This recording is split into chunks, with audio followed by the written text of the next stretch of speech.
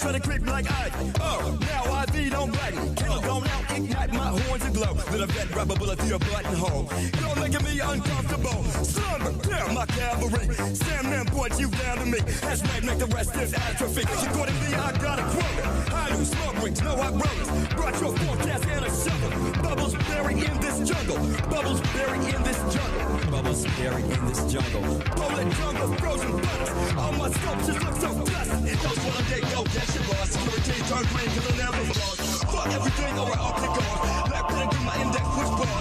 No, you can't talk, I'm smearing you. Don't have shit locked, I hear the proof. Ready from London, lot of music me. Look if I ever let a bitch get used to me. Look if I ever let a bitch get used to me. Look if I ever let a bitch get used to me.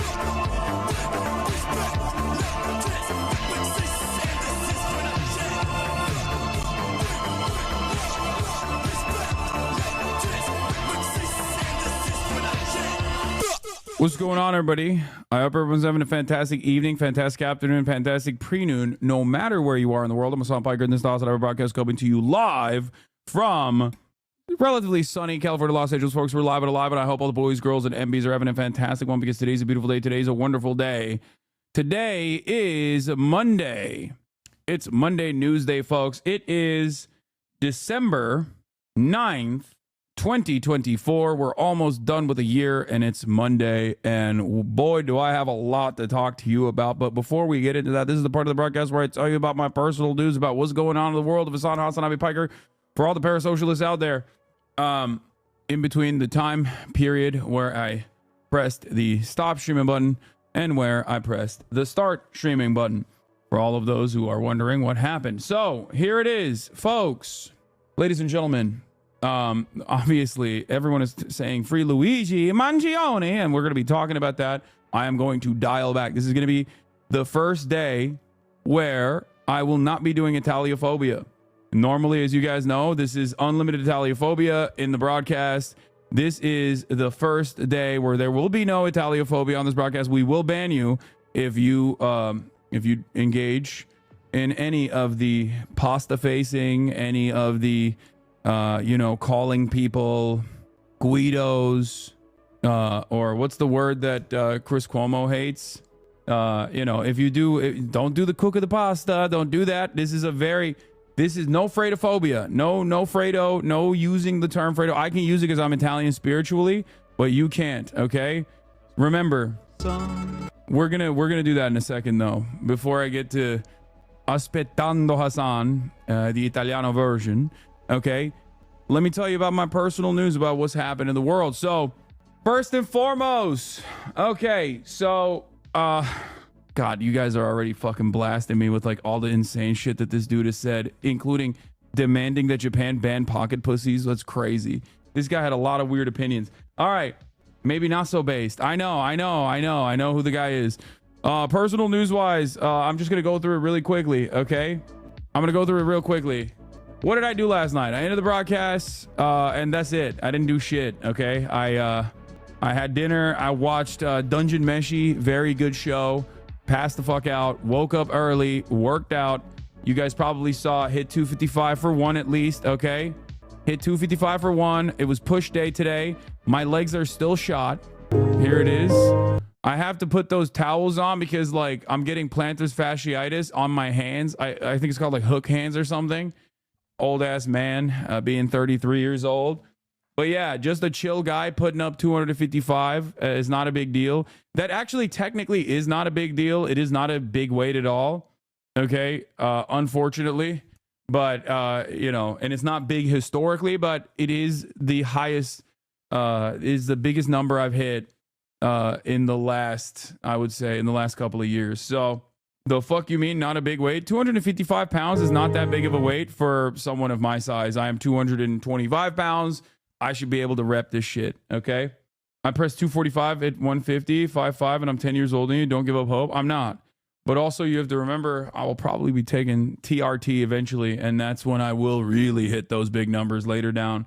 But yeah, what is this? Be careful lifting weights. Might lead to an injury, then lead to, you know, showing up in New York City with a blinky. Okay, dude, calm down. There's a couple steps in between me getting injured and having my healthcare coverage denied into taking direct action that is violent. And we, of course, as you guys know, do not condone. We condemn. We condemn. Not even once. No. Especially now that I know he's Italian, it's so much easier for me to condemn. Okay? So much easier.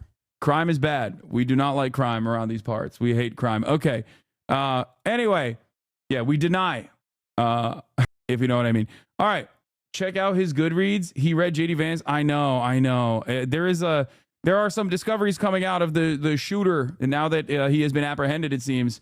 And I will be talking about that. I kept my butt on the bench. Okay, I did on that lift. So before people talk shit about my form on that one, my butt was on the bench. So where was I? Okay, so yeah, I worked out. I had some big business deals, big phone calls, that sort of shit. Okay, and you already know. Wait, you said Moist Critical is bolder than you? He stands against the healthcare CEO? Yeah. Okay, well, Moist Critical doesn't have the same fucking insane rabid haters that are desperately looking to deplatform him in the same way that I am constantly a threat of deplatforming. So I'm gonna say it. Okay. He's also incredibly shredded, Luigi Mangione. We're gonna be talking about all of that. The Macy's, thank you for the playlist. Yeah, let's blast off and let's get right into it. I'm gonna post on Twitter. Okay, UHC possible shooter ID. We scour his background, and it's truly unique. In parentheses, healthcare unites us all. Get in now. I mean, I thought I was going to talk about like Daniel Penny and many others issues today, you know, and it is definitely a thank you, Bomb Lefts, for that blast off meme. But I do think that we're probably going to have to address this. Let me just say I took a sigh of relief when I found out that this dude definitely not a HasanAbi head. Okay, definitely not. So that's good. Okay, that's good. We're good. Safe. All right. Hold on. All right, let's blast off and let's get right into it. This is like short and sweet. You know what I mean? I do find it very. I mean, I don't find it odd, and I do find it a little bit concerning that political violence is almost so universally done by the right that, like, even when you got a motherfucker that kills a CEO, he has a lot of right-wing associations. Like, it's crazy. What is going on? Even labor militancy is only being done in this country in the future by right-wingers, I think. Okay? This dude has an insane background, but before we get started, his name is Luigi Mangione. That's right. The person of interest that is under arrest for the United Healthcare CEO shooting is Luigi Mangione. Okay, he is out of his mind, yacked to the goddamn gills, incredibly Italian, and I mean, 10% body fat percentage, like it's pretty solid, looking fit, looking tight. Okay, great eyebrows, very powerful. I think that's literally what got him caught. Like, high key, it seems like the eyebrows is what those goddamn Italian caterpillars right there is probably what got him caught, because honestly, people that have been in a 10-mile radius of this motherfucker were like, oh dude, that's the eyebrow guy. So the moment that they saw those eyebrows in that taxi cab, people were like, everyone in Pennsylvania was alerted to this presence. Okay, anyway, yeah, this motherfucker should have shaved his eyebrows, and I guess that would have been hard, but that would have been hard for him to stay undercover with the shaved eyebrows. What are his right-wing associations? I didn't see anything wrong with what he's posted. He's like a Peter Thiel fan. He doesn't like Jordan Peterson from what I've seen, and we'll dive further into it. But like, I think he's like he likes Lex Friedman. He's like a right wing podcast bro, and kind of. What is this? This is the greatest day of my life. Wait, what? That's Luigi Mangione. This person just posted. Wait, did he attend their wedding or something?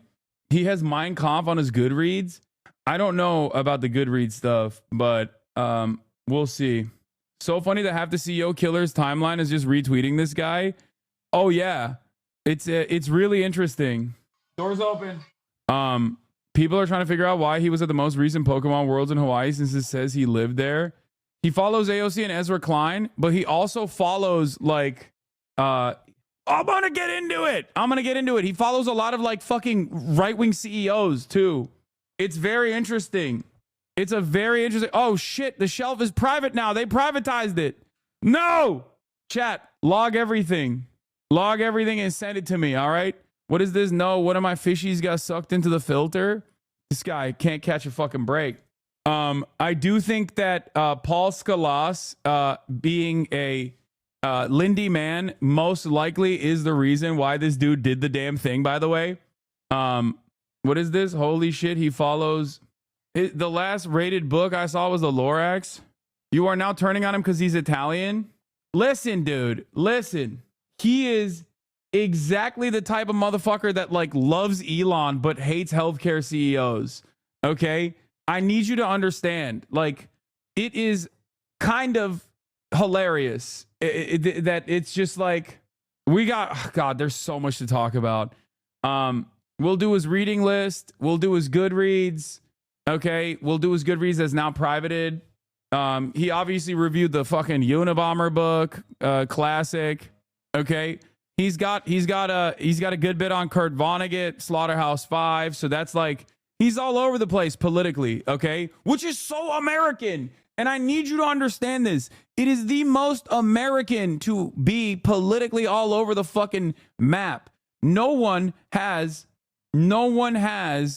a well thought out, consistent, clear-eyed, ideological perspective. But what's even more interesting for me, okay, is the fact that this guy who read Atlas Shrugged who has Atlas Shrugged on his fucking must read, like potentially want to read books, okay, and he's a Lindy man, and is literally a Lindy man, is all over the map politically and is reposting Peter Thiel. When I first saw this motherfucker's account, I was like, there is no goddamn way. He's an Andrew Huberman fan. He's retweeting Peter Thiel posts, talking about AI. He follows Sam Altman. Okay. When I logged it, as soon as the name came out, he had like 300 followers or something. And since then, he has gone up, by thousands, 74,000 followers. And I find it very odd, but also very American. Here he is, Lex Friedman. It's amazing how caffeine really is the only drug that has achieved this level of social acceptance. Okay, he likes reading books. He's a tech guy. Like these are some of the things that we have figured out. He was a HasanAbi head. Top of the hour Dankies. Yeah, he's not a HasanAbi head. Okay, calm down. That's not a real tweet. Shut the fuck up. American politics is so schizophrenic as always. Okay, always. Never forget that. It's just like it's a very common thing that happens all the time. You will never be able to immediately clock and identify a person's political associations, especially one that even takes like direct action. Okay, but here it is. Luigi Mangione's review, Industrial Society and Its Future. Okay, actually, you know what? Let's get started on like the regular media coverage first, but and then I'll dive into his background. Okay, but before I do that, I just wanted to play this song for you. Si andrà a guardare un video e poi giù 3 ore a commentarlo sul This is a Italiaphobia free space. Or su che stiamo aspettando a sonno. Chissà quest'oggi che farà. Dai che il casino è aperto, si scommette un po'. So già però che starò tutto il giorno qui seduto aspettando Hassan. Un tempo era dedito alle news, ora invece parla solo della curva di una Volvo.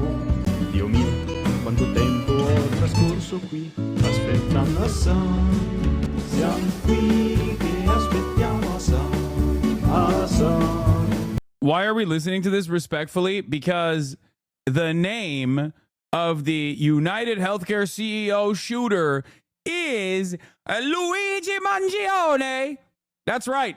He is the person of interest, Luigi Mangione, who is under arrest for the United Healthcare CEO assassination. Ladies and gentlemen, here it is. Let's take a look at the special report from ABC News. Hi, I'm Diane Macedo. We are coming on the air because multiple law enforcement officials say a person of interest is now Mamma mia! being questioned in the New York City murder of United Healthcare CEO Brian Thompson. They say he's identified as 26-year-old Luigi Mangione. Here's New York City Mayor Eric Adams with an update. Thompson of United Healthcare was the victim of a senseless act of violence. Our officers have been working around the clock. Many of them did not go home to pursue this individual. It was crucial that we were able to remove him off the streets of America. Did not go home to pursue this individual. It was crucial that we were able to remove him off the streets of America, and we were going to seek. Yeah, I mean, yeah, I felt really unsafe. Gioforio, thank you for the 5 gifted subs, my friend. Gioforio. The Italians are on a come up big time. Do you understand? Wait. Oh, I thought you were. I thought he replied to this or something. Why mafia isn't a fucking aesthetic, a thread? I cook the pizza. Go fuck yourself for real. I can't with these people anymore. I hate you all from the bottom of my heart. Ignorant pieces of shit. I cook the meatball. Hey, passa the linguini. It's a mia Mario. Mamma mia. Yeah. Please check in on Mario, please. Yeah. Him out. No matter where he was at the time. And so this is a strong person of interest. The police commissioner and he's strong, all right. He's right. He's strong. We'll go over where we are right now in the investigation. He matches the description of the identification we've been looking for. He's also in possession of several items that we believe will connect him to this incident. How did we do it? Good old-fashioned police work. The chief of detectives and the police commissioner made the decision to release as much of a photo that we had at the time. We sent it across the country, and someone, a McDonald's employee, did something we ask every American to do. If you see something, say something, but most importantly, do something. And they did. And because of that, we believe we have a strong person of interest to deal with this case. I want to now turn it over to the police commissioner of the city of New York, Commissioner Tisch. I think it's really fucked up that they revealed this guy. I'm going to be honest. I don't give a fuck how... But listen. BDS is... He went to Starbucks first, got nabbed there. Then he got caught at a fucking McDonald's in Allentown. Okay? BDS would have saved him. BDS would have saved him. And he didn't do it. Okay? He didn't do it. That's what you get, motherfucker. I mean, listen, free him, but also, you know, he's a dumb fuck who used the same fake ID. Okay, Central Committee, like, just because this man is, you know, not ideologically aligned with someone like myself or someone like yourself, it doesn't mean you have to be so mean to him, okay? And I know it's partially because you hate Italians, okay? And I understand that. I understand that it's freightophobia that you are exhibiting. But let's just, you know, let's just work through it. Let's just work through it. Let's try to get a better understanding of what motivated this man to behave in the ways that he did, okay? Oh, not Allentown, Altoona. Do not get my beloved Toontown names mistaken. First of all, Pennsylvania is such a fucking fake-ass state that there's not one but 2 different tune-related places. Like, what kind of Looney Tunes nonsense is happening over there? Y'all don't have better fucking names? My bad. Thank you, Mayor. Good afternoon, everyone. Earlier this morning in Altoona, Pennsylvania, members of the Altoona Police Department arrested Luigi Mangione, a 26-year-old male, on firearms charges. At this time, he is believed to be our person of interest in the brazen targeted murder of Brian Thompson, CEO of United Healthcare, last Wednesday in Midtown Manhattan. The suspect was in a McDonald's and was recognized by an employee who then called local police. Responding officers questioned the suspect, who was acting. This is what Altoona is famous pizza, for. And then there is pizza. Altoona Sicilian is what Altoona Hotel pizza was like back. Okay, I'm not gonna lie. This is probably the radicalizing principle, dude. This is like, if I'm an Italian man and I find out that this is what they've done to my fucking most significant cultural artifact, I'm gonna fucking lose it too. Oh my God. What the fuck? What the fuck is this, bro? What the hell are they doing in Altoona?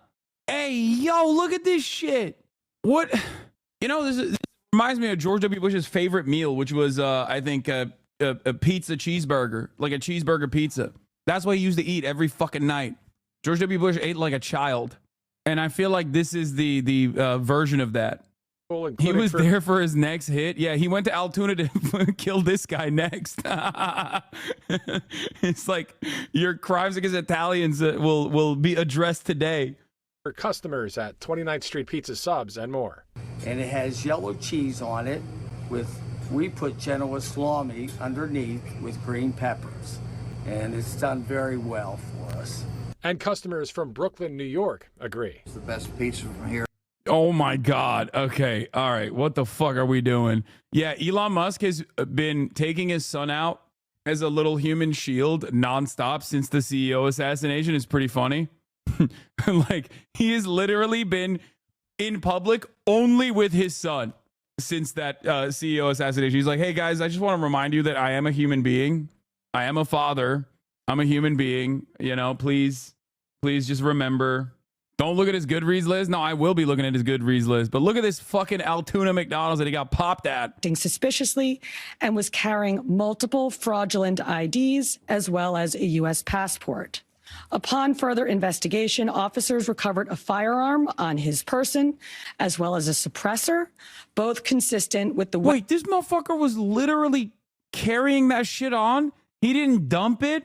Bro, you can learn anything online, okay? You can literally learn anything online. I saw a video of like the Syrian rebels that were watching a YouTube tutorial on how to fly a helicopter sitting inside of the cockpit of the helicopter, okay? And now I'm beginning to realize that this guy was not a professional at all and just simply watched a YouTube video on how to carry out a fucking assassination, because he should have watched more YouTube videos on how to fucking, I don't know, hide the evidence. Why the fuck? Yeah, I hate to do Monday morning quarterbacking here, but like the way he carried it out was pretty fucking smooth. And then he turns around and he's like, yeah, I'm going to go to fucking Altoona, where he ditched it. Like, by the time you get to Altoona, you could drop the gun anywhere at that point. You know what I mean? Drop it in a fucking river, dog. What are you talking about? Oh, shit. The mic is breaking again. I'm getting... Federal authorities are cooking my microphone. By the time you get to Altoona, you have already left. You have already left the state, okay? Dump it in a goddamn river, man, okay? Make it the law enforcement, make it law enforcement the problem of law enforcement later down the line when someone is doing magnet fishing. You know what I mean? How the fuck do you keep that with you? Was he going to go and kill other CEOs or something? What the fuck was he doing? Get the eyebrows threaded, you know? Maybe shave it down a little bit. Do something. How can a leftist argue for pollution? Okay, man. Sometimes it's, you know, sometimes you got to ditch the fucking assassination weapon, okay? Dude thought he would get laid if he showed proof. This motherfucker doesn't need to get more pussy, okay? What are you, crazy? Have you seen the way he looks? Like, I do not think... Turns out a mutual friend of mine... Oh, this is from The Prospect. Luke Goldstein says, turns out a mutual friend of mine went to high school with Mangione and was on the wrestling team with him. Says he was a class valedictorian. He had back surgery a few months ago and went missing. No one had heard from him. Oh my God. Well, now we know what the motive is, it seems. He's an incel, though? No, I've seen him with like a lot of ladies, dude. I don't think he was an incel. I don't know. I mean, he might have been. We'll see. I'll dive into his background a little bit more because, like, looking at the podcast consumption that he has. Oh, that's his sister? Okay. Well, looking at the podcast consumption, I could see him being like, you know, it seems like he was like incel adjacent on a lot of the fucking podcasts that he was consuming, but like, I don't know if I don't think this guy's an incel. I think maybe like a men's right activist lightly, but I don't think he's an incel at all. But once again, do not try to understand the mind of someone who is a political operative in the United States of America. Wait, what? Who said his nipples are sharp? You need to be banned. Anyway, avid reader of 295 books listed on Goodreads. Academically, he holds a master's and bachelor's degree in computer science from the University of Pennsylvania. Additionally, he gained recognition as a valedictorian at Gilman School in Baltimore, showcasing his academic excellence. His work includes contributions to machine learning and robotics, as evidenced by projects on GitHub. It makes sense. He was like a fucking stem cell. He was like a jacked stem cell.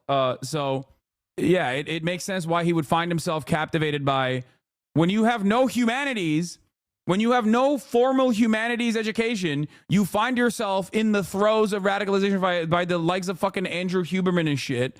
And all of a sudden, you know, become like kind of stem cell adjacent. Yeah, here is a very famous tweet that we have to point to. He literally, quote, retweeted Elon Musk's favorite neo-Nazi here. Immigration won't solve anything. It's maybe a short-term solution at best. Japan will be fine as long as it stays Japanese, this guy says. I am yes, you are no. He is a famous neo-Nazi online. Elon Musk's favorite neo-Nazi, as a matter of fact. He, quote, retweets him and says, modern Japanese urban environment is an evolutionary mismatch for the human animal. The solution to failing birth rates isn't immigration, it's cultural. Encourage natural human interaction, sex, physical fitness, and spirituality. Ban Tenga fleshlights and Japan real ho custom porn star pocket pussies being sold in Don Quixote grocery stores. Yeah, that's going to fix the problem, man. You're definitely right. Yeah, it's because the Japanese are too vociferously, they're ravaging these sex toys that you can purchase at Don Quixote. And you know he's a fucking weeb too, because he knows what Don Quixote is. If you know what Don Quixote is, you're a goddamn weeb. You're a fucking otaku. Okay? Replace conveyor belt sushi restaurants, vending machine ordering with actual human interaction with a waiter.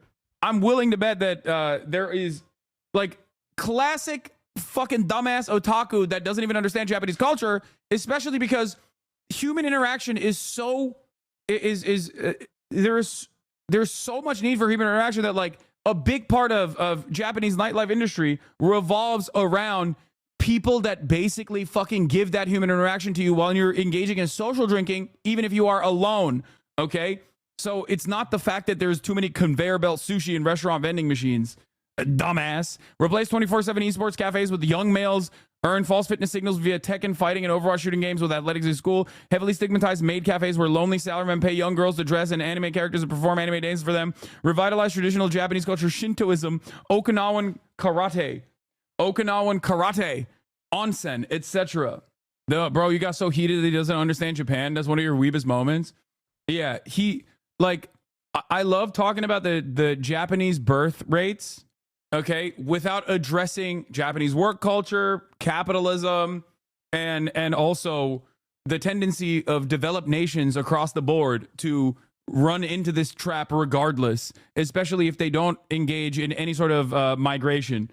Like, this is what happens when you are a fucking stem cell with no understanding, no political acumen whatsoever. But I digress. This is important to understand and acknowledge that the issue of healthcare is a unifying principle, is a unifying problem. This is why it is not surprising that this person is not like a fucking card-carrying commie leftist. Okay? 2 reasons for why it's not shocking to me that he is not a card-carrying leftist or whatever, but instead is this like indecipherable kind of right-wing guy. Okay? 1, he's a stem cell. Okay? No understanding of humanities, probably assumes that humanities are bad. Okay? 2, the right dominates the space for political violence. They just dominate it. They own it. They dominate it.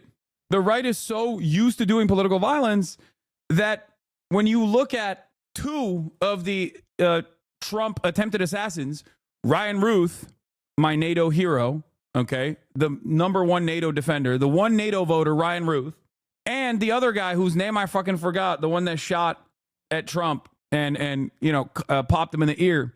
One was a registered Republican. The other one had voted for Donald Trump. Ryan Ruth had literally voted for Donald Trump. So, like, obviously, Thomas Matthew Crooks, yeah, that's his name. So I feel as though the right is so used to the political violence and owning that space that they just kind of do violence to themselves. Can tell you that not a single person who went to Gilman is a leftist? I mean, it doesn't have to be. He doesn't have to be a leftist at all. It doesn't matter.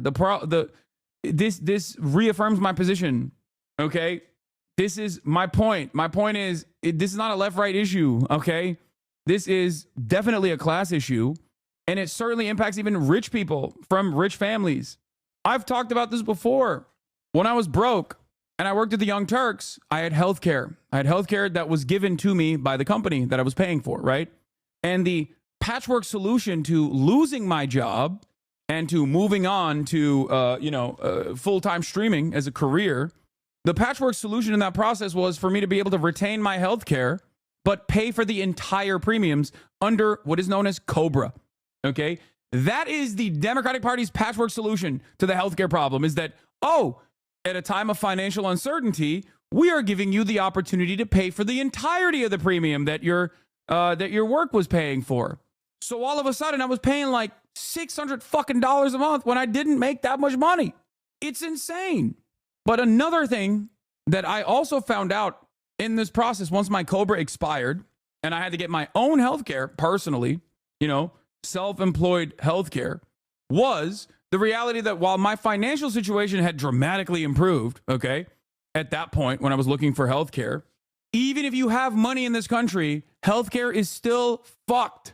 You can't even buy like the appropriate full tilt coverage as a person, as an individual, because the way that this process works is like you have to start a corporation and you have to literally get corporate healthcare. The premium healthcare is not given to you as a singular individual. It's crazy. So even if you have the money to pay for healthcare, they still do not give you the healthcare, at least in the state of California.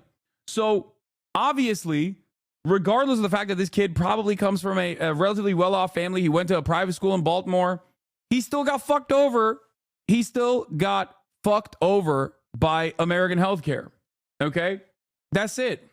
Yeah. His brother is seemingly a Republican politician in Maryland as well. And it's not, look, there's a very sad story here. Turns out a mutual of mine that went to high school with Mangione and was on the wrestling team with him, says he was class valedictorian. Hey, are you okay? Nobody's heard from you in months, and apparently your family's looking for you. Thinking of you in prayers every day in your name. Know you are missed and loved.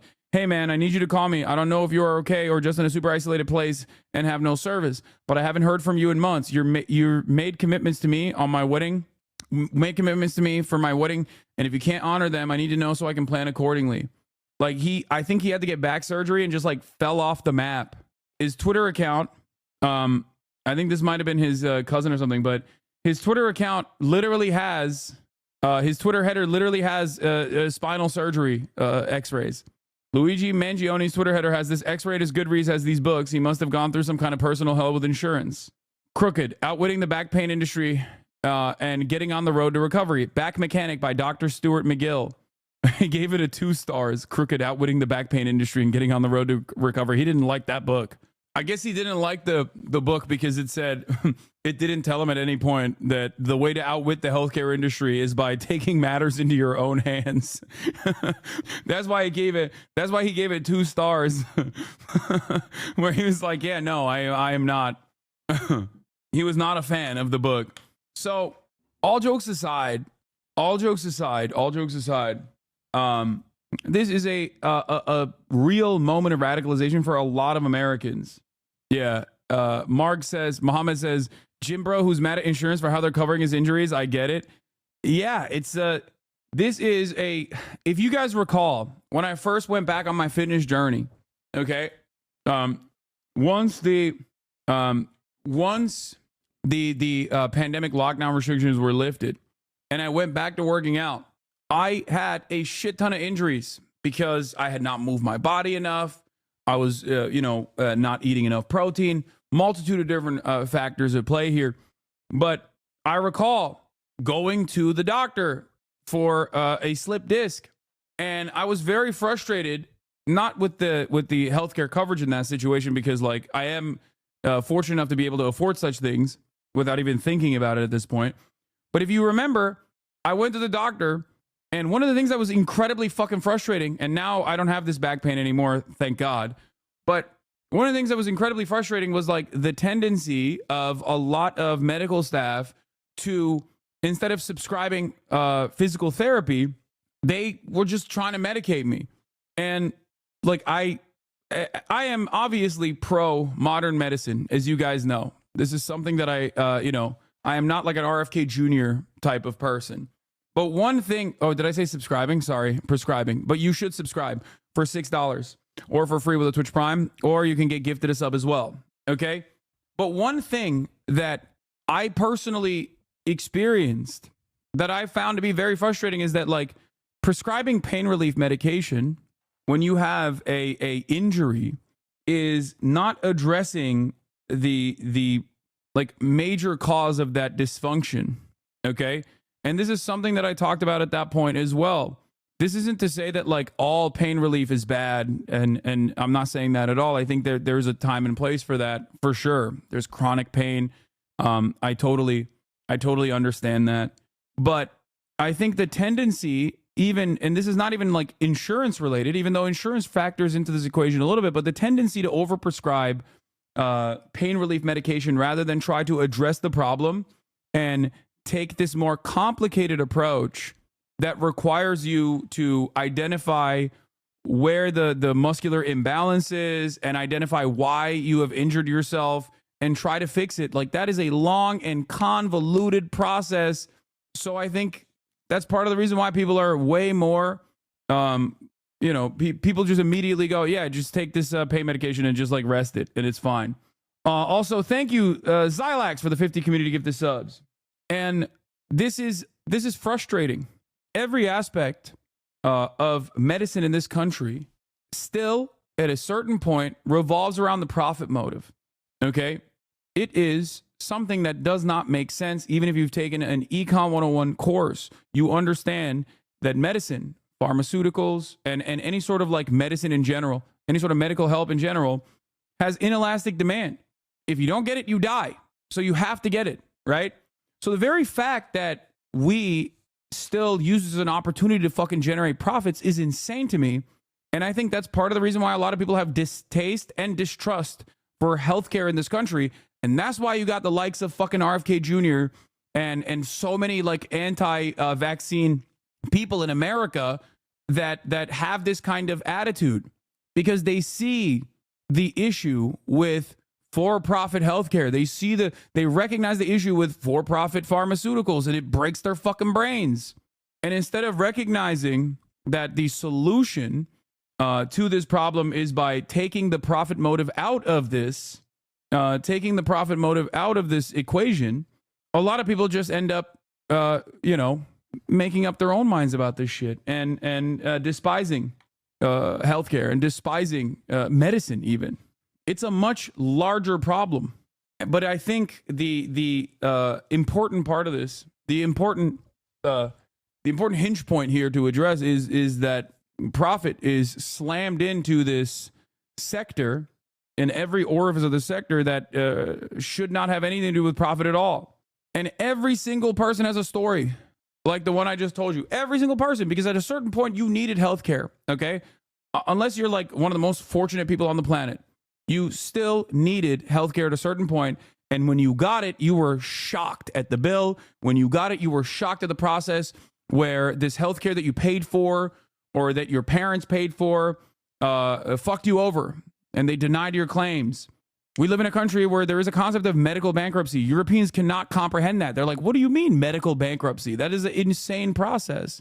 And yet it is a very real process. It's a pretty It's a pretty shitty position overall. What is this? What is my attorney doing, dog? What is my attorney posting? Let's not do infighting, okay? At a moment of division, I don't like that. I think, in these unifying times, I see no reason to pit fellow gym bros against one another. Shaking my head. You're mad he's hotter than you? I'm not mad about that at all. But he is hotter than me. That's true. My health insurance story, I specifically went into the Anthem website to find an in-network provider for an annual checkup. I go to the place. They inform me that at some point between making the appointment and the actual appointment date, their in-network negotiations fell through and they're no longer in-network. Yet I was never notified and had to pay out of pocket for that visit. Yeah. Ew, no, he's not. No, he's very hot. I think you guys are crazy. Anyway, so I wish we could get him on this.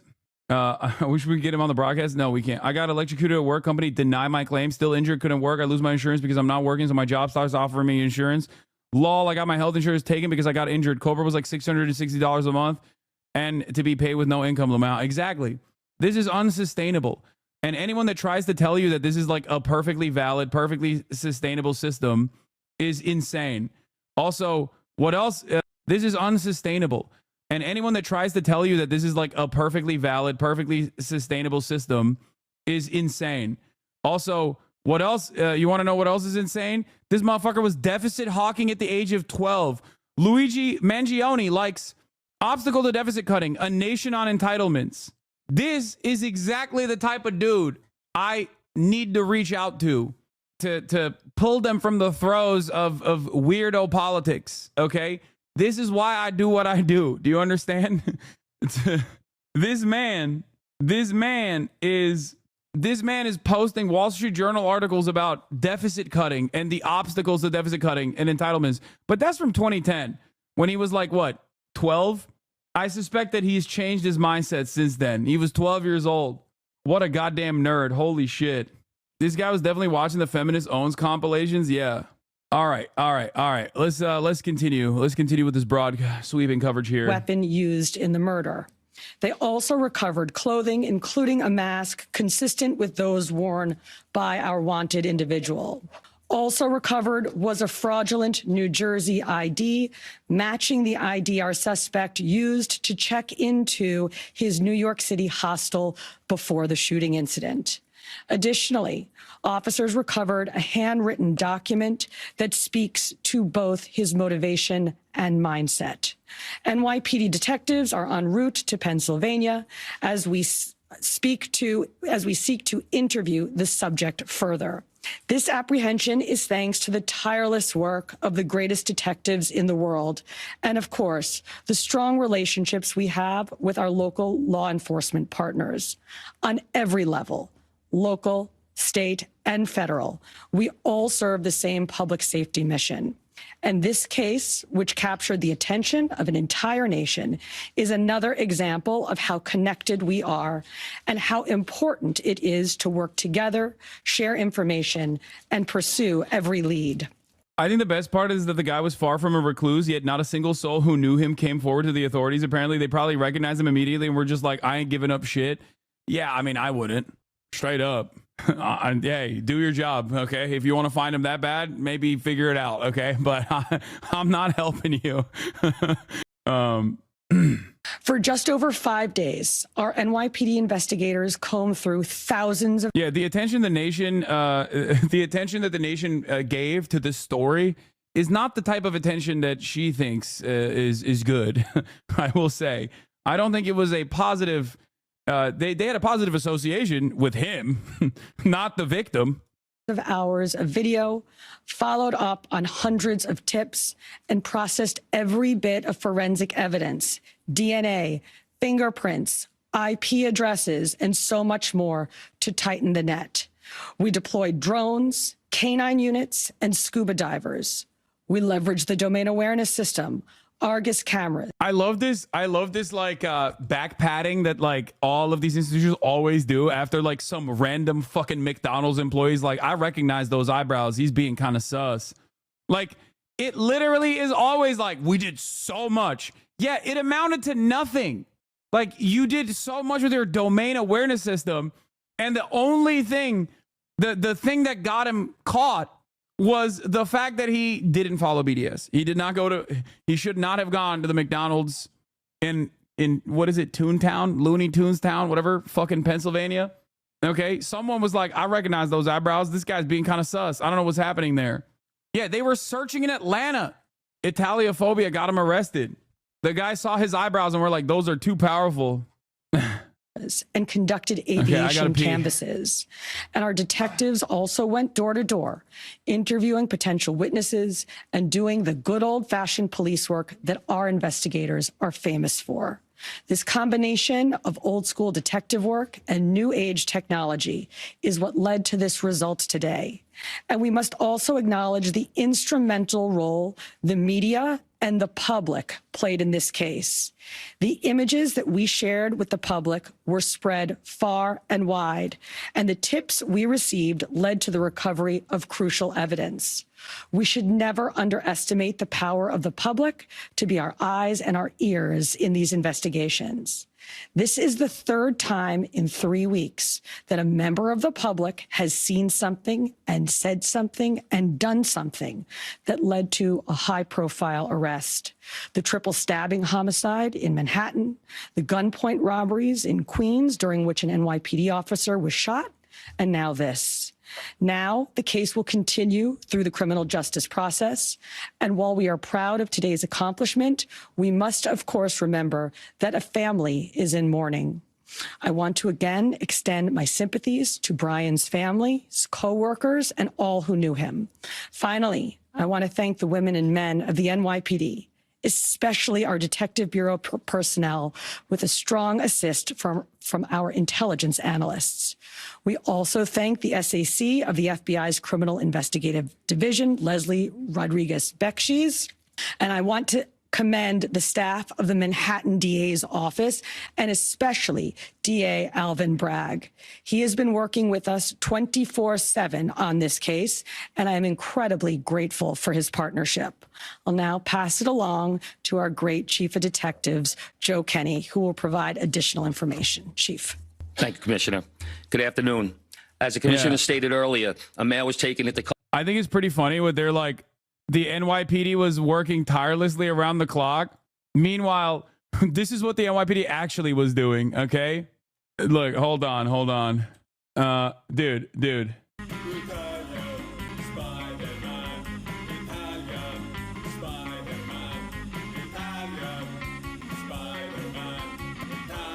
They're like, this is taking time, sweet time away from my valuable Candy Crush time. It's really fucked up. Making me go on a little walk, dude.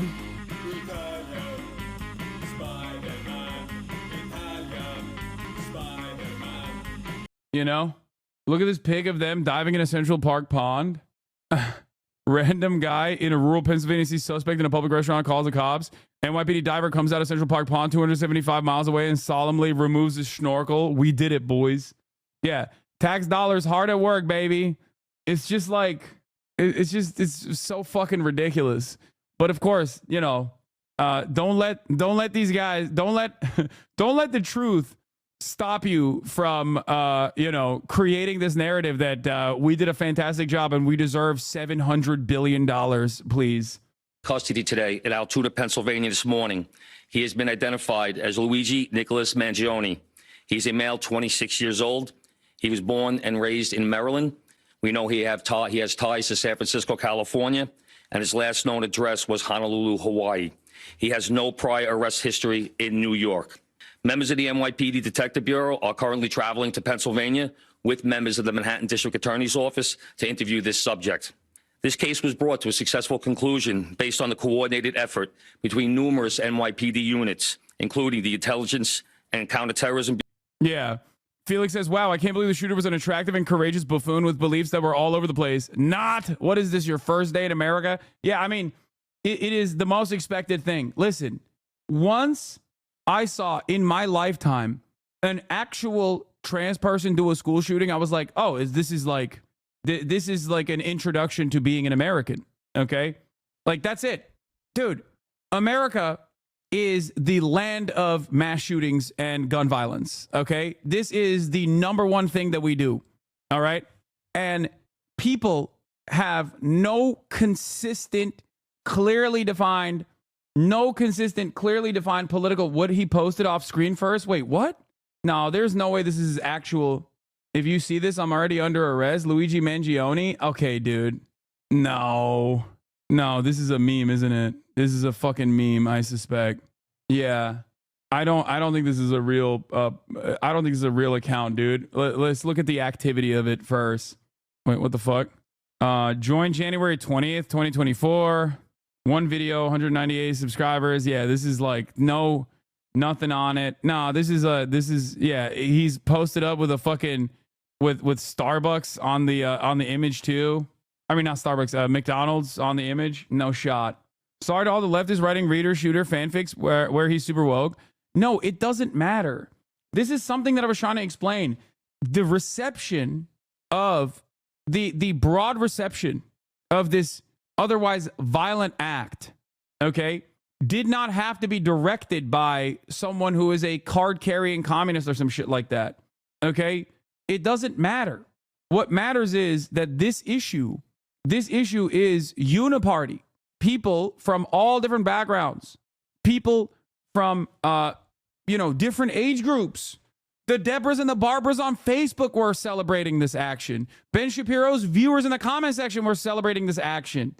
Because the reality of the matter is, it doesn't matter. Unless you are literally one of the richest motherfuckers out there, you are never going to be sheltered from the lecherous nature of healthcare profiteers. It's impossible.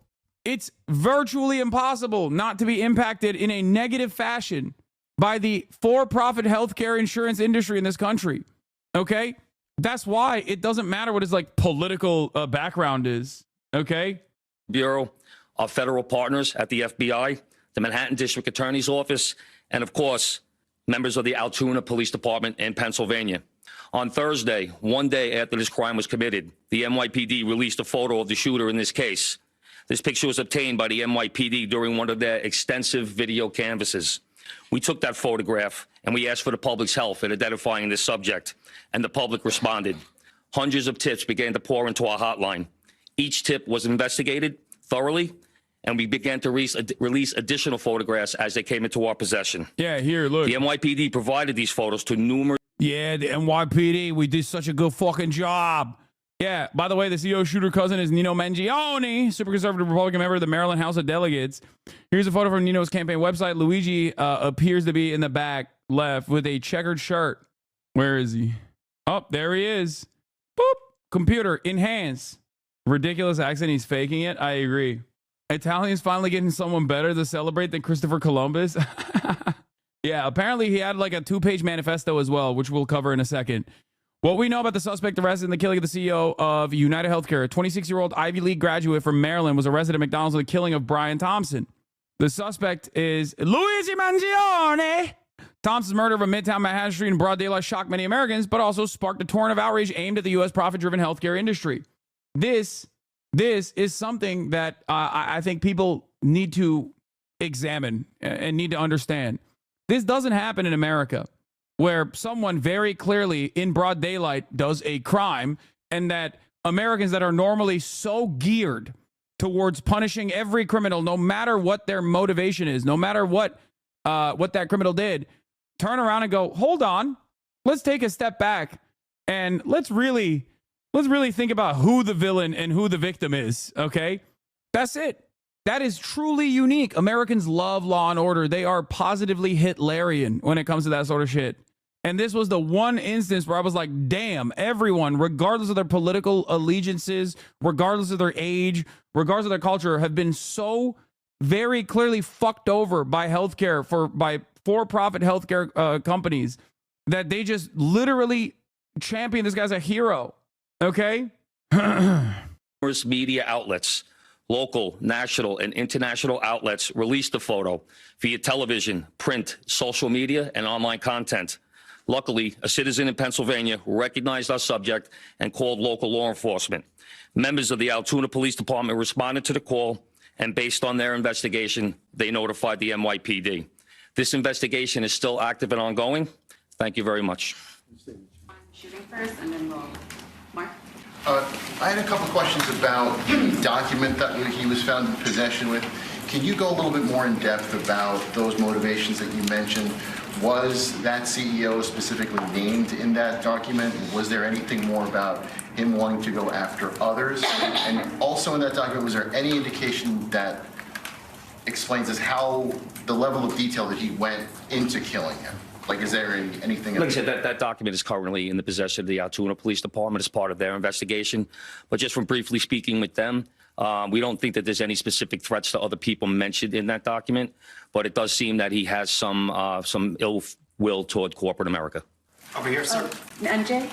Chief, was the suspect wearing a mask at the time he was spotted in the McDonald's? And also, criminal cases often have a linchpin. Can you point to a single linchpin that helped crack this case? There's numerous linchpins in this case, in the fact that we've recovered an enormous amount of forensic evidence, an enormous amount of video, and once again, with your help and the public's help. So I really couldn't put it on one thing, but if I had to, it would be the release of that photograph from the media. You said he had a passport on him. Do you believe he was trying to flee the country? And also, are you still looking for any evidence in Central Park in regards to the bike? We had divers in the water yesterday that came up negative results. The passport, we don't believe that he was planning on doing any traveling at this time. We don't think at this point in our investigation, we don't think he was trying to flee the country. The person at the McDonald's, were they buying food? What were they doing at that exact moment? He was an employee at the McDonald's. Right. But what was the suspect doing? He was sitting there eating. Will the suspect be brought back to New York and charged here? And when? We're going to have to work that out with the Manhattan District Attorney's Office in Altoona, Pennsylvania. He's going to be facing gun charges there. And at some point, we'll work out through extradition to bring him back to New York to face charges here, working with the Manhattan District Attorney's Office. Anita from the New York Post. I was just hoping to get more details on the capture itself. Did he put up a fight? Did he say anything to cops? And we've also reported that he published online anti-health care industry rantings. Can you share with us some of the services that he posted on? We're still working through his social media. We're going to do a complete scrub of that. Preliminarily, like I said, he seems that he had some ill will toward corporate America, but that will all come out as part of our investigation. We're not done here. We're still going to be putting this together. We're still going to be working very hard to bring this to a successful conclusion. The capture itself, did he put up a fight? Did he say anything to police? I don't have that information. Oh, sorry. Can you elaborate on how he got there, the path he took from Port Authority and on the George Washington Bridge to Altoona, PA? Same thing. This just happened this morning. We'll be backtracking his steps from New York to Altoona, Pennsylvania. I knew anything if he took a bus to Philadelphia first and then somehow got to Altoona. But We're still working on that. We're still working through that. Is there any indication that The anybody McDonald's else employee was that helping him snitched. from the inside, as far as tracking the CEO's roots? Once again, Classic. I knew it. Maybe that was the McDonald's that Trump went to a PA McDonald's too, bro. I knew it. Fuck that guy. You know what? I'm going to fucking QRT that. That's a banger tweet right there. Thanks for the fucking hat. Thanks for the hat tip. Okay, hold on. Is that the right term? Hat tip? Is it hat trick? No, hat tip, right? I don't know. I've identified the alley-oop. Hat trick means you scored? Yeah, I mean, the assist. Why didn't bro dye his hair or shave his head? Dude, I don't fucking know, man. Why was he running around with the gun? I know what hat trick is. You claim to be a socialist and you extract surplus labor. Funny jokes from chat. How do you sleep at night? I know. That's going to be the next big thing. That's going to be my next big cancellation. HasanAbi steals from his hard-working, his working-class fans. He steals his jokes. He steals his memes. It's unacceptable. Anyway, all right, let's finish this off. We're still working this investigation very hard. It's not at its conclusion yet. That could come out during our investigation, but as of right now, we have no indication that that took place. Chief, did he have any weapons or anything like that with him when he was arrested? He was in possession of a ghost gun that had the capability of firing a 9mm round and a suppressor. Oh, it was a ghost gun. Oh, he made it. Oh, he's such a fucking nerd, dude. Jesus Christ, this guy is such a stem cell. It's crazy. Get into a little bit about the technical aspects of the investigation. I know you deployed an unprecedented amount of technology. You also... hat tip is correct, by the way. It is homage. Like, you say hat tip to be like, I got it, like a layup, an alley-oop. So I wasn't wrong for using that term.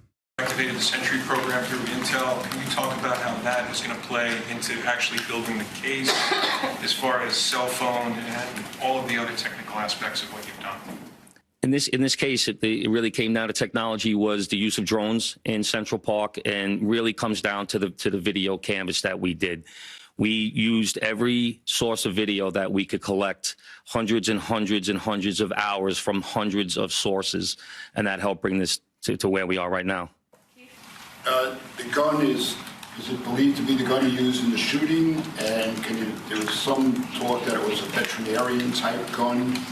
Is that accurate? No, as of right now, the information we're getting from Altoona is that the gun appears to be a ghost gun, may have been made on a 3D printer.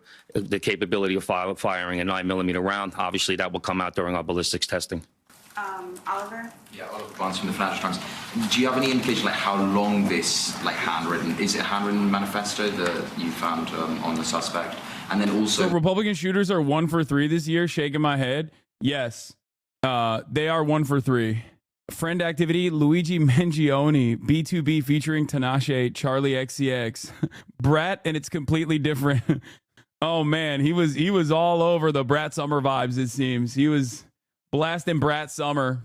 It's kind of funny because like this is, as someone also pointed out in the chat, like this is not the normal profile of this like, you know, weirdo shut-in that wants to make a name for themselves by like doing an either high profile assassination or just like the regular thing that Americans normally do, which is like fucking shoot up a school, right? Like this is very clearly a motivated individual. Like there is a harm that was done to him, it seems, that Americans immediately recognized as well, and he took direct action, and so it is like it's a he doesn't fit like the profile of the normal shut-in guy experiencing like, you know, a mental health care episode or some shit like that, which is why there are going to be in the upcoming days so many people that come forward to be like, I know him. I grew up with him. I went on a date with him. He's a really chill guy. You know what I mean? Like, regardless of his like indecipherable politics, I think many of you, especially in this community, don't understand that like the average American has, what do I always say? The median voter has political opinions that are inherently contradictory to one another. Okay? That's why so many people, even on like the QAnon side, will be like, I hate for-profit insurance, and that's why I'm voting for the Republican Party to deregulate healthcare. It's like, that doesn't make any sense. But that's American politics. You know? That's how it is. Mangione YouTube channel video posted an hour ago. Is his real account? I don't know if it is. His Twitter had people looking for him, indicating he might have gone off the deep end mentally. Yeah. I hate the concept of ghost guns, but it makes this story much cooler. The whole thing is like a big cyberpunk vibes. No, it actually turns this into a Shinzo Abe doohickey situation, but except because in the United States of America, you can just like make your own gun. You know, he ended up having a ghost gun rather than a Shinzo Abe doohickey. You know what I mean? In America, you don't have to make a doohickey. You could just make a gun, like a real straight up gun. Whether or not he put it online at all? Don't know if it's online. As of right now, it's a handwritten 3-page document. Chief, does he have ties to that area, and was he someone who you knew by name before his arrest? We believe he may have attended college in Pennsylvania, but like I said earlier, he has ties to Maryland and California and Hawaii. You knew him by name before today. Was his name on your radar?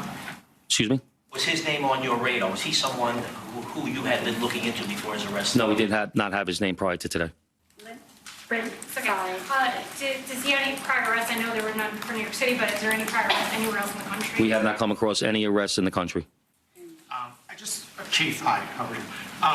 On two things. On the ghost gun, is it something you're going to be looking into to see if he made it himself? Can he make that himself? Or would he have to buy the gun the way it was? No, once again, that'll be part of our investigation as we follow up. I mean, obviously he's going to face murder charges, but is there any chance that he could face any other charges because he was targeting the CEO and because of his writings and other things that we're now finding on him? Federal charges or that determination will be made by Alvin Bragg. I mean, listen, all I'm saying is my man had no prior charges, okay? No prior charges, no capacity to reoffend. It seems like this is a one and done, a real crime of passion. Okay. What do you mean? Like anti-CEO being considered a part of the hate crime statute is something that you would expect from America, honestly. Like we should put CEOs in a protected class of their own. People of means, people of wealth, POWs, you know, this is anti-CEO action, and CEOs should be classified as a protected category, protected class. Rich people across the board should be classified as a protected category.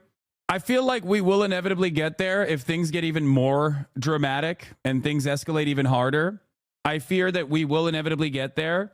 But before we get there, we'll probably make cops into a protected class of their own. There has been some Republican initiatives in the past that do that. So, you know, and it has been successful in certain places. The real POCs are no longer people of color, but it's people of class and not the working class. People of capital. POC, people in certain places. The real POCs are no longer people of color, but it's people of class and not the working class. People of capital, POC, people of capital. Yes, what connections does he have in Pennsylvania that you know of? Are they in Altoona specifically? We believe he attended college in Pennsylvania. Does he know anybody in Pennsylvania? Wouldn't be able to tell you that.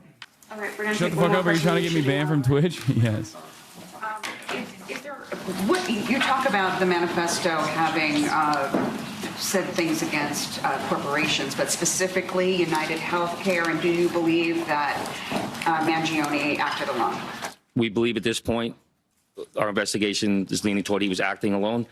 So like I stated earlier, we're still working through the investigation. We're not stopping today. And as far as the manifesto, like I said, I don't have the complete details of that. It's in the possession of the Altoona Police Department. We're gonna shift to Pop Yep, yep. Good job, Chief. Commissioner, Chief Magi.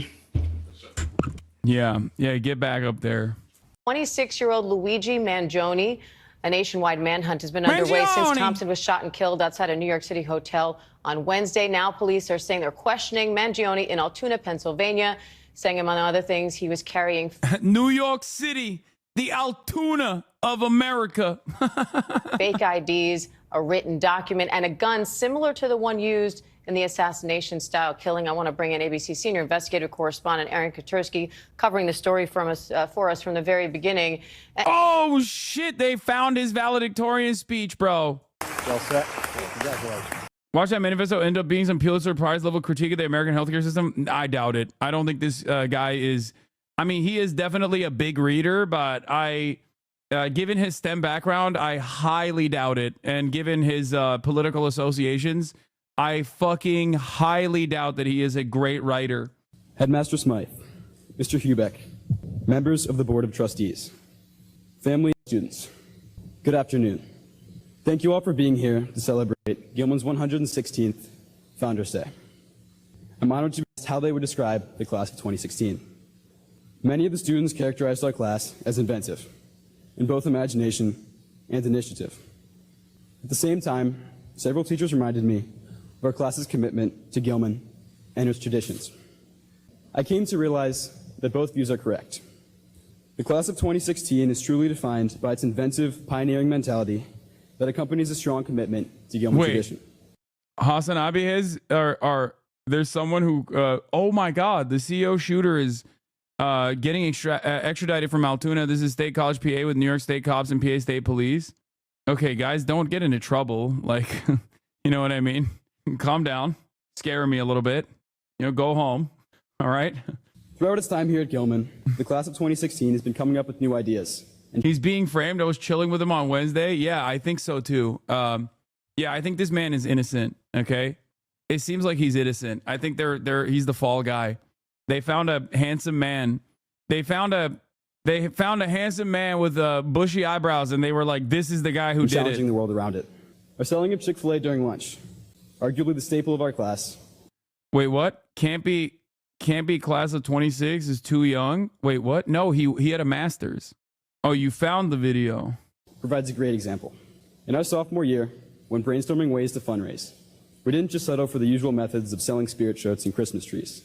In addition to this, we did what seemed impossible given the... Yeah, he's 2016. He's 26 years old now. This is him delivering his valedictorian speech in 2016, which tracks with I his age. scheduled the school day and began shuttling dozens of Chick-fil-A sandwiches to Gilman. This is his high school graduation, chat.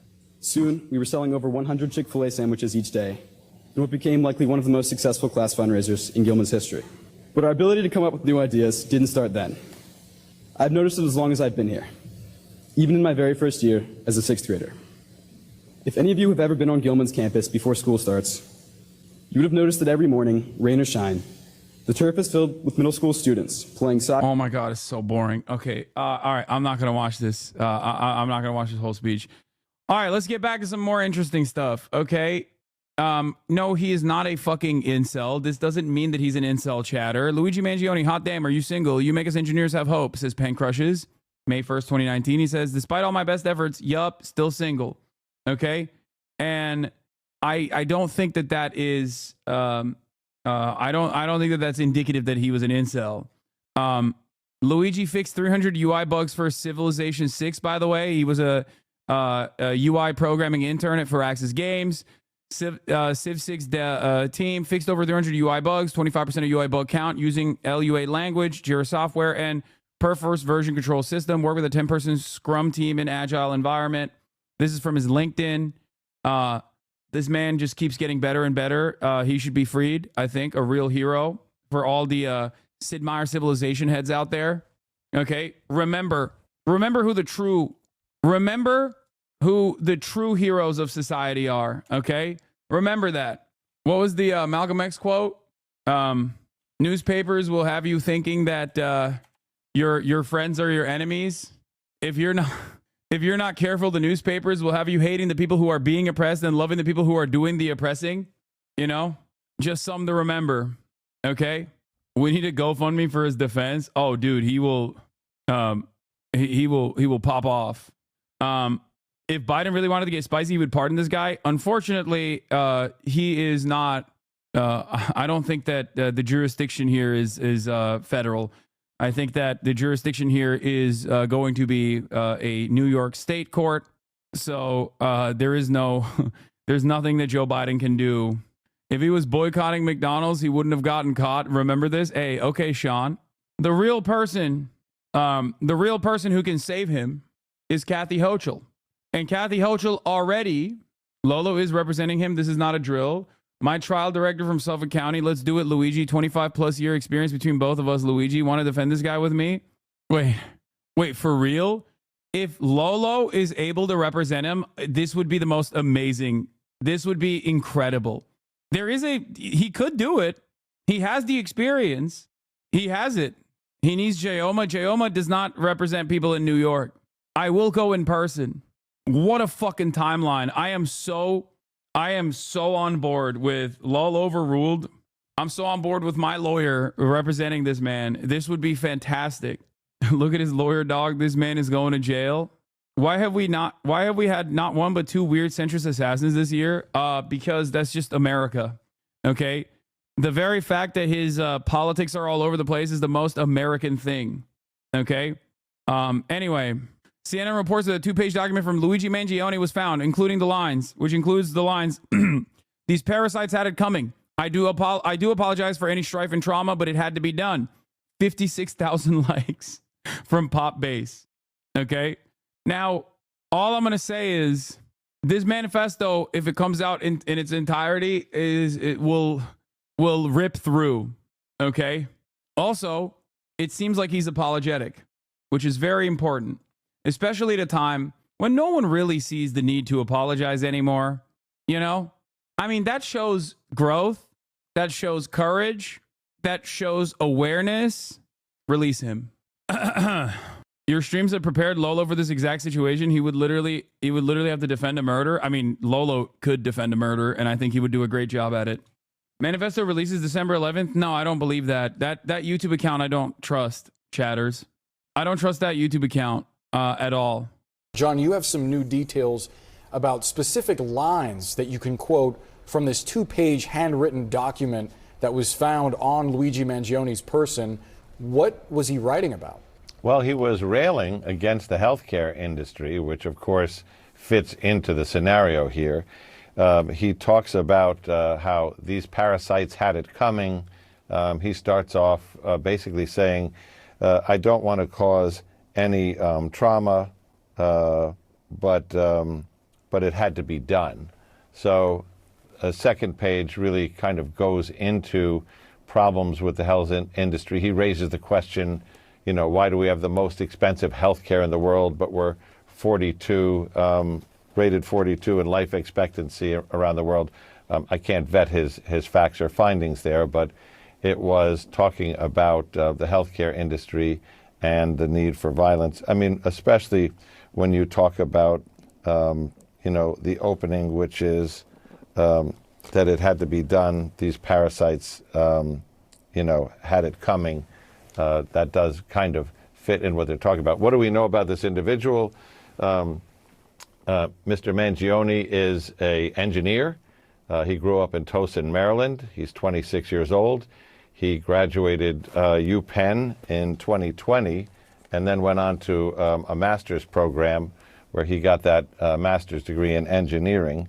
And he has addresses, as Shimon said, in Towson, where he grew up, in Philadelphia, where he went to school, in Honolulu, which we're still looking into. But he is strongly believed to be the suspect in this case. It's Sandra's brain rot. This type of CEO is evil, but only this type, no others. Yeah, no, he fucking enjoys Sam Altman and Peter Thiel, who are objectively just as evil as the average fucking healthcare CEO is.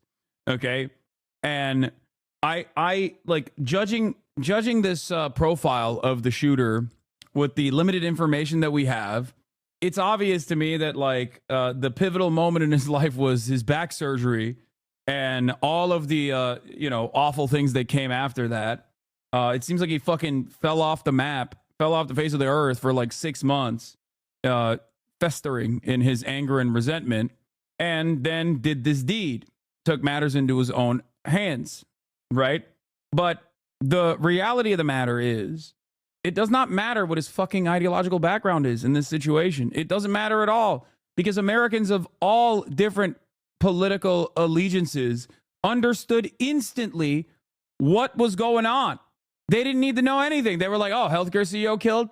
I know what that's about. And not only did they say, I know what that's about, before even learning a single fucking thing. Nobody even thought maybe it's his wife that called out this hit or anything like that. Everyone immediately was like, no, it's got to be healthcare related. And not only is it healthcare related, that they thought this is good, actually. That is the level of resentment that people have.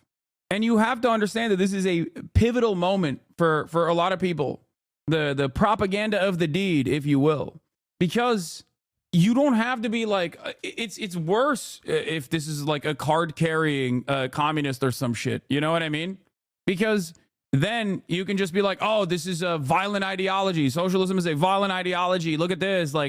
This is this is a moment where a person with indecipherable politics that's kind of right-wing associated, loves the fucking podcast bro circuit, went in and shot a healthcare CEO because of the frustration and the anger that he experienced. And almost every American that encountered the story understood what the fuck was going on. Okay? I said, it does not matter that the UHC CEO shooter has indecipherable politics. Americans of all different backgrounds immediately recognize the similar pain they've experienced and identified as motivations. This is still a story about profiteering in the healthcare system. Because that's what it is. So in the upcoming days when they say oh, he went crazy, this is a crazy guy, it's yeah, someone who rips through the social fabric in this way and engages in an act of direct violence in this way, of course, does not have full-blown mental clarity, but it still doesn't change the dynamic at all. And it certainly doesn't change the reception of the act, because people with the mental clarity that weren't involved in this recognize the wrong and the harm that they have also experienced in their own personal lives.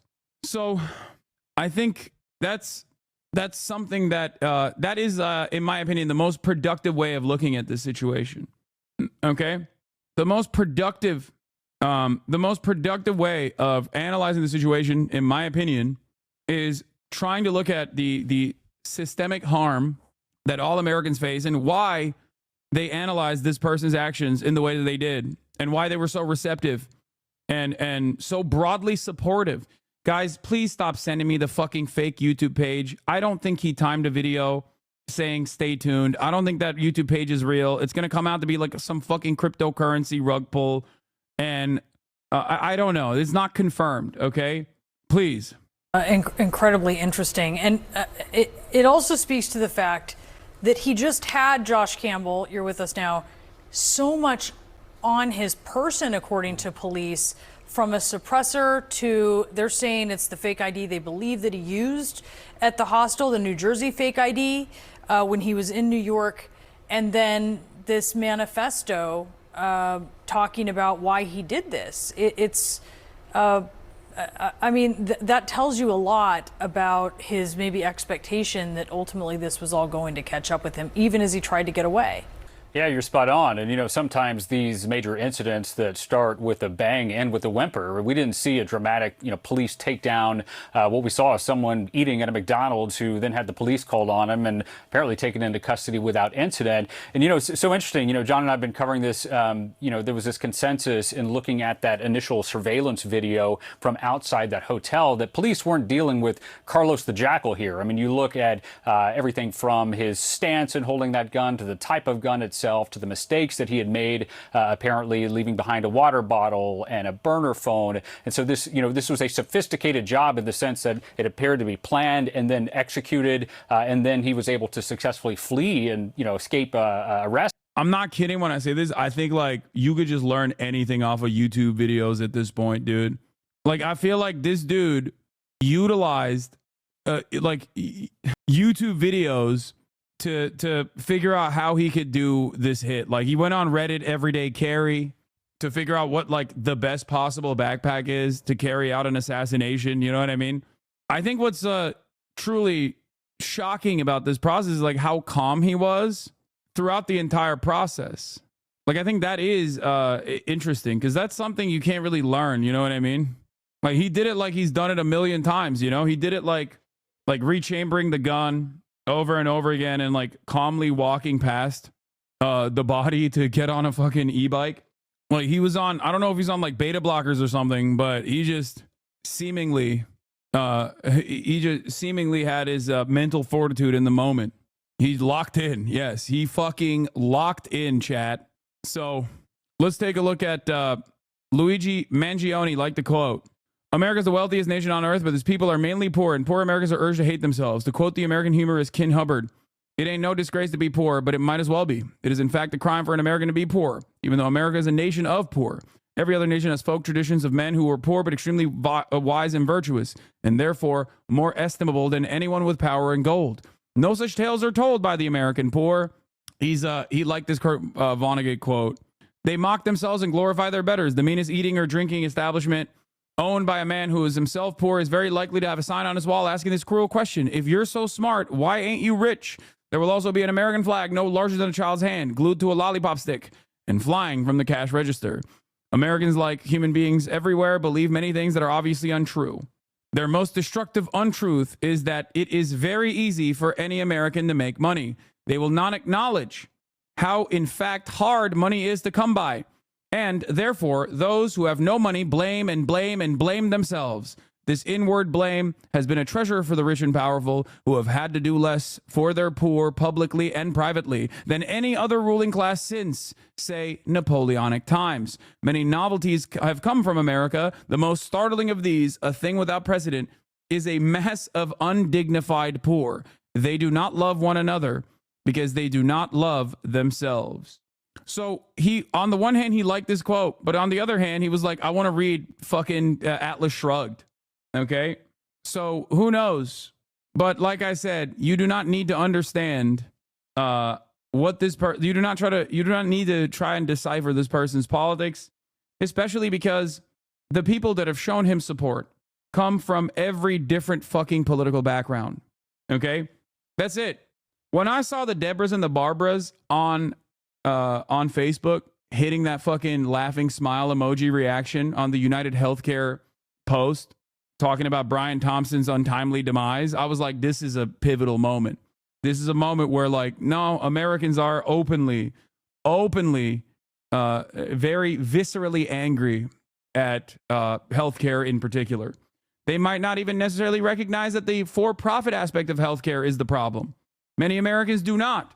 Many Americans do not have class consciousness. Many Americans do not recognize the powers that control their lives and dominate their lives. Many of them might even appreciate it. Many of them might like it. Many of them are terrified of any sort of alternatives, an alternative vision for society. Having said that, however, they still know who fucked them over at the end of the day. They know that at least in terms of healthcare, they have a direct involvement with this. Okay? They have a direct involvement with the pain. Very visceral. It's very real. It's something that they've seen. It's something that has harmed their loved ones. Maybe they're elderly. Doors open. Maybe it's harmed their children. Maybe it's harmed themselves. And that's it. That's where you see where this anger and resentment is coming from. For someone like myself, I think the goal that I have in this moment is to try to reinstill class consciousness in many Americans and try to explain to them that there is a solution out of this. And it's not to engage in vigilante justice against like random fucking CEOs, but instead to have bold, radical, sweeping legislative changes. Okay?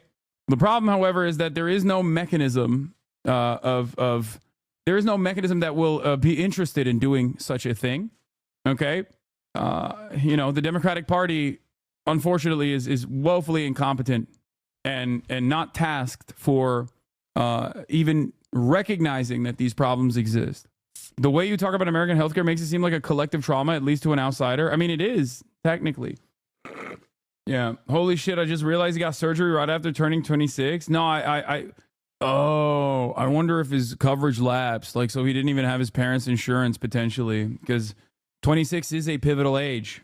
Pre-Obamacare, that didn't even exist. But post-Obamacare, at least you could have, like, your parents' health care. Being in this, like, legal limbo, you know? Wait, what is this? Beloved murderer canceled after old tweets resurface. He's a young man in an online space dominated by right-wing views. As a result, it is expected that he would have gone down a libertarian right-wing path. However, despite probably doing everything he was told was necessary to make money, he continues to be poor and hurt by the rich. Yeah. Yeah, this dude could have been an absolutely abysmal bootlicking groiper, but no matter who you are, getting an absolutely horrific back injury and being saddled with chronic pain and medical debt will make anyone develop class consciousness, even if he doesn't have class consciousness, which I don't think he has. I saw a tweet the other day that was like, Americans will celebrate the murder of a healthcare CEO and then turn around and call ICE when their Uber Eats driver is like 5 minutes late. Okay? Like, you don't have to be a fucking card-carrying commie or anything like that. You don't have to be a socialist. You don't even have to have any sort of class consciousness whatsoever. You still do recognize that, like, healthcare, for-profit healthcare, even if you don't have the proper terms to communicate this anger and resentment, you still recognize who's fucking you over in that situation because it's so deeply personal. And it's very obvious that he, like, still comes from, a relatively well-off family in Maryland, too. An immediate cousin that is a Republican politician. He does not actually follow Connor Eats Pants, by the way. That's a meme, chatter. What's wrong with you? You guys get duped by anything. Holy shit. Like, anyway, Shooter was a big Andrew Huberman and Lex Friedman enjoyer. Yeah. Here is his rating on industrial society and its future. Now, if you know anything about Theodore John Kaczynski's formative work, you know that it is also indecipherable, with the exception of, like, a lot of fascist anti-communist sentiment jumping out of the paper. Okay? Just so you understand, it's not like Ted Kaczynski was a prolific writer. It's mostly the ramblings of a madman. A lot of people only hyper focus on the first couple of sentences and basically operate off of that and think that this guy had, like, brilliant thoughts. Ultimately, he was a rabid anti-communist, a CIA lab rat whose brain was fucking fried, and I guess had some semblance of environmentalism. But here is how Luigi Mangione rated the book. He gave it 4 stars. Okay? Not exactly a great read overall. So the fact that he gave it 4 stars, immediate red flag. Let's take a look. It says, clearly written by a mathematics prodigy. Okay, that could be a diss. A great read overall. So the fact that he gave it 4 stars, immediate red flag. Let's take a look. It says, clearly written by a mathematics prodigy. Okay, that could be a diss. Oh, wait, this is not, he didn't write this? Saying this book was clearly written by a mathematics prodigy is like saying this man has a face for radio. Okay? No, he's quoting someone. Reads like a series of lemmas on the question of 21st century quality of life. It's easy to quickly and thoughtless write this off as the manifesto of a lunatic in order to avoid facing some of the uncomfortable problems it identifies. But it's simply impossible to ignore how prescient many of his predictions about modern society turned out. He was a violent individual, rightfully imprisoned, who maimed innocent people. While these actions tend to be characterized as those of a crazy Luddite, however, they are more accurately seen as those of an extreme political revolutionary. A take I found online that I think is interesting. Had the balls to recognize that peaceful protest has gotten us absolutely nowhere, and at the end of the day, he's probably right. Oil barons haven't listened to any environmentalists, but they feared him. When all other forms of communication fail, violence is necessary to survive. One thing I will say about Luigi Mangione is that unlike Theodore John Kaczynski, he actually did target someone who was a vector of pain, rather than random fucking, post-grads that got their shit blown off by his whimsical traps that he created, okay?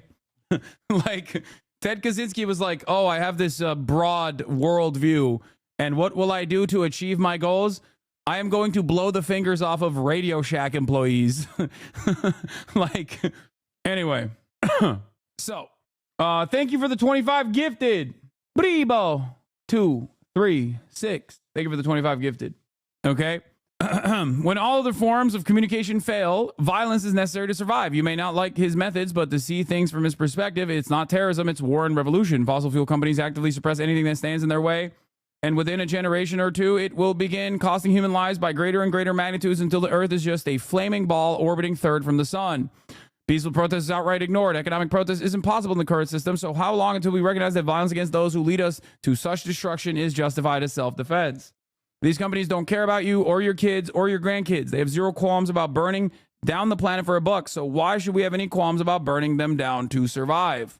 We're animals just like everything else on this planet, except we've forgotten the law of the jungle and bent over for our overlords when any other animal would recognize the threat and fight to the death for their survival. Violence never solved anything is a statement uttered by cowards and predators. So this is not his quote. This is a quote that he found interesting about industrial society and its future. And he did say some of these things in his own manifesto as well, talking about these parasites had it coming, okay? But it had to be done. The law of the jungle quote is so tech bro sapiens reader coded.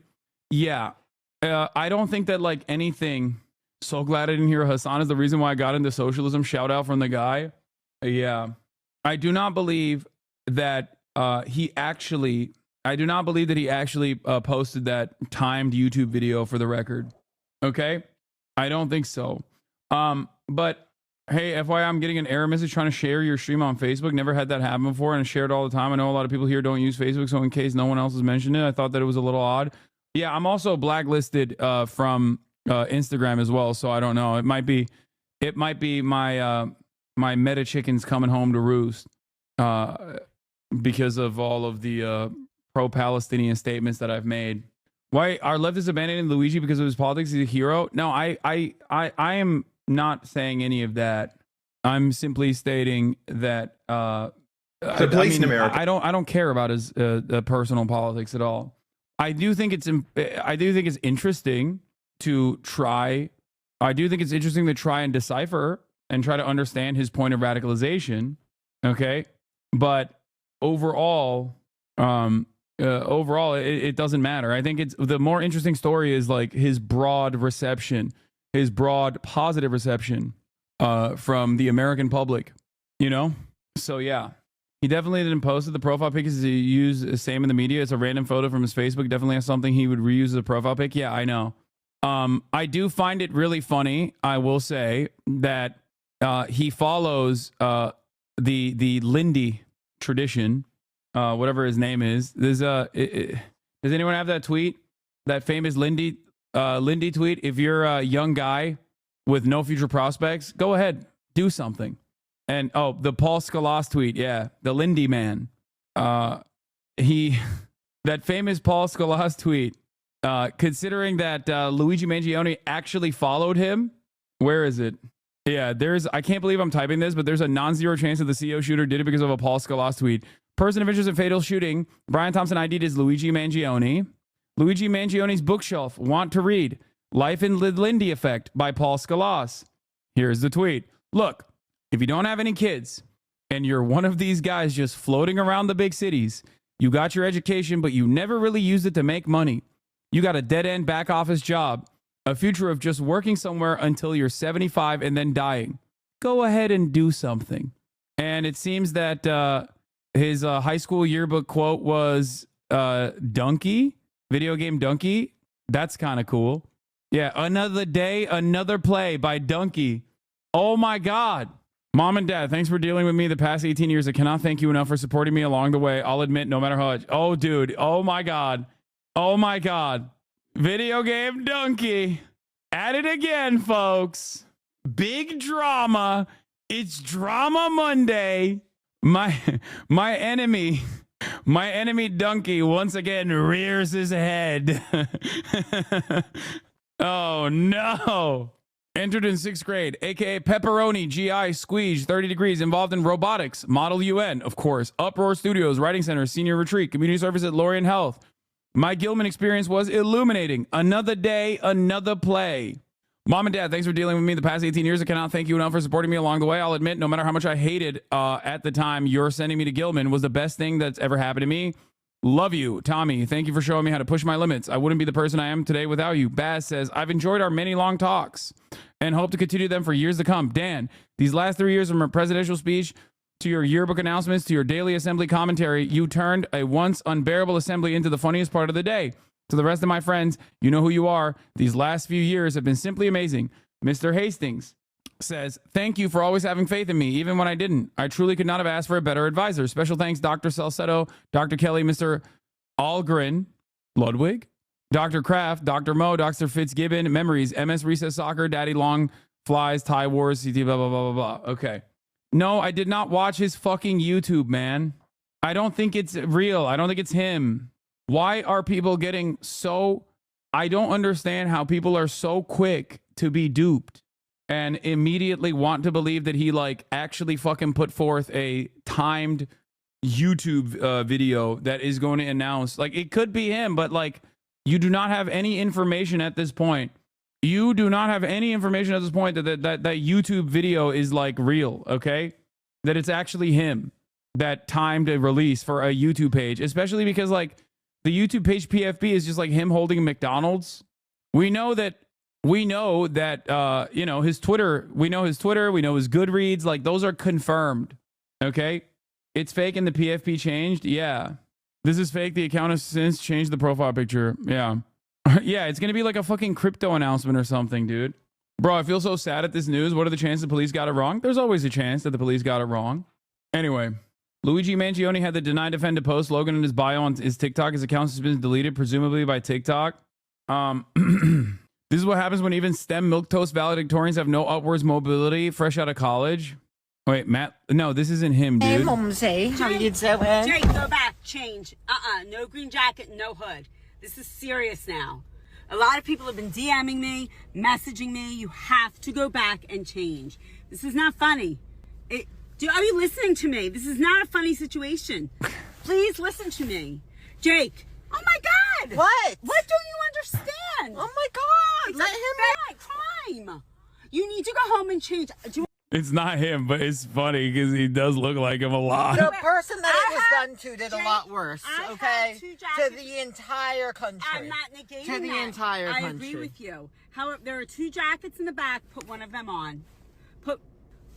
Jake, I'm going to not go where you want to go. I'm not driving you. Put the jacket on in the back now. Take that jacket off. You know what? What do you have against hoods? The jacket off. What do you have against hoods? Jake? There's only one type of hood I don't like, and it's a white one. Jake? Otherwise, I am very into the hood. I love a hooded shaft, if you will. Jake? I feel like that was really mean of Chad to call me milquetoast. I'm concernedly close to this demo. This community, that's like the majority of the community is very close to that demographic. That is how you arrived at most likely leftist politics. The fuck do you mean? Many of you are people that went to and got a decent college education and recognize how shit the job market is and that you will never be able to retire. Anyway, here are some choice tweets from this man. This is why Jordan Peterson always bothers me. Overcomplicates everything he says aloud, wasting everyone's mental bandwidth and having to decipher it. The best teachers are the best communicators. Clear, succinct, simple language.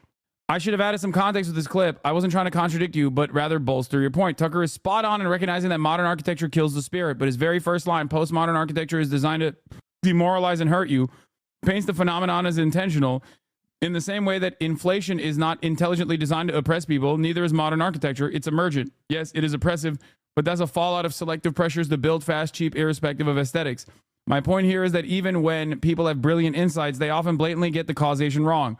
Modern equivalent of this drought famine was caused by the rain gods. God damn, he's a yapper. Another TikTok.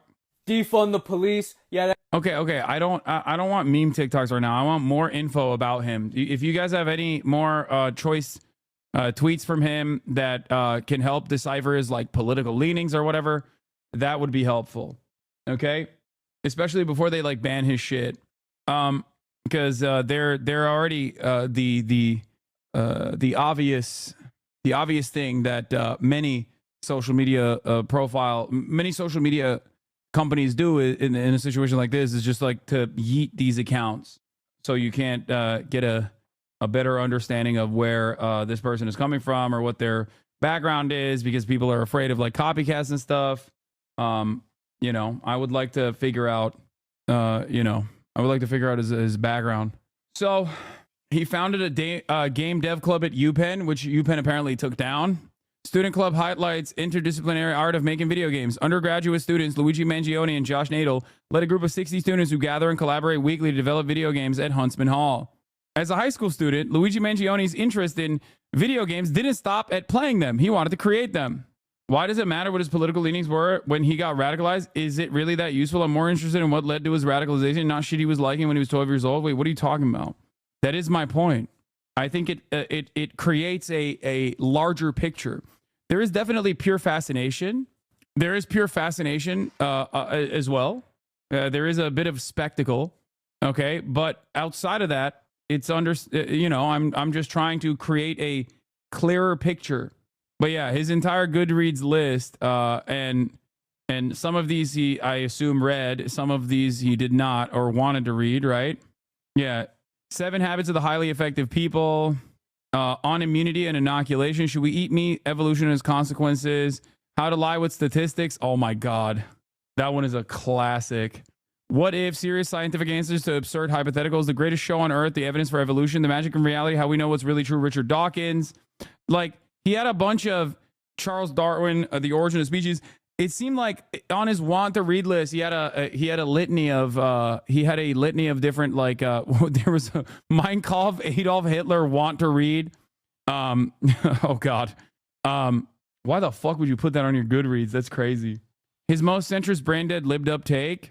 Current era is a mass extinction event for normies. Tradition existed for the average person's psychic protection, and without it, they'll reliably go crazy. In 500 years, humanity will be a much more extreme species with the middle of the bell curve completely eradicated. Have you seen the movie Idiocracy? It predicts the opposite of what you suggest. The overall dumbing down of humanity with the entire bell curve shifting left due to reproductive dynamics. It's obviously satire, but I've always worried that that's the direction we're heading. Wait, what? Oh, he's talking about the bell curve shifting left. Here's one of his tweets from earlier this year. What are your thoughts on this quote from J. Krishnamurti? It is no measure of good health to be well-adjusted to a profoundly sick society. Yeah, I mean, it is one of my choice. Takes as well. Those who feel strong aversion to adjusting to a maladjusted society are normally deemed mentally ill, alcoholics, substance abusers, or slackers. They're corralled into 12-step groups or mental hospitals or placed on medication or even when shunned. All in an attempt to make them conform and fit in when what really needs to change is society itself. Just as gun legislation will not end the senseless mass shootings, because what we really need to do is stop generating psychopaths as a culture. I deduce he was a Jordan Peterson listener from his book list. No, he doesn't like Jordan Peterson.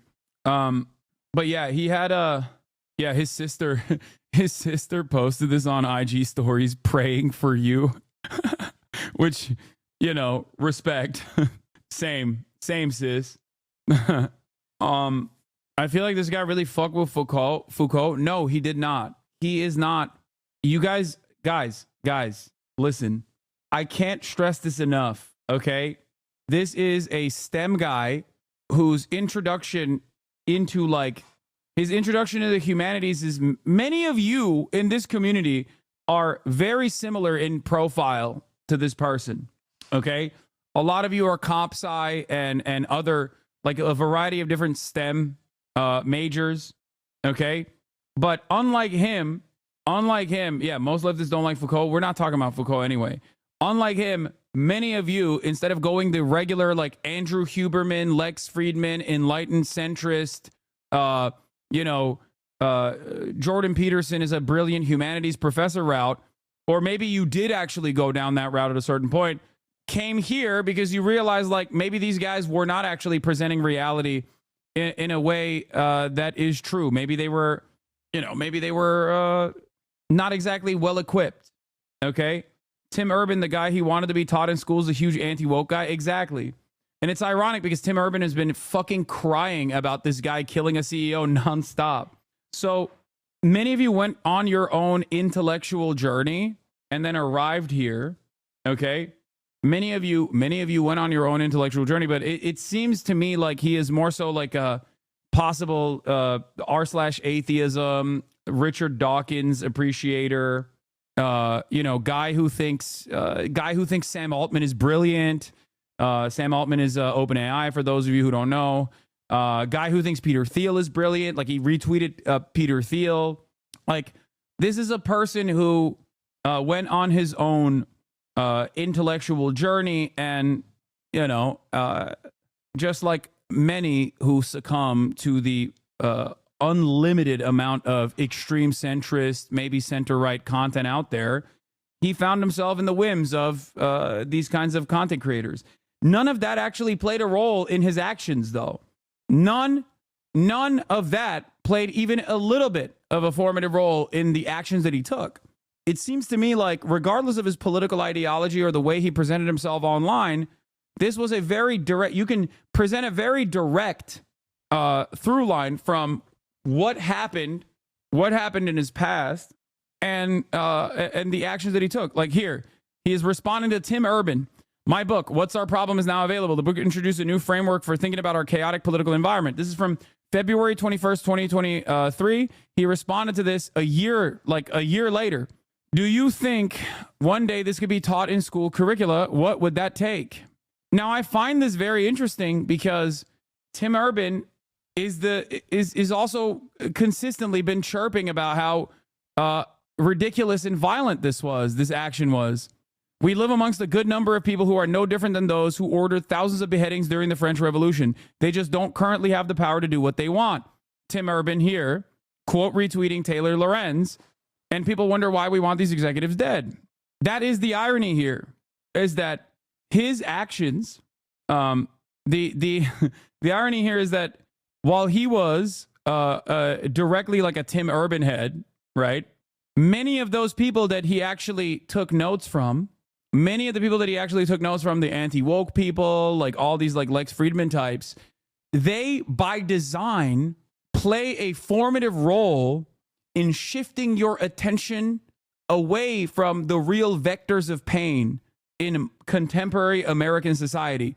They play a very big role in trying to deflect that attention away unconditionally every step of the way to make you say, no, it is not the rich.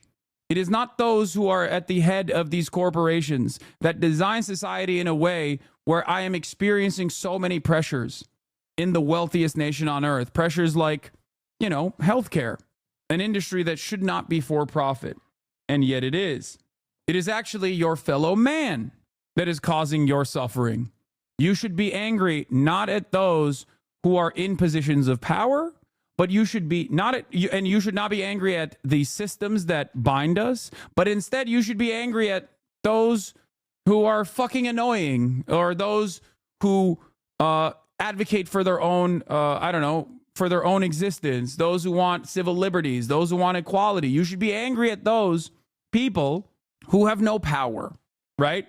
Get mad at undocumented immigrants, get mad at trans people, get mad at those who advocate for trans people and undocumented immigrants, not the CEOs, not the corporate oligopoly that exists. And yet, it is obvious that in spite of all of that, chaos and the deliberate attempts to shift your priorities away, to shift your attention away from those who actually cause harm, especially when it comes to an issue that touches every single American in a meaningful way, okay? People go, nah, I know what happened here. And that's precisely what's going on with the story of Luigi Mangione, a person who, regardless of his like podcast consumption and books that he's read, okay, a person who has consistently, routinely quote retweeted Tim Urban, a person who Tim Urban very clearly hates the actions that Luigi Mangione took. No matter what, he still went through an experience that was formative, that was radicalizing, and that caused him to get mad at a CEO in the for-profit healthcare system. Okay? Bro was crying at McDonald's watching Tim Urban shit all over him. Yeah, he was logging onto his Twitter account being like, another Tim Urban tweet has hit the timeline. Fuck, he hates me. All my icons, all my idols hate me. He's going to be really sad when he finds out all these people that he has hyped up despise him for the action that he took. I believe this book will go down in history as the most important philosophical text of the early 21st century. My belief is that he's a strict Darwinist who understands the physical and social homology between man and animals, that humans aren't uniquely distinct from all other species like that major religion suggests. He believes that modern society transgresses against our natural inclinations / needs as animals ourselves, and that led to the destruction of our way of living and purpose, closest to Kaczynski. I don't know if he has a well-defined framework like the way you're suggesting. I don't. I think he's a guy who, much like many others in that same age group, had the exact same societal pressures and the exact same fears and the exact same vulnerabilities. And there's like one philosophic work on his Goodreads. I doubt he's actually read anything himself. Wiki pages maybe. Yeah, I think I don't think that he was like he had like this well-defined framework or well-defined worldview. I think he was trying to find himself, just like many others do in the same age range, experiencing the societal pressures of venturing into the adult world, losing his coverage on his healthcare, and obviously going through this traumatic experience where he had to get healthcare, most likely had his claims denied, or went through this process that personally radicalized him. This traumatic experience where he had to get healthcare, most likely had his claims denied, or went through this process that personally radicalized him. And the actions that he took had nothing to do with like all the Tim Urban books that he's read. Okay. You know what's really cute? Because this guy's profile pretty closely matches chats, everyone is just projecting their ideological engines onto this guy. Yeah. Reminds me of Ryan Ruth, the Trump golf course guy who clearly had contradictory views in politics. A man who wants to be freed from something that is so frustrating, but has no clue what that thing really is. Capitalism. They end up with weird, muddied anti-politics. There's millions like that, and they don't really know what they are or what they believe in, but come very close. Exactly. Intelligent with another banger. Oh, Saul Baba. Hold on. Yeah, this was the best take I've seen on this ideology as well. Yanında beyazın olması lazım. Evet. Oops. I do not care if Luigi Mangione, assuming this is really the guy, shares my personal ideological outlook. His alleged actions were propelled by the material conditions of capitalism and can be used to advance class consciousness or struggle. Bir dakika geliyorum baba, bir saniye. No, I got it. Yapma. Gidiyor. So yeah, that's important to address here. Okay. Getting back to the CNN coverage. For several days. But when you look at all of that material with him on his person, whenever he is actually taken into custody, someone who had the wherewithal to plan all of this and then to escape several law enforcement agencies would have had to have known that having all of that on his person would implicate him in this crime. As you mentioned, you have the fake ID, an ID that was matching the fake ID he used to check into that hostel. You have the mask that he had that was on these images that have been seen now around the world, and specifically the firearm itself. All of those items could have been ditched along the way as he was trying to escape, but he had them on his person. Of course, we can get into the firearms forensics if you'd like to see how that would actually play a key role here. But when you look finally at the manifesto, that you have to raise the question: is this someone who expected to be caught and didn't mind being caught eventually? Particularly if he is someone who was railing against the industry in which this murder victim had worked, to have all that material on you, and then to have essentially the motive, laying out the motive in these documents for police to find. Everyone, any good attorney will tell you that the best way to escape any type of serious charge, such as murder, is to create reasonable doubt, to have no evidence on your person, to try to fight every accusation that comes your way. That much harder when you have all of that with you as you're taken into custody. Yeah, certainly an intriguing point why he would have that kind of note on him. It speaks to some form of premeditation, at least. Josh Campbell, thank you for that. We also have with us Michael Alcazar, a retired NYPD detective. And on Friday, you talked about how critical DNA evidence would be not necessarily in identifying a suspect, but tying them to the crime. And in hearing about some of these details, specifically about the water bottle that was left behind and a partial fingerprint that was on that water bottle, I'm curious how significant a piece of evidence would that be in a future prosecution? Yeah, this is absolutely huge that we have this suspect and then we process the crime scene, as best to the ability of the NYPD. We got DNA, we got fingerprints, we have the ammunition. So now hopefully we can link all that to this suspect. We are going to get DNA from him, get fingerprints off of him. The weapon, like the other person mentioned before, we can link it to the bullets, because usually the barrel will have rifling. I know this is a ghost gun. Hopefully it still produces the same marks on the ammunition. So crime scene processing, the images that we put out, the Crime Stoppers tips, that's what helped solve this crime and make this arrest. And John Miller, back to you. We're talking about why does he have all of this potential evidence on him, so much of it, but I guess there's also a question of what was the intent of the letter. In some crimes, you have people who send in their manifesto with the expectation they may or may not get caught. Do you have an idea perhaps what the intent could be looking at cases like that?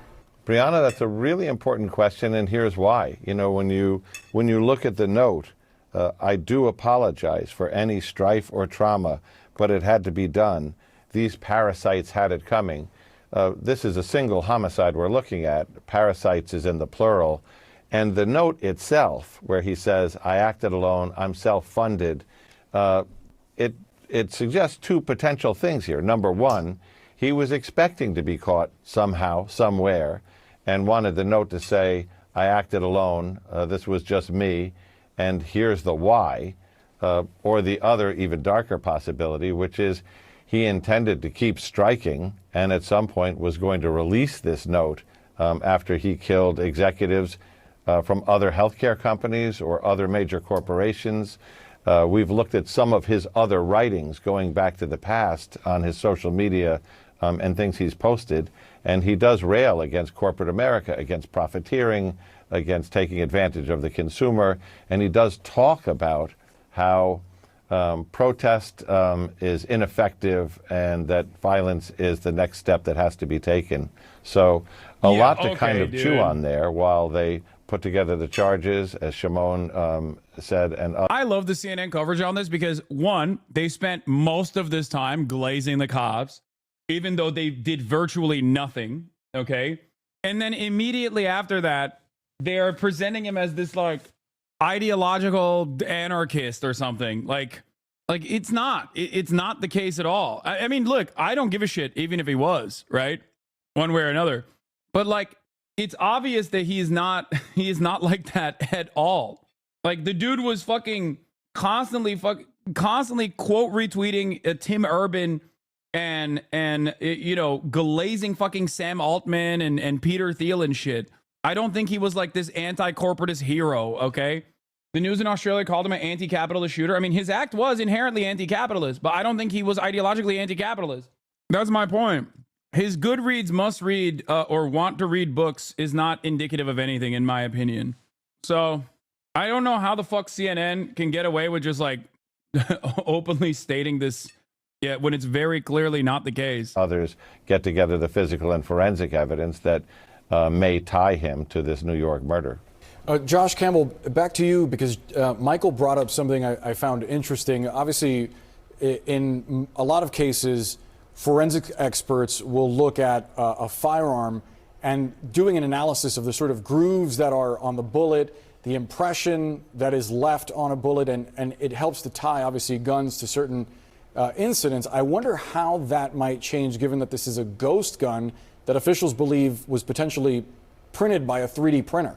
Well, so the ghost gun aspect would make it more difficult to try to tie it to past crimes. And we know that the bullet shell casings obviously recovered from the scene of the crime. That could be tested. The fact that we didn't hear of any matches to past crimes tells us that, this is something that he may have, procured maybe recently. Maybe he put it together himself. And maybe he's never used it before in the commission of a crime that was known to law enforcement. But it is still a critical piece of evidence because, as you mentioned, when you look at firearm testing, it's very much like a fingerprint. Whenever a projectile leaves the end of that gun, there are unique markings. You can see here, these are images of when I went inside the ATF lab to show this kind of testing. So they would take this gun into one of these facilities.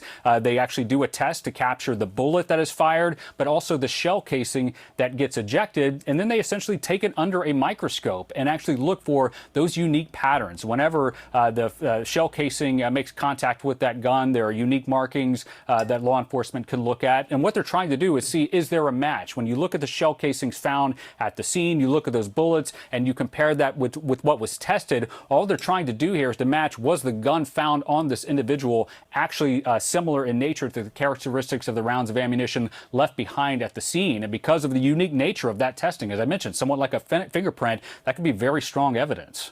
Daniel Penny, the former Marine charged in the chokehold.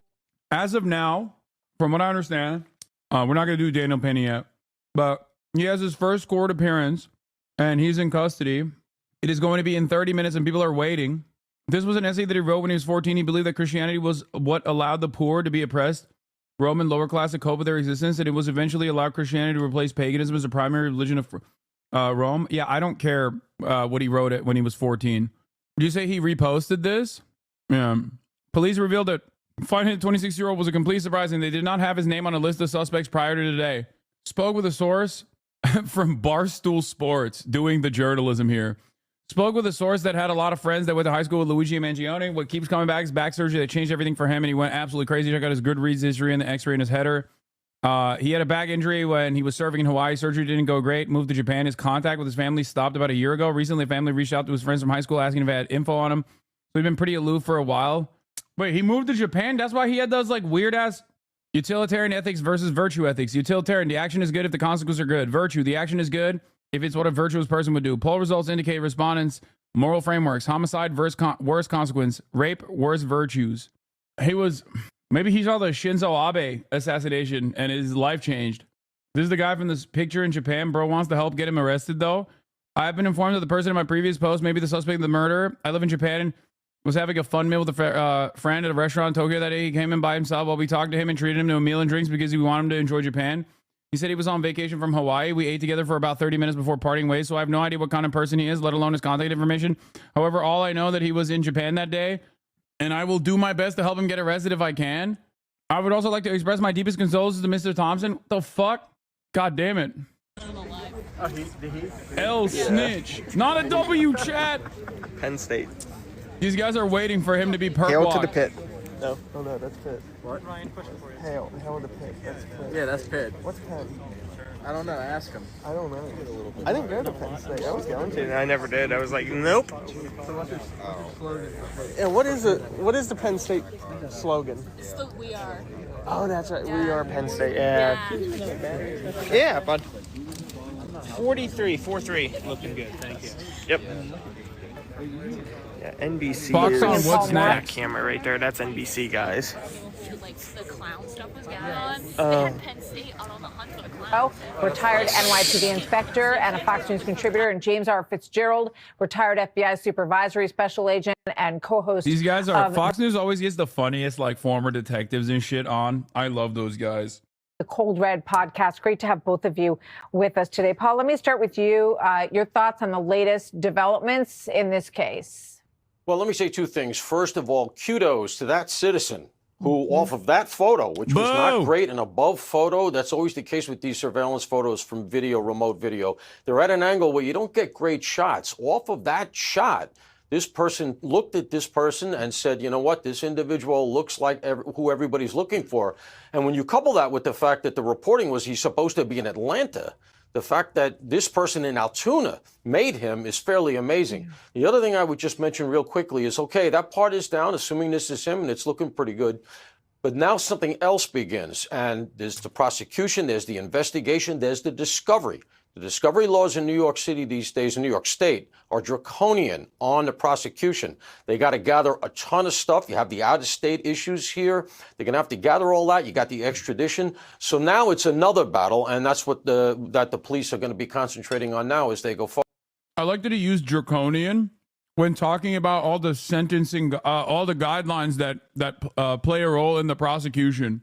Oh, man, I'm so sorry. I'm so sorry that fucking cops have to literally abide by certain standards before taking away someone's freedom. He's like, you know what sucks? Due process. I hate it. As a former cop, I hate it. I think you should be able to arrest people all the time for no reason. Forward. James Fitzgerald, let me bring you in, former FBI profiler. We are learning some bits and pieces about the person who is the suspect in this case. That is his status at this point. There are other outlets, including the New York Post, which is... He didn't say that. He did. He said the process for the prosecution here is draconian, as in it is the standards that you need to abide by in order to take away a person's freedom, because that's what the prosecutor does, is too... The standards are too high. It's draconian. It's too rigorous. Our sister publication that is saying that he was a valedictorian at his high school, a private boys' school in the Baltimore area. Your thoughts on the profile of this young man? Well, it's only a profile when it's an unknown subject. Once we have someone identified, now they're going to be doing a behavioral assessment. If the shooter has been deceased himself, they'd call it a psychological autopsy.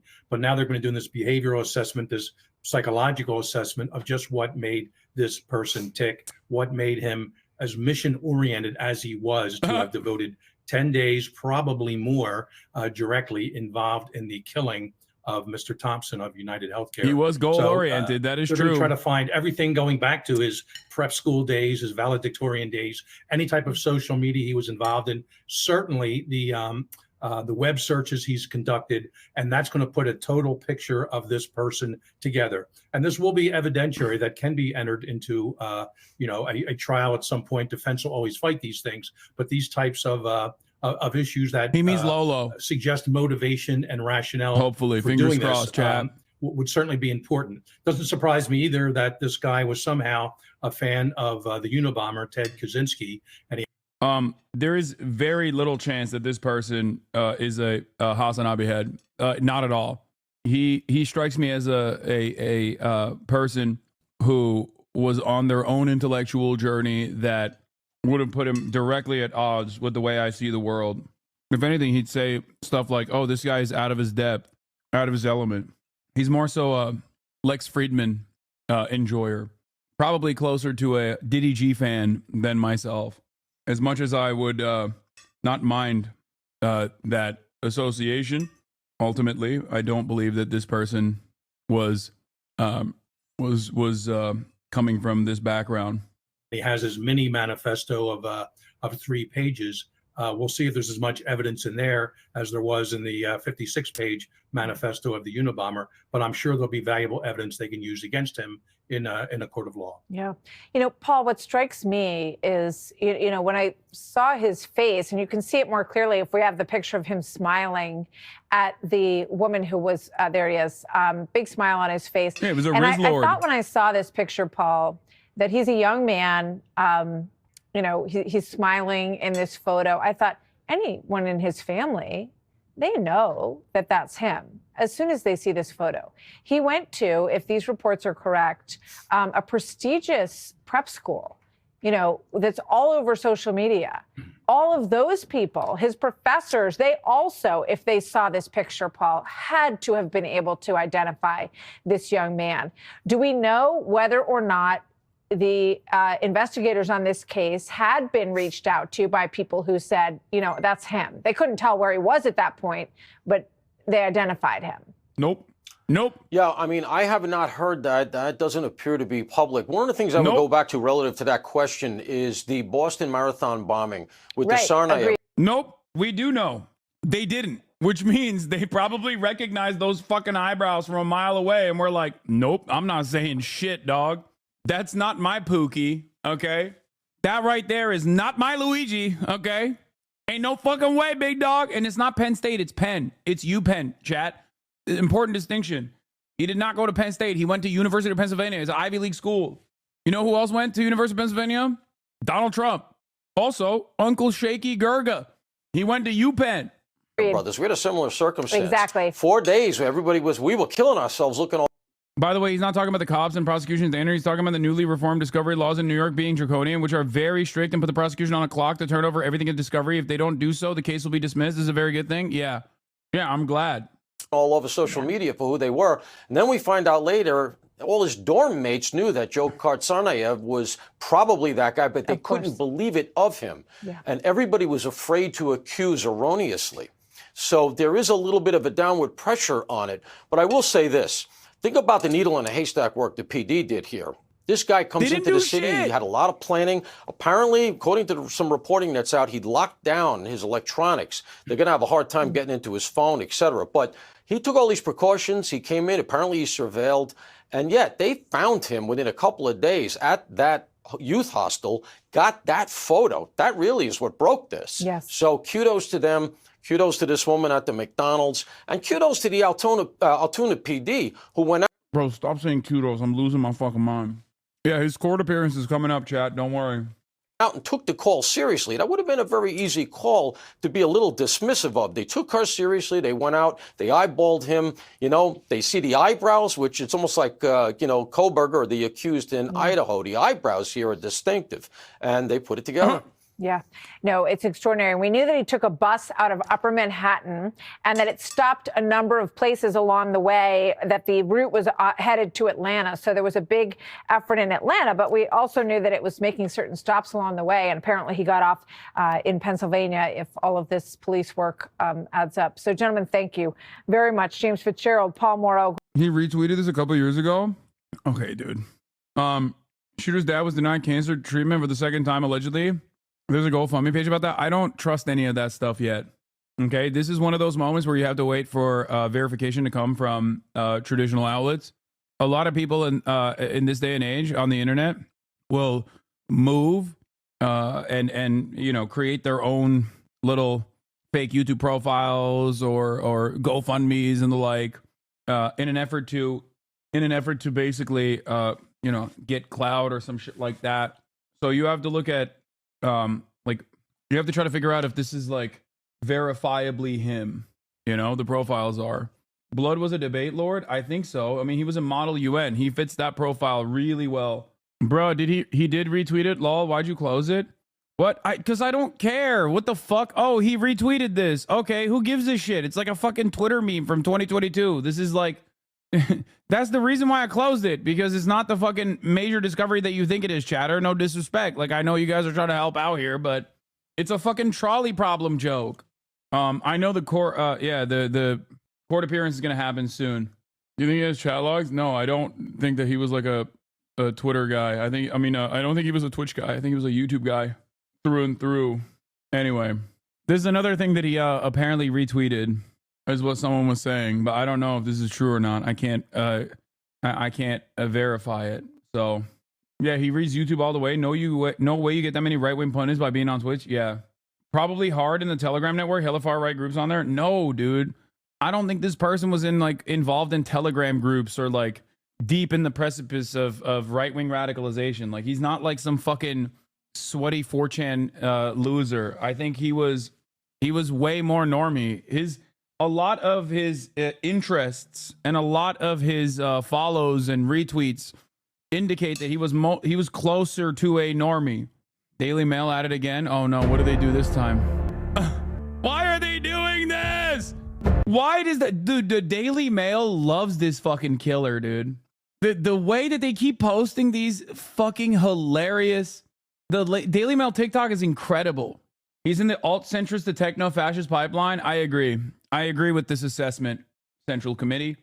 I see that. Well educated, maybe not like not the fully fleshed out, maybe not necessarily like a fully fleshed out worldview, but ultimately it doesn't matter. Like what he did, the actions he took have nothing to do with like his political ideology, in my opinion. Yeah, and Jared Holt is right. He is he's a fantastic researcher of right-wing extremism online. He says, at the end of the day, here's the thing about Luigi Mangioni's online footprint. It cuts off 6 months ago. That means no one has any idea what he was up to or the catalyst that finally got him to the point of killing someone. Anyone who claims otherwise is lost in the sauce. The police say they found a manifesto on him when they arrested him that is likely going to tell us much more than the social media profile ever will. Yeah.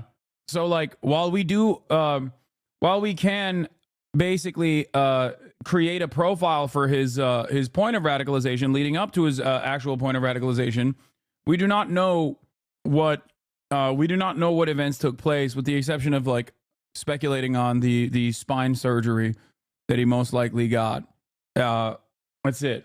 The last quote he liked on Goodreads, bro had enough. Unless someone who, like you cares a whole awful lot, nothing is going to get better. It's not. Yeah. We don't even know if he's qualifying his event, is what you're saying. Yes, we're speculating on that, but it's like, I guess we'll see if he suddenly became an insurrectionary anarchist doing propaganda of the deed. Yeah, I doubt it, but it doesn't have to be that anyway. I don't know why people are just like, I don't know why people are doing purity spirals on the fucking healthcare CEO shooter. Like, who gives a shit? Apparently his Twitch's Pepe Mangio doing purity spirals on the fucking healthcare CEO shooter. Like, who gives a shit? Apparently his Twitch's Pepe Mangione. Check his logs. No, it's not. Where did you get that from? The account is gone anyway. It's either nuked or never existed. Yeah, a Twitch account was created 3 hours ago. If people start linking it, nice. Classic. Anyway, I'm not doing a purity spiral, just trying to figure him out, Lamau. Yeah, I agree. No, but people are trying to present him as like, people are basically trying to present him as like a guy who had their worldview, a guy who had the same exact worldview as them, and that's why they did it. And for the reason, and the reason for why they're doing that, is specifically because like they agree with the act, so they're trying to slot him into a comfortable political background that makes sense, when that's not how the average American political operative works. You know, family and personal healthcare involvement. Calling him a fascist is extremely dumb. Like, why just assume that? Why can't a person be disgruntled with the system and exact revenge? No, Michael from Pennsylvania is not saying he's a techno-fascist. He's saying that he was on the center-right techno-fascist pipeline, which I don't disagree with necessarily, because like when you got Palantir and you know Sam Altman, okay, when you got, guys, stop fucking linking accounts that were created today. Are you that fucking stupid? Like, really? I guess the answer is yes. You are that stupid. You literally think that on his way in the McDonald's that he got popped at, he created an account a couple hours ago in the fucking car ride. Okay, in the car ride over to the New York Public Courthouse.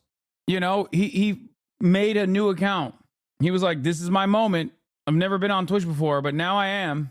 Anyway, I feel like we've covered this extensively. I'm going to move on to Daniel Penny. And if there are more updates, I will go into that. Okay. I will go into more updates on the alleged shooter, but let's now talk about another murder, a murder that happened in broad daylight in a New York City subway station. Daniel Penny choked and killed a homeless victim that was experiencing a mental health episode in front of a bunch of other people. And as of today, he has been acquitted. Death of Jordan Neely on a New York City subway last year was found not guilty of criminally negligent homicide by a Manhattan jury on Monday. This comes after a judge dismissed a more serious second-degree manslaughter charge last week after the jury could not come to a verdict on the count. They were hung. Gloria Pazmino, tell us the latest. Well, we are getting a live reaction right from inside that courtroom. My colleague Lauren Del Valle has been sitting there as the verdict was read. A not guilty, visible smiles from Daniel Penny, who has just been acquitted on that second charge, the criminally negligent homicide. At the same time, the father of Jordan Neely, the victim in this case, escorted out of the room after he had an outburst with an expletive inside that courtroom as the verdict was being read. Court officers stepping in to escort Mr. Zachary Carter out of the room. Why are they showing this, Andrew man? Zachary, as his name, I should say. We are also hearing audible reaction directly in the park behind me. Protesters have been here all morning. And they are now starting to chant loudly in response to this verdict. Today, CNN is so gross. Like, it's just, dude, in the lightest terms, it's just like a straightforward lynching. And CNN is like, remember that lynching that took place? The person who did it, he can now walk free and do it again if he wants to. Just a somber reminder of how things actually work. I wonder if the right-wingers who were chirping about the right-wingers who were chirping about the Luigi guy who shot and killed the CEO, if they have a similar attitude towards protecting life and the sanctity of life with respect to Daniel Penny, who, you know, choked and killed a homeless person. Of course they don't. Because if you're powerless and you get killed, are you asking them not to report on the facts of the situation, though? Really? Is that what you think I'm doing? You think replaying a lynching is actually important enough in this process? You think it takes away? You think me saying like, why are you even showing this footage again, is actually that's your takeaway from that? It's the same principle behind like the execution of George Floyd as well. The media consistently kept playing it over and over and over again. I think it's ridiculous. I'm not saying that they shouldn't report on the facts of the matter, but they don't have to be so graphic with the imagery.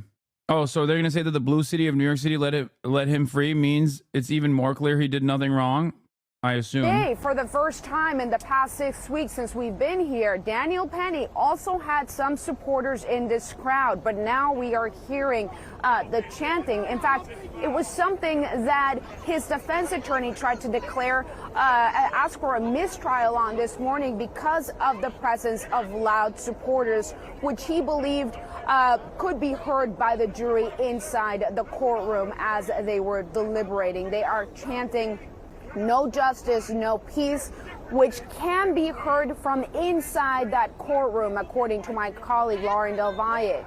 So for now, 6 weeks after the fact, Daniel Penny acquitted on the second charge, criminally negligent homicide.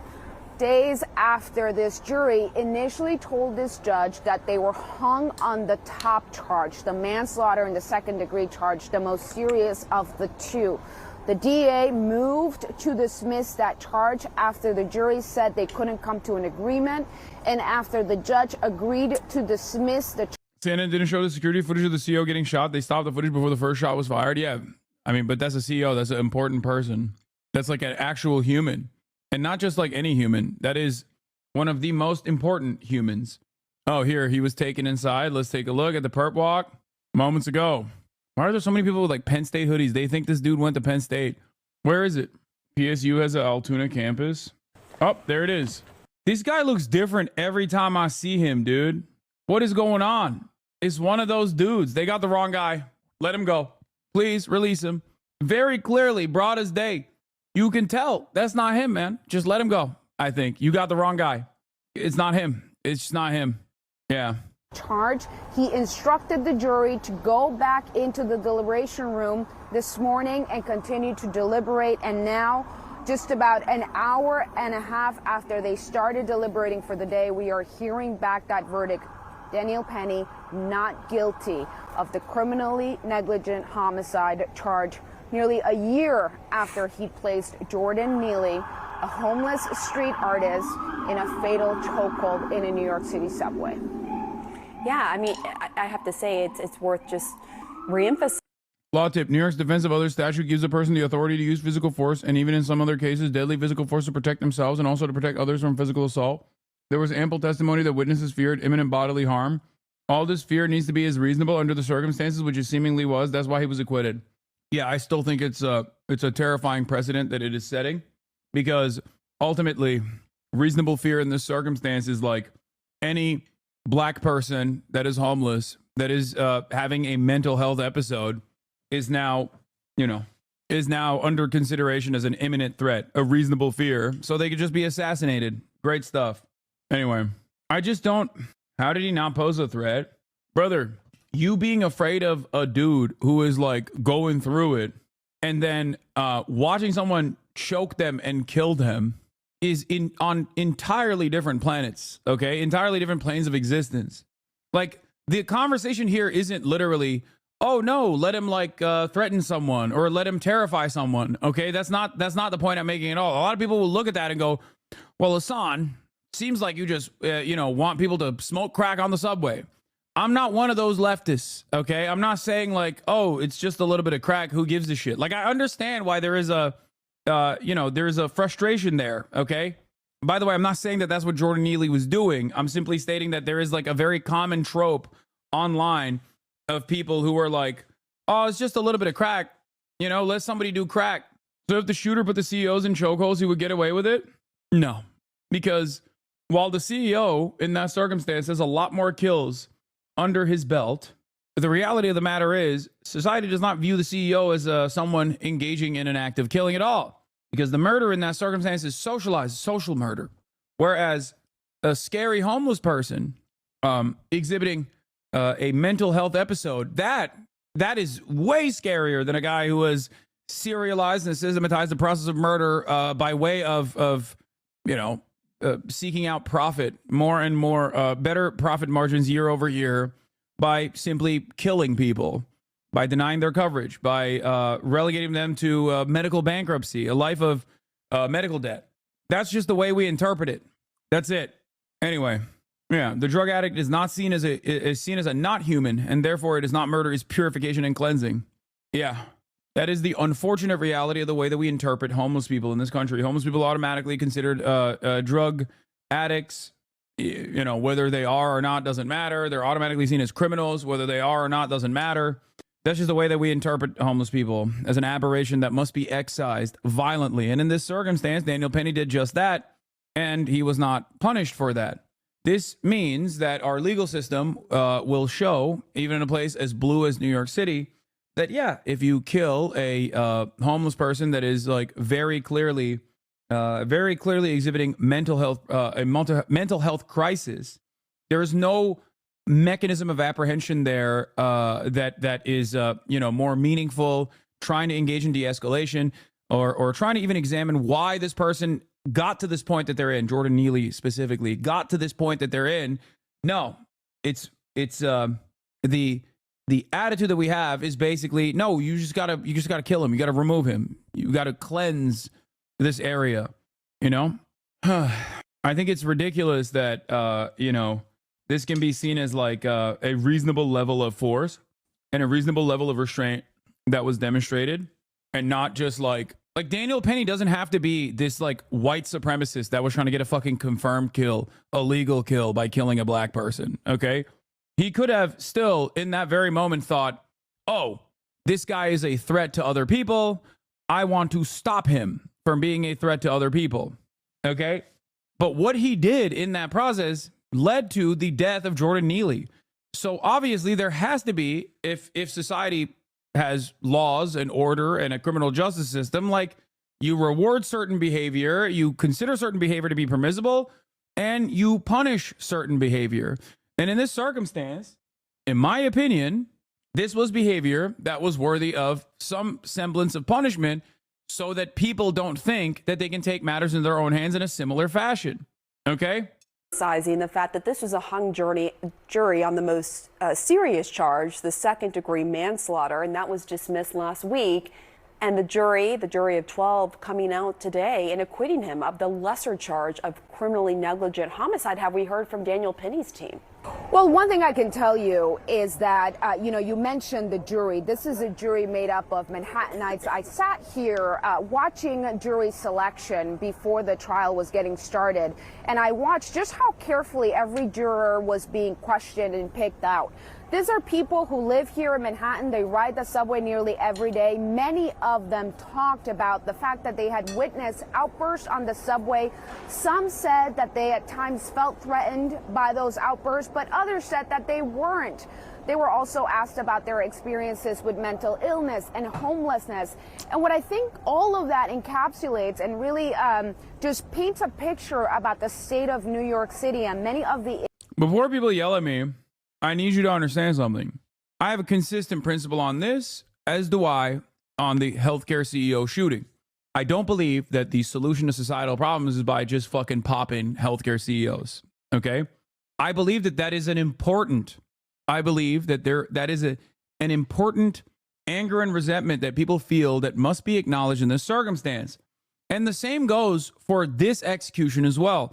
What Daniel Penny did was seen as appropriate by many people. Okay? That is fucking terrifying. That is an important indicator. It is a terrifying indicator that people have given up on any semblance of structural solutions to this issue. At least with the health insurance CEO, we know that there is no legislative outlook that even resembles a path towards change. Like, there is neither party that actually presents any sort of change whatsoever. With this circumstance, people's solutions are not to re-examine the very same structural hurdles that place them significantly closer to being Jordan Neely than an Elon Musk. Because after all, every single person in this chat, myself included, regardless of my financial success, are far closer to being homeless than we are to being Elon Musk. Like, ironically enough, one bad medical situation, and you will find yourself on the streets, okay? And the reality of the matter is, although that is the truth, many people do not see it that way. And they simply look at homeless people and go, oh, gross. Like, I already have all these societal pressures that I have to deal with. And now there's a weird person that it smells bad that is like around me and being a nuisance and maybe even behaving in a way that is scary. So how will that person be dealt with? Let us not look at the ways in which Jordan Neely's personal journey led him to be permanently in the crosshairs of the criminal justice system, in and out of jail over and over again, no future prospects whatsoever, and people still apply blanket statements like this. Look, is that the criminal with a record of 40 plus crimes? Do you know what those crimes were, brother? There's like, they pad the stats, right? Especially if you're poor. The point I'm trying to make is that you are closer to being him than you are to even, being the CEO of United Healthcare. Okay? His crime primarily is being poor. His crime is primarily being homeless. His crime is primarily being a victim of circumstance. His crimes are sleeping where he's not supposed to, fare evasion, shit like that, loitering. Okay? That's what's so frustrating. And you go, oh, well, he was threatening women and children with death. He was a mentally ill homeless person, dude. He was very obviously exhibiting a mental health episode. I'm not even saying that I don't even know the full details of or the veracity of this statement. But even if that is the case, you have to understand that, like, you can try to apprehend a person like this. You can try to talk down a person like this. Obviously, it shouldn't even get to that point. That person should not be running around at the subway station, like, obviously going through this mental health episode. Okay? The issue is, there's two ways to fix this problem. You either fucking randomly task people with the goal of going out and just executing people like Jordan Neely in the crowded subway carts. Okay? You either do that and you basically democratize this process and everyone takes matters in their own hands. Or you recognize that these people are victims of circumstance and try to solve it, and try to also ensure that there aren't more new homeless people being created every single day because they get priced out of the housing market. Okay? If you live in a big city, and I do, you have been in a situation now where you have been fearful of your safety in the presence of a homeless person. And no, that doesn't mean you saw a homeless guy and got scared. That means like a homeless person has threatened you, okay? It happens literally every fucking day. It has happened to me on numerous occasions. Now, of course, I'm a big dude. I'm a guy. I'm 6'4". I'm jacked. So the threat does not actually carry the same weight as like if you are a tinier person or have a hard time defending yourself. Like, I understand that. I understand the very real fear that someone might exhibit in that moment. Okay. And my solution in that moment isn't even to say like, well, analyze the conditions and how this person got there. I'm not expecting you to do that. But even if there are methods of restraint or methods of talking someone down, talking to them as a human being and trying to de-escalate, those are the methods that should be applied. That's what I think. And not only do I expect that from police, I expect that from random people as well if push comes to shove. Okay? Issues that the city is grappling with, mentally ill people, homelessness, public safety, and the perception of public safety, especially in the city's subways. This was something that was really happening a lot at the time of the incident, and people continue to be concerned about. We are seeing that play out here by this jury. If we would be allowed to kill people who threaten us with death, League of Legends would be empty. I know. It is kind of funny that people come to me and they're like, well, he's threatening death. What should people do? I don't know, man. As someone who I promise you receives way more death threats, credible death threats than you do on a daily fucking basis, you do what I do, okay? You live your goddamn life. Shut the fuck up. This doesn't mean it's appropriate, okay? But you're not, I don't know why people just, you always think your solutions will be more effective over the communities you claim to advocate for. Is too respectable or generous at times than others. The takes are wrong, but your audience isn't educated enough to correct you. His crime was being black as well. You don't think race is an issue? What? His crime was being black as well, but you don't think race issues are real enough to be a primary source of issue that needs to be solved? Congratulations, Chatter. You did it. You, my friend. You won Woke of the Day today. Congratulations. Really, James Smith. You have won Woke of the Day. Now, your crime, okay, your one friend who's too woke in the situation is coming at this conversation with the understanding that I do not consider Jordan Neely being black a very important part of this equation. Not only did you assume that I did not bring that up when I said that this was a lynching, okay, but also simultaneously you also moved on from me not bringing this up, even though of course it's a factor and I did bring it up. But also, you then followed through with additional inferences that you made off the faulty premise. Okay? There were numerous occasions where I actually brought forward the victim's race and also how it factored in. You refused to understand that I did. But then you said the audience of 44,000 in here are too stupid to correct me on this, or maybe they were just listening better than you were. But congratulations, you win Woke of the Day. You did it. You are the one friend who is too woke. Anyway. All right, Gloria, thank you so much. I want to go to Joey Jackson now for some legal analysis. Joey, are you surprised by this? What's your reaction? Yeah, Pamela, I'm not surprised by it. Certainly, we saw just last week that they were hung up on the reckless charge. That was the manslaughter charge that carried the 15 years.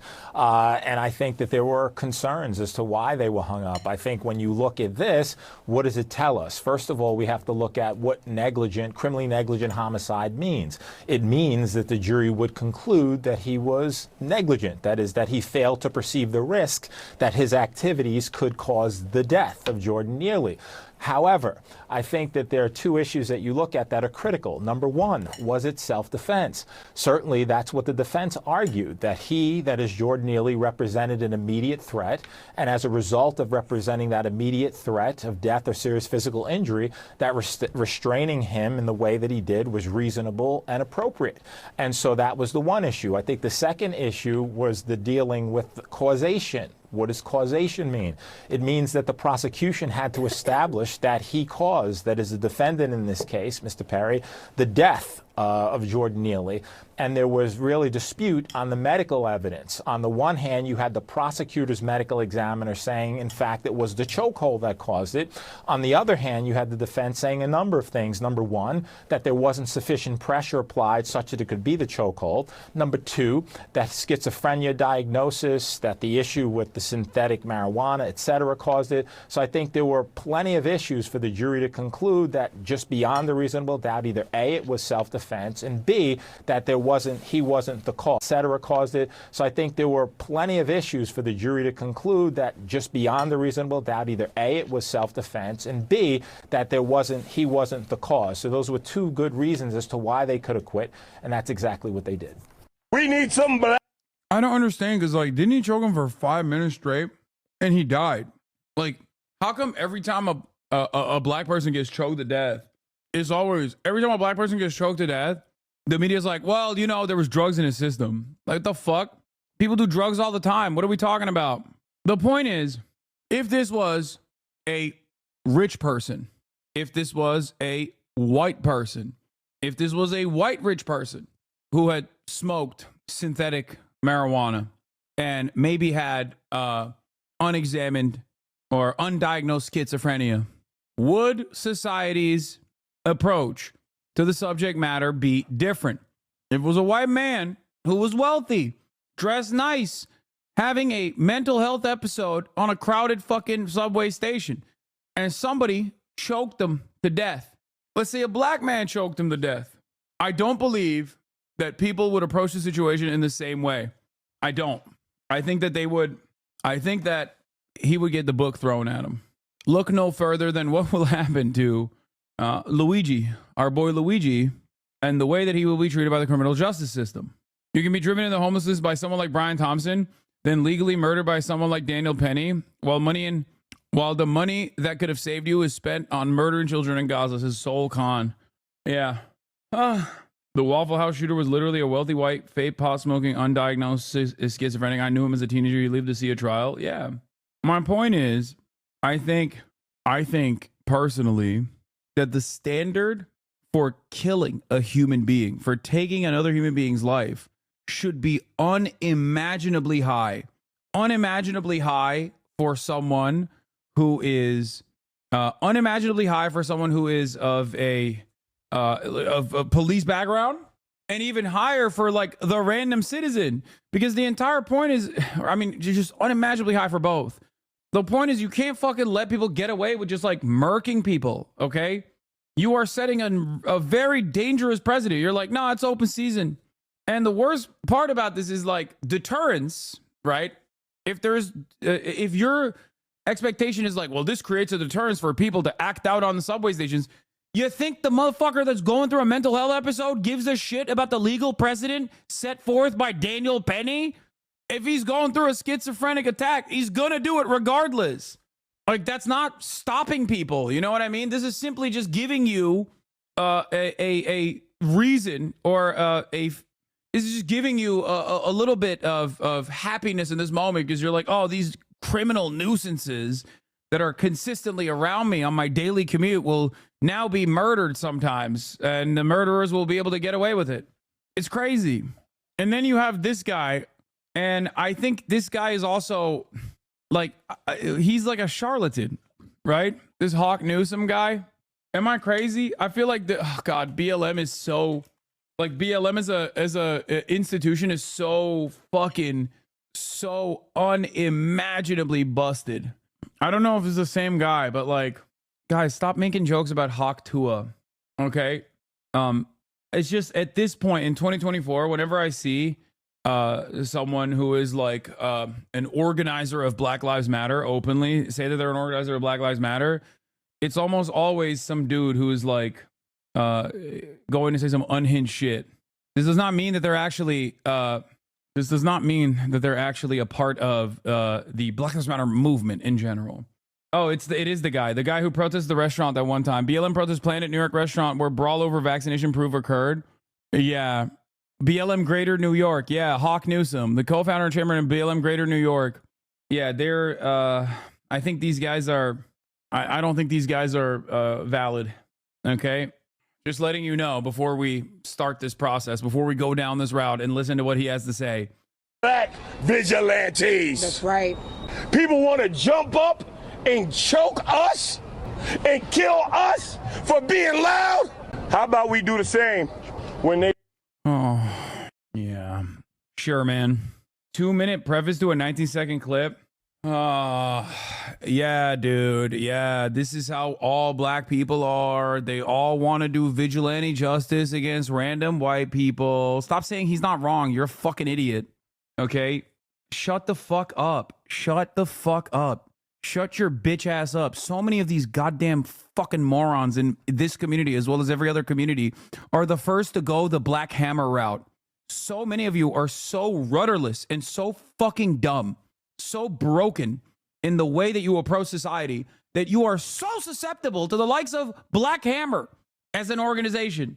Okay, your white privilege is showing. Shut the fuck up. White privilege is showing. Yeah, no, go join this fucking very clear Fed operation. God, I hate some of you motherfuckers so bad. You're so quick. You're so quick to just like grab onto the fucking bait. So susceptible. Ban this one. Black people have always been killed this way in this country. Has never stopped. You shut up. You are not black or connected to us to understand. Here, take a ban. All right. Woke of the day. You got it. No, go ahead, guys. Go ahead. You're right. I don't know what I'm talking about. I don't know anything.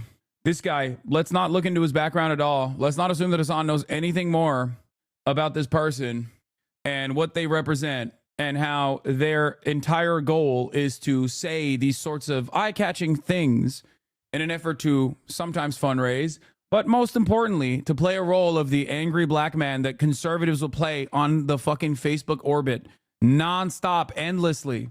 Okay? You're right. You're right, man. What do I know? I don't know anything. I don't know. You're right. I'm just my woke privileges speaking, sweetie. They attempt to oppress us. Right. I'm tired. We're devastated. Folks like this would fall for Dr. Umar if they didn't know better. No, Dr. Umar wouldn't fucking. No, Dr. Umar is a how Hawk Newsom went from failed politician to rogue BLM boss. Hawk Newsom, the activist who threatened bloodshed after a sit-down with Mayor-elect Eric Adams earlier this week, is a rogue militant and failed politician who likes to wear a bulletproof vest and chew on a fast cigar as he strolls through his Bronx neighborhood. Newsom's incendiary statements and criticism of the national Black Lives Matter movement have earned him international headlines, but also made him a pariah among leaders of the civil rights cause. And the IRS yanked his group's charitable status for failing to file financial reports, the Post has learned. Oh, wow. That's crazy. On Wednesday, when Adams, a former New York PD captain, Eric Adams, vowed to bring back the force's controversial anti-crime unit, which was disbanded after widespread anti-police protests last year, Newsom, 44, threatened total anarchy. There will be riots, he said, outside the Borough Hall in Brooklyn after their closed-door discussions. There will be fire and there will be bloodshed. Now, did that happen? No, of course it didn't fucking happen. Why did he say this? Not because he's a fucking organizer, but because he has a failed charity that he's using to make it, to enrich himself. And his entire purpose is a singular one, okay? His entire goal is to go out and say these insightful things, okay?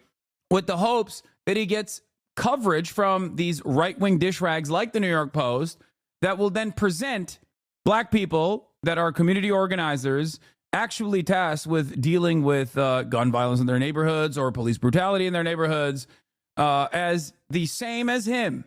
Someone with no interest in real solutions and instead someone who is, inciting violence. I didn't mean insightful. I said like incite, not like insight. I don't know how to describe it.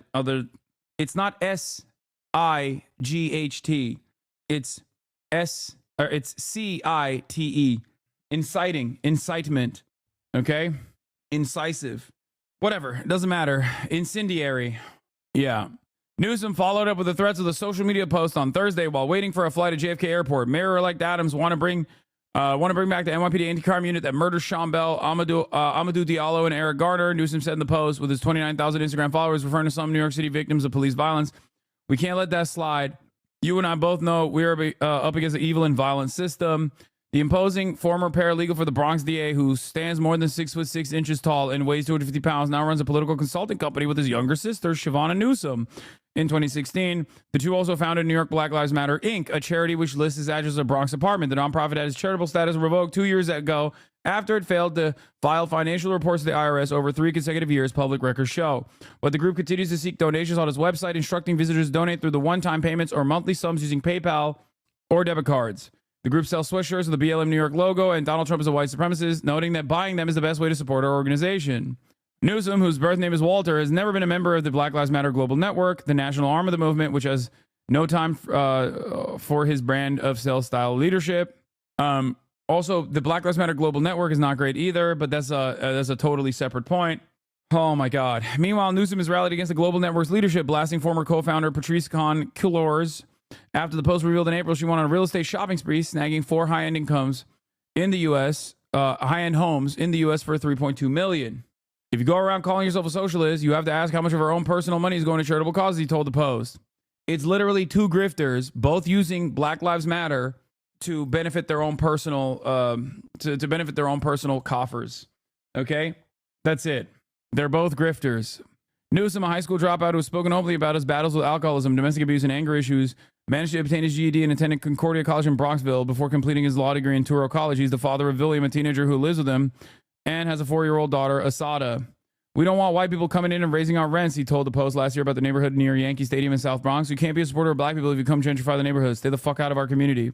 Newsom has worked as a community organizer in the Bronx and ran for a city council seat in the borough in 2013. He managed only 3% of the vote in the race, losing to Vanessa Gibson, the current city council member for West Bronx. His sister lost her own bid for the 15th congressional district in the 2020 primary. After Newsom's own loss of the polls, he changed his name to Hawk and began protesting against the police after the acquittal of George Zimmerman in the shooting death of Trayvon Martin in Florida in 2013. He said it was Garner's July 2014 death, which led the NYPD officer Daniel Pantaleo's expulsion from the force that compelled him to become a full-time activist. After his death, we marched. He wrote an opinion piece for USA Today in 2019. When a grand jury decided to not indict Officer Daniel Pantaleo, we marched. For the countless other black men and women who have died at the hands of police and have received no justice, mothers, fathers, sons, daughters, we have marched. We still march, and we still see no justice. Now, the question remains, is this a person who actually went through his own political journey and became radicalized because he saw that there was no solutions to police brutality? Or is this a person who set up a fake charity that was targeted by the IRS for being a fake charity and not a real 501c3 in an effort to fill his own personal coffers, and is routinely known to say, explosive, incendiary things with an effort to get this kind of media coverage that obviously right-wing newspapers are very excited to use to present all black activists as violent people with no interest in real solutions whatsoever. That's it. His rhetoric has grown increasingly incendiary. If this country doesn't give us what we want, then we'll burn down the system and replace it, said Newsom in a Fox News interview last year. All right? And I could be speaking figuratively. I could be speaking literally. It's a matter of interpretation. Newsom, who has referred to the U.S. government as terrorists, managed to temporarily shut down the George Washington Bridge last year, rallying 100 demonstrators to protest police violence. Unless he's a Fed, there's a chance he saw himself as a genuine activist and justified the grifting behavior to himself. Yeah. He called himself a grassroots organizer, has rallied against vaccine mandates, which he has labeled racist. And notes on his website that his organization was the first group in New York City to endorse Congresswoman Alexandria Ocasio-Cortez. Yeah, we have the press conference that we're awaiting on for the shooter in the United Healthcare CEO shooting. Do you guys now understand? Hey, do you now understand why my immediate reaction to that guy, knowing his background, knowing what he had done before, like this protest where he planted a New York restaurant claiming that vaccine mandates were racist. Do you understand why I immediately said, oh, I know who this person is. I know what he does. And some of you still very clearly were so motivated to jump on board. Sometimes people can say things that you agree with. Okay. Sometimes people can say things you agree with. Maybe you're emotional. Maybe you're passionate. Okay. And they say shit that you might immediately agree with. Just because someone is saying those things should not immediately cause you to go, no, this guy is woke and you're actually stupid and maybe secretly a white supremacist for not agreeing with his message. Okay? There's a difference. There are plenty of people who say radical things or represent a radical, dare I say, revolutionary politics that I actually appreciate, okay, and defend regularly. Then there are people who engage in reactionary and, dare I say, ridiculous statements, okay? That's why he is so, he's so quick to say this stuff in front of fucking Fox News and mainstream media. Upset, angry, hurt. Over and over again, we keep coming to the system, asking the system to let us know that our lives have value. Just like everybody else has vigilantes, we need some black vigilantes. That's right. People want to jump up and choke us and kill us for being loud. How about we do the same? That was a lawyer for Jordan Neely's family, followed by a founder of Black Lives Matter New York. Breaking today, a jury has found retired Marine Daniel Penny not guilty of negligent homicide in the death of Neely on a New York City subway last year. Judge Jeanine Pirro has jumped in the chair for us to react, co-host of The Five. Judge, welcome. You have been on every minute of this trial. Yeah. What are your initial thoughts and reaction? Well, my initial thoughts were when they said that they had a verdict, I said, oh my gosh, this is... Altoona wept. Thank you for the 5 community to give the subs. I thought it was Tacoma that wept, but I think Altoona wept today. Too soon. They were conflicted on the man, too. They couldn't reach an agreement. And then all of a sudden, I find out it was not guilty, which tells me that, whatever questions they had on Friday, they resolved. And look, New York needed this and America needed this. People need to be able, in a society where we readily admit that we don't have the police that we need, that they've been defunded, they are not everywhere, they're certainly not in the subway. And if someone comes in the subway. Okay. That's how you know Jeanine Pirro is so rich that despite the fact that she lives in New York, she has never taken the goddamn subway. The fuck do you mean the police are nowhere near at the subway? Like, obviously the idea that they are defunded is ridiculous, okay? Just the most ridiculous. But somehow she doubles down on the fucking stupidity by claiming that this standing military, one of the largest standing militaries on the planet, the NYPD, with its own submarine, that's like, what, $6.3 billion a year in budget? That is in every fucking subway station, is not there, actually. And it's not even that, yeah, the National Guard is in the subway, too, on top of the fucking police. The mayor is a cop. That's how fucking police-minded New York City is. They fucking elected a cop mayor. What do you want? What a beautiful story from Fox News. This angle is hilarious because it's like the mayor is a cop. The NYPD is in every fucking subway station, twiddling their thumbs and playing Candy Crush. They're shooting fare evaders for the crime of like skipping out on $2.90 a fare. Okay. Sometimes they're shooting each other when they're trying to shoot the fare evaders, and also random people that get shot in the head in the process. But it's not enough that this $6.3 billion budgeted standing military is in every fucking corner of New York and is a part of your life every day, okay? Regardless of whether they're doing their job or not, doesn't matter. They're there. The mayor is a fucking cop, but now it's not enough. You know who else needs to be a cop? Random people that are also commuting alongside you. We need them to be cops too. Because that's what this is. Daniel Penny became a cop. He was deputized on the spot the moment that he fucking started choke slamming and started the process of murdering Jordan Neely. He became a cop in that moment. And that's what she wants. She's like, no, it's not enough that we have a mayor that's a cop. We have a standing military that's like, there's cops at every corner. You have to also become a cop. Every single American must become deputized and become a cop in the moment where they feel like there's a crime that might be occurring. Oh, I just got a full page Twitch warning. What do you mean? I assume Fox News was filmed and broadcasted from Florida. Is that not true? No. They do have Florida vibes, but they are definitely in New York City. And says, I'm going to kill an MF for today, and I don't care if I go to jail for the rest of my life. And people are so petrified that they feel like they're going to pass out, or they hide their head, or a woman takes a carriage to bring her baby closer to her. You hope that you've got Danny Penny on that subway car to protect you. And, I'm really outraged that these people are saying, we need someone back. How about we do some vigilantism? You know what? Where were you when Jordan Jordan Neely was on the list of 50 of the most needy, homeless, and mentally ill people in New York City, a city of 8 million people. This guy had open warrants for assaulting people on the subway. He had 42 arrests in 7 years. Where were you? And let's not kid ourselves. The guy was 30 years old. He was 6'2". He was taller than Danny Penny. He was crouched, threatening to kill on a moving, locked subway car underground. What are you supposed to do? Just let him attack people? Yeah. And in the end, Danny Penny did not believe that he had used deadly physical force. He held him until the police came. I think, like, well, first of all, I mean, he died. So what? Like, that's the part that's like really frustrating. And yes, as I said before, a lot of his arrests stem from subway fraud, which is literally just fare evasion. So that's why 42 plus is like ridiculous. There are some assaults in there too, but I like that she turned back at the Hawk guy, okay, and was like, "Where were you when Jordan Neely was scaring people? Like, you should do vigilante justice to him yourself." Again, not the solution to the problem at all. Okay. Oh my God. Yeah, he just held him. He just held his hand and he just fucking seemed to die. Is a wild way to look at this.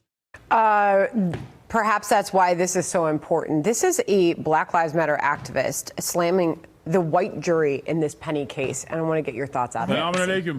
Forgive me for being jaded and cynical, but once we saw those 9 white jurors, we knew that this case was over. Luckily for Daniel Penny, his skin was not like Jordan's. These wonderful white people, I hope they celebrate their Christmas while the Neely family is praying and asking God for comfort.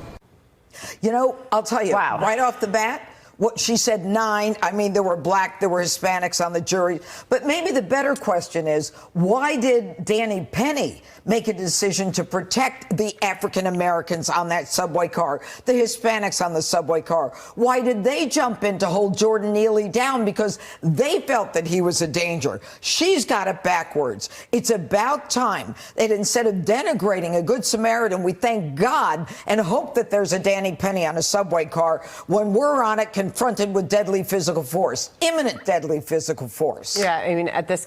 I think what's crazy is the assumption that that Jordan Neely was presenting imminent deadly physical force and not Daniel Penny, who literally did do the deadly physical force. Like, what is happening? Thank goodness the killer of a poor schizophrenic black man is free and the killer of a wealthy white death merchant is in custody. Yeah, it's interesting who gets to be a hero is right. David is right. We are so cooked. Yeah. Back in the day, Good Samaritans used to help old ladies cross the street. Now, Good Samaritans are the ones who are doing extrajudicial executions of mentally ill black homeless people. Good stuff. Good stuff overall. Wonderful stuff.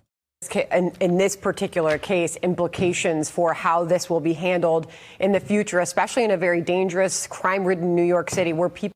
One of the most annoying aspects of any kind of commentary that I engage in is when people immediately misunderstand my position, especially on this issue, where people will come to me and say, "Hasan, you don't think black people can do any wrong? Oh, you think that black people should be able to get, a free slate to do crimes or whatever," which is immediately racist as fuck. Okay. You're just a ridiculous person. I want solutions. I want real solutions, long lasting solutions. I don't want the solution to be deputizing random people that are going to murk poor people for the crime of having a psychotic break, a psychotic episode. Many of you do not think that you or a loved one would ever find themselves in that position, which is why you're so comfortable with this attitude where you're like, none of my loved ones were ever going to have a fucking mental health episode. I promise you, if Daniel comfortable with this attitude where you're like, none of my loved ones were ever going to have a fucking mental health episode. I promise you, if Daniel Penny choke slammed and killed your immediate relative that might be exhibiting like a mental health problem, okay, you would not have this attitude. It's ridiculous. Only a racist would put those words in your mouth. Yes, it is racist people. It is LSF commenters. They literally say this. I remember them saying this when I was talking about the Kai Cenat stuff with the PlayStation 5. They literally would. So many people's open commentary in this process was, Hasan just will never criticize a black person. Okay? Like that isn't real political commentary. You're just a fucking white supremacist. You know what I mean? Anyway, I don't care that like self-defense law and defense of others law is pretty clear cut, even if the person you're afraid of doesn't actually intend to harm you. All that matters is you're in fear, and that fear could be considered reasonable under circumstances. See Trayvon Martin. It's really, really shitty and has massive racial undertones because obviously, as a lot of white people have that implicit racial bias. Exactly. Not just white people. Everybody has that implicit racial bias. Black people even have it. Black people have internalized white supremacist bias as well. It is a white supremacist society after all. So that is a very clear-cut outcome that in that circumstance, black people are disproportionately going to be punished by this. Or at least like the people that kill them are going to disproportionately get away with the crime. Can I just say something that is never brought up in any circumstance? As a brown woman, I feel exponentially less safe in the presence of white men than I do with any other demographic. And this constant emphasis that white men are these patriarchal protectors doing this violence out of their need to be patriarchs is mind-boggling to me. Yeah, except in a circumstance where you as a brown woman engage in an act of self-defense against a white man, okay, you would not have this same exact fucking process. You would go to jail 100%. And all those fucking same people that are like demanding Daniel Penny be free and hailing him as a champion would literally say, if you don't go to jail, that's further evidence that like feminism is alive and well in the criminal justice system, and that this is an act of misandry. Once again, anti-male sentiment is completely out of control. Black victims of people who plead self-defense are less likely to see justice. Yes. Not guilty by jury. You are not the jury. Just move on. You're right. I should never do political commentary on any given issue unless I'm directly involved in the legal process. That's cool. I'm done now. Going forward, this is no longer a political commentary channel. Thank you for that brilliant insight, my good friend. People are very scared to get on those train cars. Well, do you remember they had AR-15s? They had the National Guard down there. Absolutely. Dangerous. Still see it every day when some of us go down there. Judge, the latest on this suspect on the run in the case of the murder right here in Midtown Manhattan of this healthcare CEO.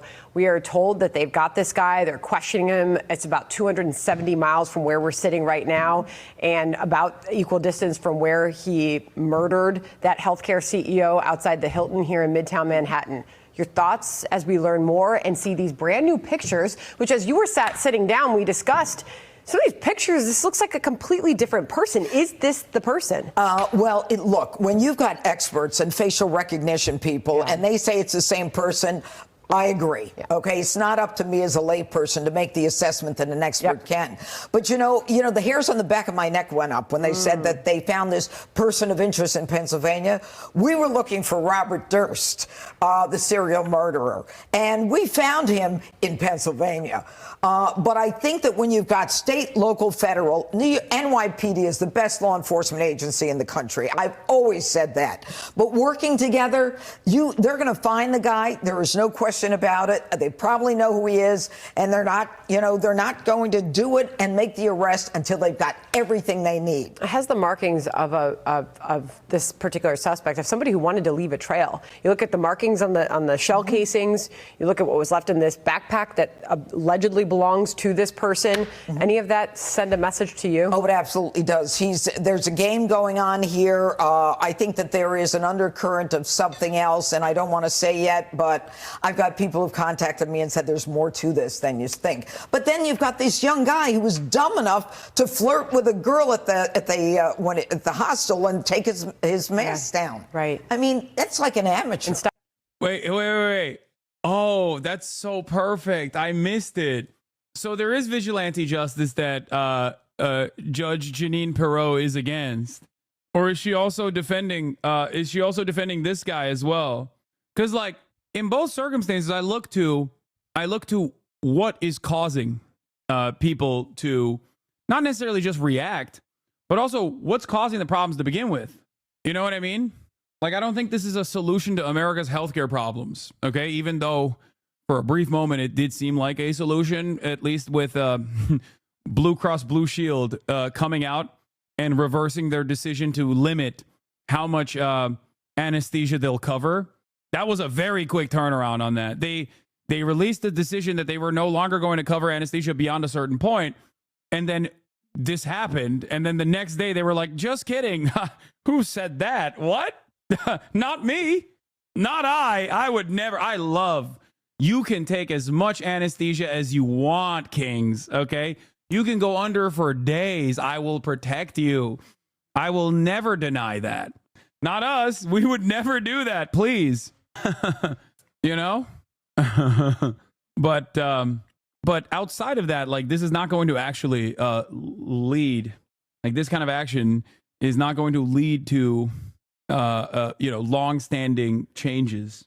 But having said that, however, yeah, now that the killer is packed up, they might go back to that.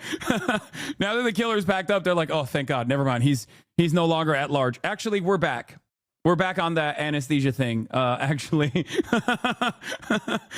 now that there is no imminent threat to the safety of our CEOs or our board of executives, I think we will go back to that decision on limiting the anesthesia coverage. Like, my point is this, right? If this person or any number of different people went out and started murking healthcare CEOs left and right, that still would not solve the problem. The CEOs are still replaceable. They're endlessly replaceable. Dare I say, more replaceable than the average worker, in my opinion. Okay? What would actually solve the problem is legislative action that took place. You feel me? Anyway, let's get to the press conference. Oh, there's my GOAT, Josh Shapiro. My name is Deputy Chief Derek Swope of the Altoona Police Department. Today we're going to go through an incident that occurred in the city of Altoona. This morning at approximately 9:14 a.m., Altoona police officers received a call of a suspicious male at a local restaurant. It was reported that the male matched the description of United Healthcare murderer in New York City. When officers arrived, they made contact with the male who had a face mask on.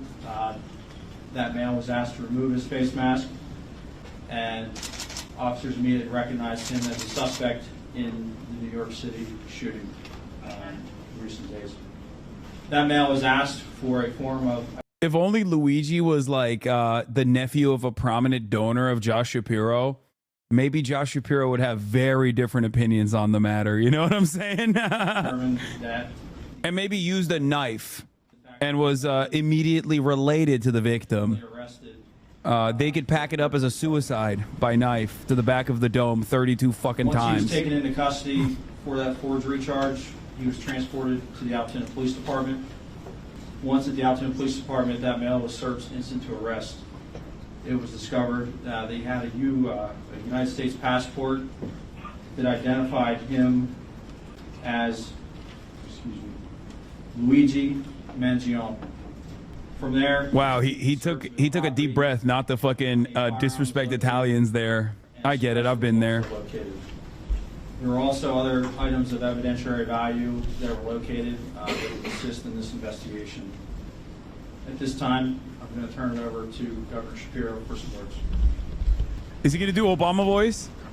Is he going to do Obama voice? Check, quick. Thank you, Deputy Chief Swope, and let me acknowledge and thank the law enforcement. Damn, he's not doing it. Joined with today, beginning with Lieutenant Colonel Bivens of the Pennsylvania State Police. I want to thank Senior Special Supervisory Agent Zabo from the FBI, and acknowledge NYPD Commissioner Daughtry and the women and men of the NYPD who join us here today. District Attorney Weeks, who you will hear from shortly. And I just concluded a briefing with Mayor Adams and Commissioner Tisch from New York. I want to begin by thanking our fellow Pennsylvania resident who acted as a hero today. Pennsylvania resident saw something early this morning at McDonald's and said something to our local police. Our local police here in Altoona acted swiftly. I want to say a special thanks to Officer Tyler Fry of the Altoona Police Department. Officer Fry is about 6 months into his time serving his fellow people here in Pennsylvania, and he acted swiftly. He acted with smarts. That's a class traitor right there. With calm. You know, safety often turns on the strength of the relationship between the community and law enforcement. We have that strong relationship here in Altoona, and it was proven here today.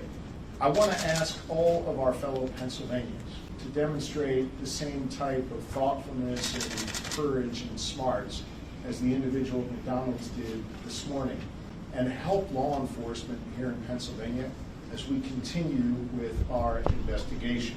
You'll see photos of the suspect who was here. And you should know that this suspect traveled between Philadelphia and Pittsburgh, making stops in between, obviously here in Altoona. I want to ask all of our fellow Pennsylvanians to help us with any tips that they might have by contacting us at 800-4-PA-TIPS. Again, that number is 800-4-PA-TIPS. The suspect was just arraigned here in the courthouse, and presumably New York will file charges very, very soon. That process will continue to play out, and justice will be delivered in this case.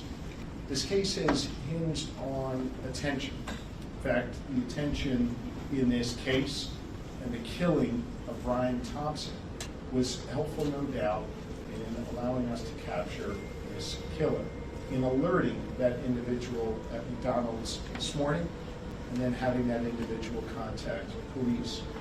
But some attention in this case, especially online, has been deeply disturbing, as some have looked to celebrate instead of condemning this killer.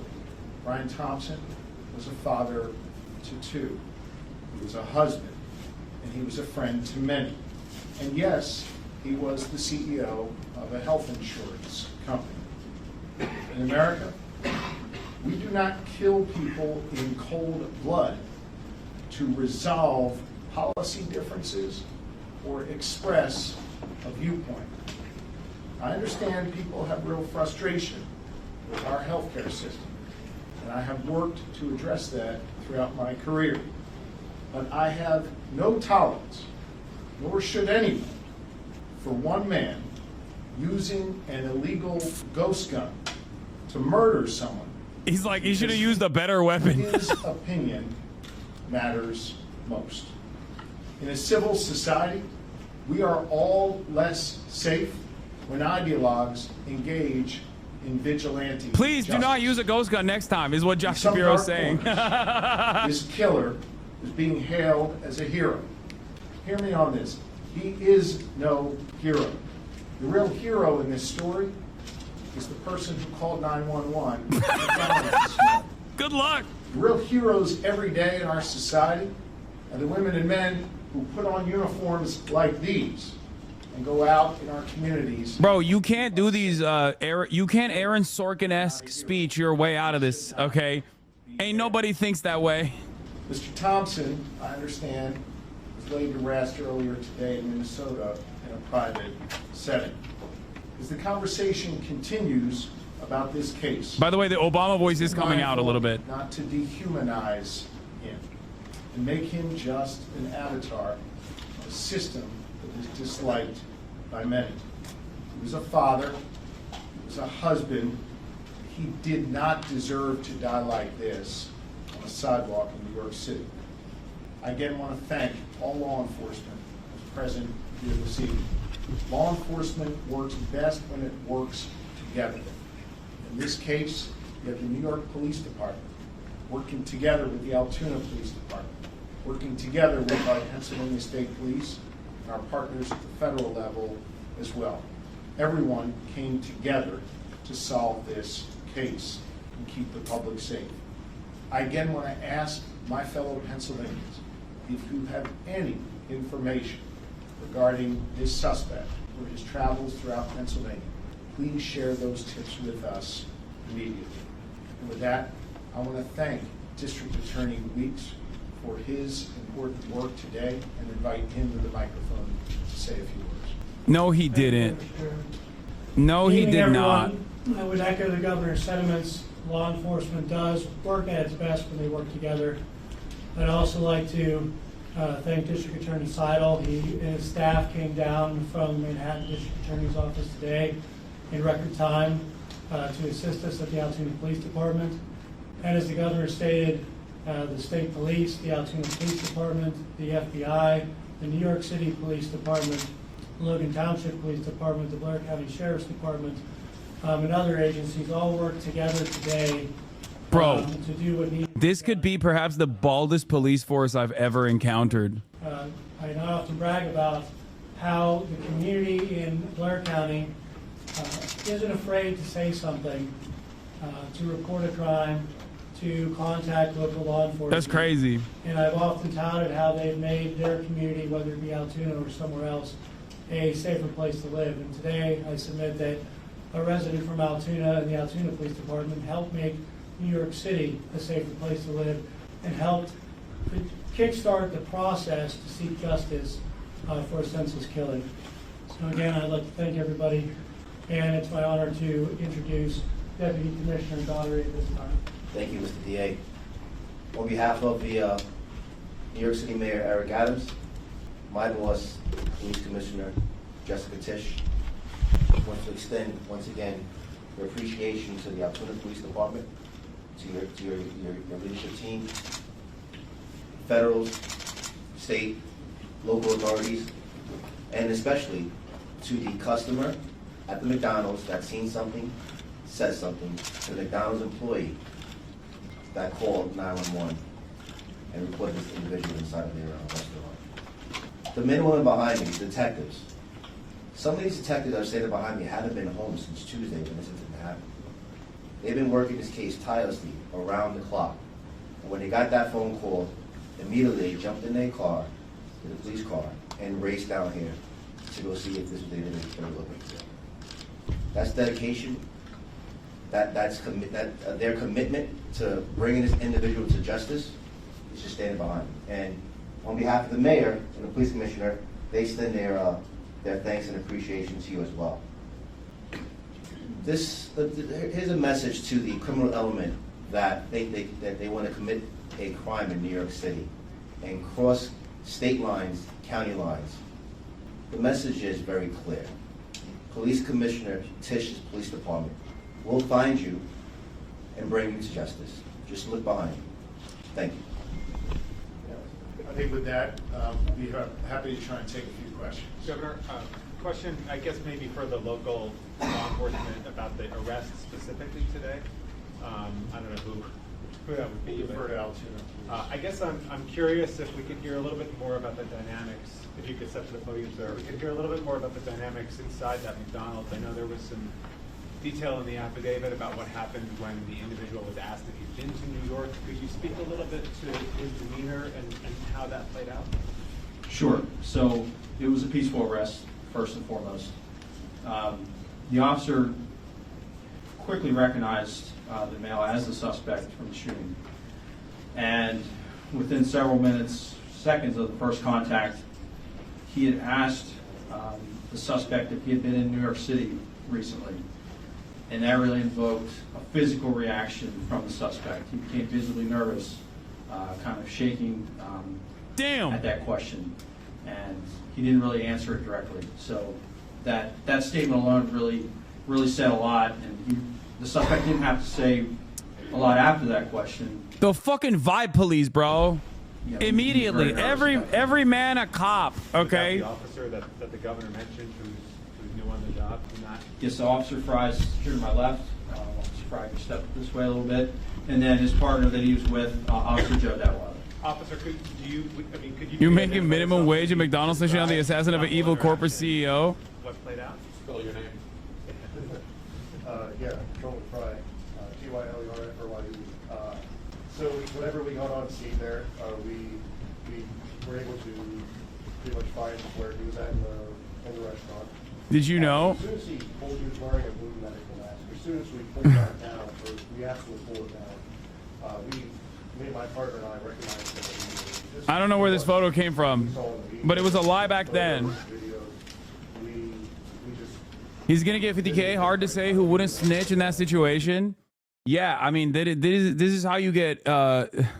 This is how you create This is how you create collaborators, okay? Class traders in general. Ironic because, like, post taxes, motherfucker's not even going to be able to pay for his healthcare. You know what I'm saying? Also, this looks fake. What the fuck? Like, what are you going to do with the 50K? Maybe you'll be able to pay your medical debt, you know? We are still investigating how long he's been in Altoona. There's still a lot of follow-up to do on this case. Again, the men and women behind me are assisting with that.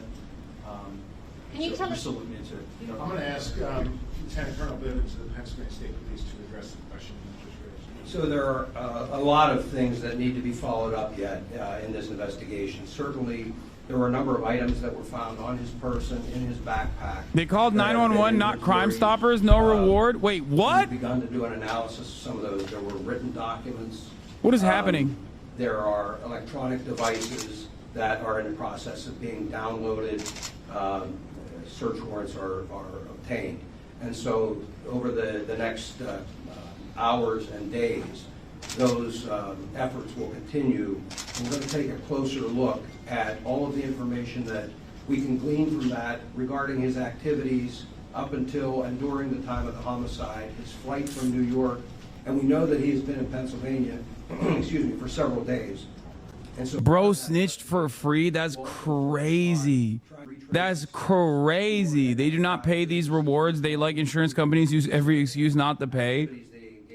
And so all of that is That's crazy. Kind of a mountain of evidence that has to be analyzed and looked at. I'm confident we'll have a much better idea of his activities over the past number of days in New York and in Pennsylvania. Additionally, we're also trying to determine that we don't have another actor or an accomplice out there. So this information will all be used to help us prove or disprove whether that exists and whether there were any other intended targets. So a lot of questions that are out there that are unanswered yet, but we have a lot of information that we can examine that hopefully will give us some of those pieces of data that we need. You asked, or someone asked about the interview. He was initially cooperative. He is not now. And so he has been arraigned and transported and will be securely housed pending the filing of additional charges in New York. Colonel, he is an actual suspect in the governor here. What do you know about that kind of case? Bill, we're not going to get into any more details at this time. We would like to hear from any Pennsylvanian or any Pittsburgher who had any sightings or any dealings with the individual. That's why I specifically asked for anyone with tips to share that. But do you talk about the extradition to New York? How does that process work? I know that you have your case here, but what happens with the New York market? And how long does it take? Thank you. So that answer depends. Once the charging documents are filed in the state of New York, we will file a fugitive justice complaint against the defendant. He'll be brought before a common pleas judge shortly thereafter, and the defendant will be presented with the option. Free Luigi. School walkout tomorrow at 4 p.m. Free Luigi. Additionally, of course, we'll make him available to the NYPD and the Manhattan District Attorney's Office as soon as, Free my boy Luigi. School walkout. His transportation there. If he contests it, that process typically takes between 30 and 45 days to do the requisite paperwork, but we do that all the time in our office, and that's kind of a normal procedure. Any On the matter of the backpack itself right now, the backpack itself, you had the one that was in New York. Do we know if that's School's already out at 4 p.m. That's a joke, Chad. Shut up. Or is this backpack that he had here one that he may have acquired? And the findings inside, the gun, the silencer, and cash, some foreign currency as well. Is that correct? I'll defer to someone else. I'm not going to speculate on any of the interpretation of the evidence.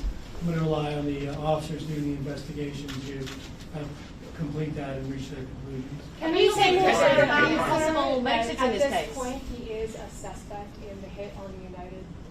Can we call him a suspect at this point? Obviously, he was arrested on other. Yes, as we confirmed at his preliminary arraignment, with the permission of District Attorney Seidel, we expect charges to be filed forthwith, and obviously that I'm not going to speculate on that timing, but tonight or tomorrow or sometime in the very near future for homicide. And sorry, sir, can I just ask, In terms of the officers investigating this case, can you say any more about a suspected possible motive?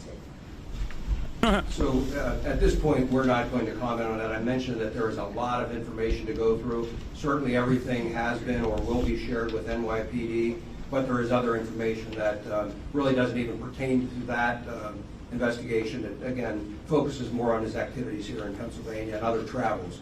So all of that hopefully will shine more light on it. There is some information that gives us some insight into his thinking, but again, all part of the ongoing investigation. Can you say anything more about the document that was found, the handwritten document? As far as the NYPD, we're not going to be commenting on the investigation steps here. In the next couple of days, there'll be immediate availability at One Police Plaza, and Commissioner Tisch will update. Commissioner Tisch and the Chief of Detective, Joe Kinney, will update the media at One Police Plaza. But I will be happy to talk about that. The Commissioner Tisch and the New York City Mayor did FaceTime Officer Fry and then thanked them for their service. I'm not kidding. I think this is going to fucking break people's brains. I think people are going to start conspiring and saying that this guy was actually a patsy and that he's not the real guy. I see like world-changing events like this that cause a lot of people to pay attention to mainstream media narratives, oftentimes creating a lot of fissure, a lot of chaos, and a lot of disinformation. Pay attention to mainstream media narratives, oftentimes creating a lot of fissure, a lot of chaos, and a lot of disinformation. I suspect that people will say like he was a fall guy or a patsy. I'm sure there's people even in this community that have brain broken tendencies like that.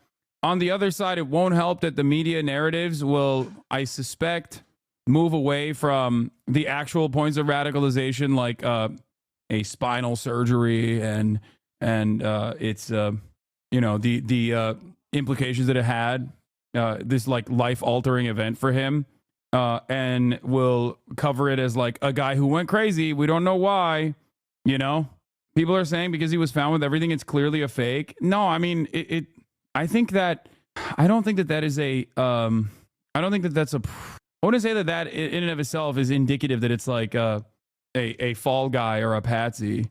I think that's just indicative of a guy who literally was able to pull off a hit in a very cool, calm, and collected way, but wasn't actually a hitter. You know what I mean? But as is the case usually, with these sorts of big events that a lot of people pay attention to, especially in this day and age when you know, anyone and everyone can have an opinion and promote it and maybe even advocate for it as though it is like the legitimate point of view. A lot of people will find themselves victims of these you know, false narratives, and it won't help if the media also moves away from the very real vectors of pain that people feel, that people experience on a daily basis, that they have ascribed as the motive, that they understood what the motive was. So we shall see. But I suspect that this will be yet another instance where people just like find themselves in the throes of misinformation.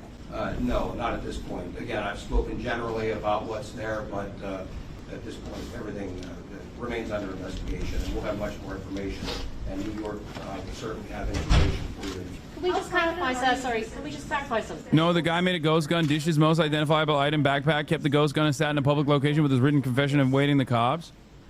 I mean, I don't know why he kept the weapon. Maybe he wanted to fucking pop more. Who knows? Like I said before, we're going to provide an update in a couple of days by the police commissioner and the chief of detectives back at New York. I will say this, though, if anybody out there that has any information that they think that will help this case, then please contact our tip line, which is 1-800-577-TIP. Remember, all calls are kept confidential. And can we just clarify something? The customer spoke with the employee called 911? That is my understanding. Was it a customer that recognized the suspect first, told an employee, and the employee rang the police? Is that correct? Yes, my understanding, I was just confirming, but my understanding is the employee became suspicious, thought they were recognized, and wanted someone to check it out first. Oh, because someone referred to a customer, but there was... Yes, that's what I'm saying. I'm sorry, did I say the customer recognized, notified the employee, and wanted someone to check it out. So it was a girl. He might have been a Cumtown fan. No shot. I'm not familiar with the address of that. It's in McDonald. The suspect disputed the currency. Can you explain why there was a discrepancy or how much he was found to have? Again, we're not going to talk about what was found in the bag. We have accurately cataloged everything that was in there, and that will be a matter for the future. DA Weeks, could you repeat what you said in court about that money? I certainly stand by all the comments I made at the preliminary arraignment, but I'm not going to comment any more on the evidence at this time. My comments at preliminary arraignment were in support of my argument for bail. Thank you. We probably have time for one or two more questions. Is he being held at a county or state facility? He will likely be taken to a state correctional institution later this evening. Can I just say specifically for Pennsylvania law enforcement, over the past few months, you've had the attempted assassination of former president, now president-elect. Now you've had this. What do you think about that? Violence can never be used to address political differences or to address a substantive difference or to try and prove some ideological point. That is not what we do in a civilized society. That was true in Butler, it was true in New York City, and it's true anywhere. That is not how you make progress in this country. The suspect here who shot at that... Yes, violence is never the answer, which is why I'm standing in front of a notoriously violent criminal gang of people that get away with doing said violence. But the state has the monopoly of that violence, so it's appropriate when they do it, when they dish that out. Coming out of Pennsylvania, and it is one that I think the rest of the nation needs to hear as well. On a law enforcement side... In a civilized society, if you're sick and you pay, you know, sometimes thousands of dollars a month so that like this other pool of money can cover your insane medical expenses, you're supposed to sit aside, idly by, and just take it. You're supposed to take it. You're not supposed to do anything about it. Okay? It's just... And that please do not... who's been on this job for 6 do not focus on the violence that is dished out by the systems on a daily fucking basis. Okay? That violence is not a way to answer questions and address problems, and that we have the gift of law enforcement here in this Commonwealth who care deeply about the safety and well-being of our fellow Pennsylvanians and our fellow Americans, and I commend you for that. Thank you all. You're right. Oh, Andrew changed his name to Andrew Episode 1.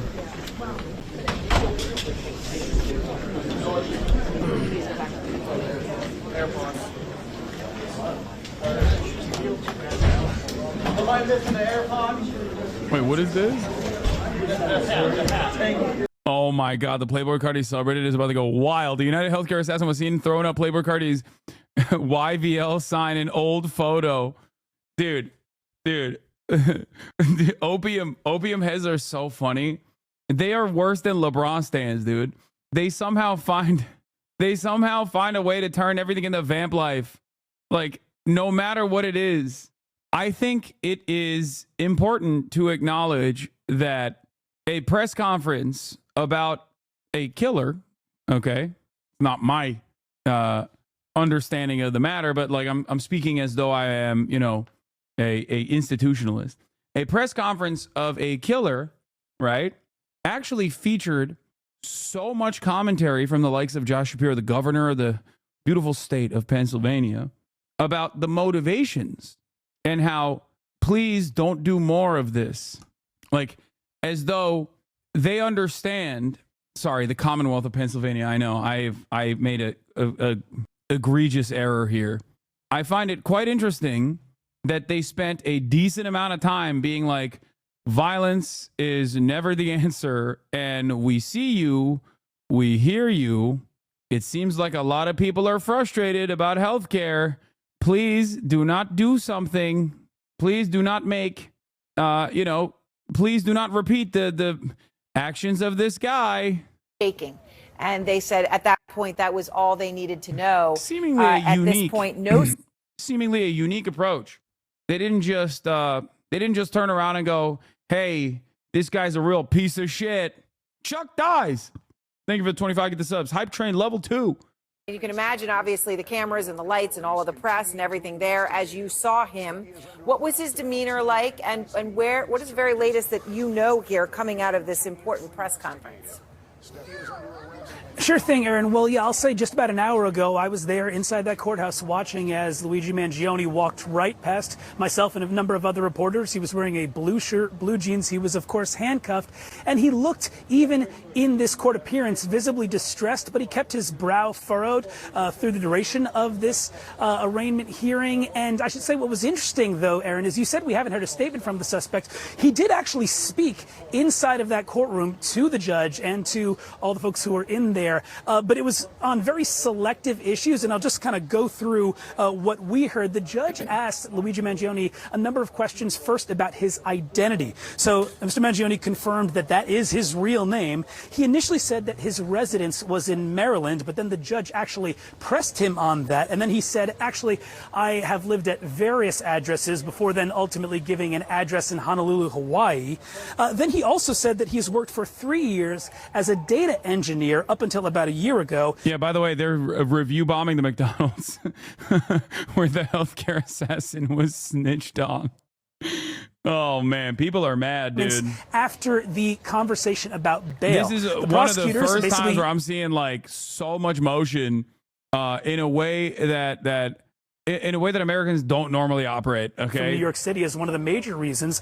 But they also said that prosecutors noted that they found him with $8,000 in U.S. cash, $2,000 in foreign currency, his passport, and also a Faraday bag, which is basically a bag designed to stop transmission of cell service or other sort of things like that. At the end of his speech, the prosecutor's speech, Luigi Mangione said, I actually want to address two of the things that you said. He said, I don't know where that money came from. I'm not sure if it was planted. And then he also said that that bag was waterproof. And the term that the prosecutors used when discussing the Faraday bag, the ghost guns, the 3D printed silencer, was the prosecutors used a phrase saying this is criminal sophistication. Luigi Mangione said, I don't know about any of this criminal sophistication when addressing that. But it's just interesting, Aaron, that of all of the things that were mentioned in that court appearance, the two that he noted or took issue with was the currency and then that bag. Aaron? Quite fascinating, especially insofar as we know that the backpack found in Central Park had Monopoly money in it. All right, Danny, thank you very much. Danny, as we said just an hour ago, was there as Luigi Mangione walked by for his arraignment in Pennsylvania. All right, everyone's here with me here to talk about Danny's reporting and what he saw, as well as what we just heard from NYPD, Pennsylvania, state law enforcement, governor of Pennsylvania. So, John, what stands out to you from all of these details? Obviously, he did have a manifesto on him, but they're being quiet on motive, quiet on how he got to Altoona, quiet on how long he was there, although it was days. But there is a lot of information in here. What stands out to you? Well, so many things, but so much that we just discussed. So let's talk about the things we didn't touch on, which is, George Bivens, the lieutenant colonel of the state police, who we know well on this show because he's involved in all the major incidents there, talks about he traveled around the state for several days, presumably since his escape from New York City after the shooting last Wednesday, and has been traveling between Philadelphia and Pittsburgh and places in between, which is not a short distance. So we have to ask ourselves a couple of things. Is he beginning to effectuate a second stage of his plan where he's going to go on the run? Is he planning to figure out how can I now get involved in international travel with his foreign currency and his passport?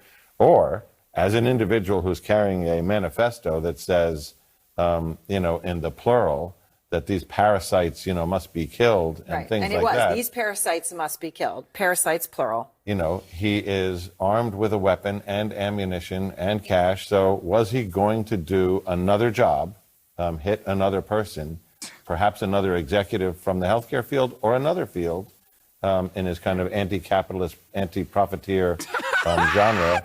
They're presenting him as they a dodged fucking a bullet by finding him socialist because of this publicity and that alert employee and customer. Perhaps quite literally so. Kirk, when we hear that, 3D printed gun, ammunition, loaded Glock magazine, as well as 6.9mm full jacketed rounds found.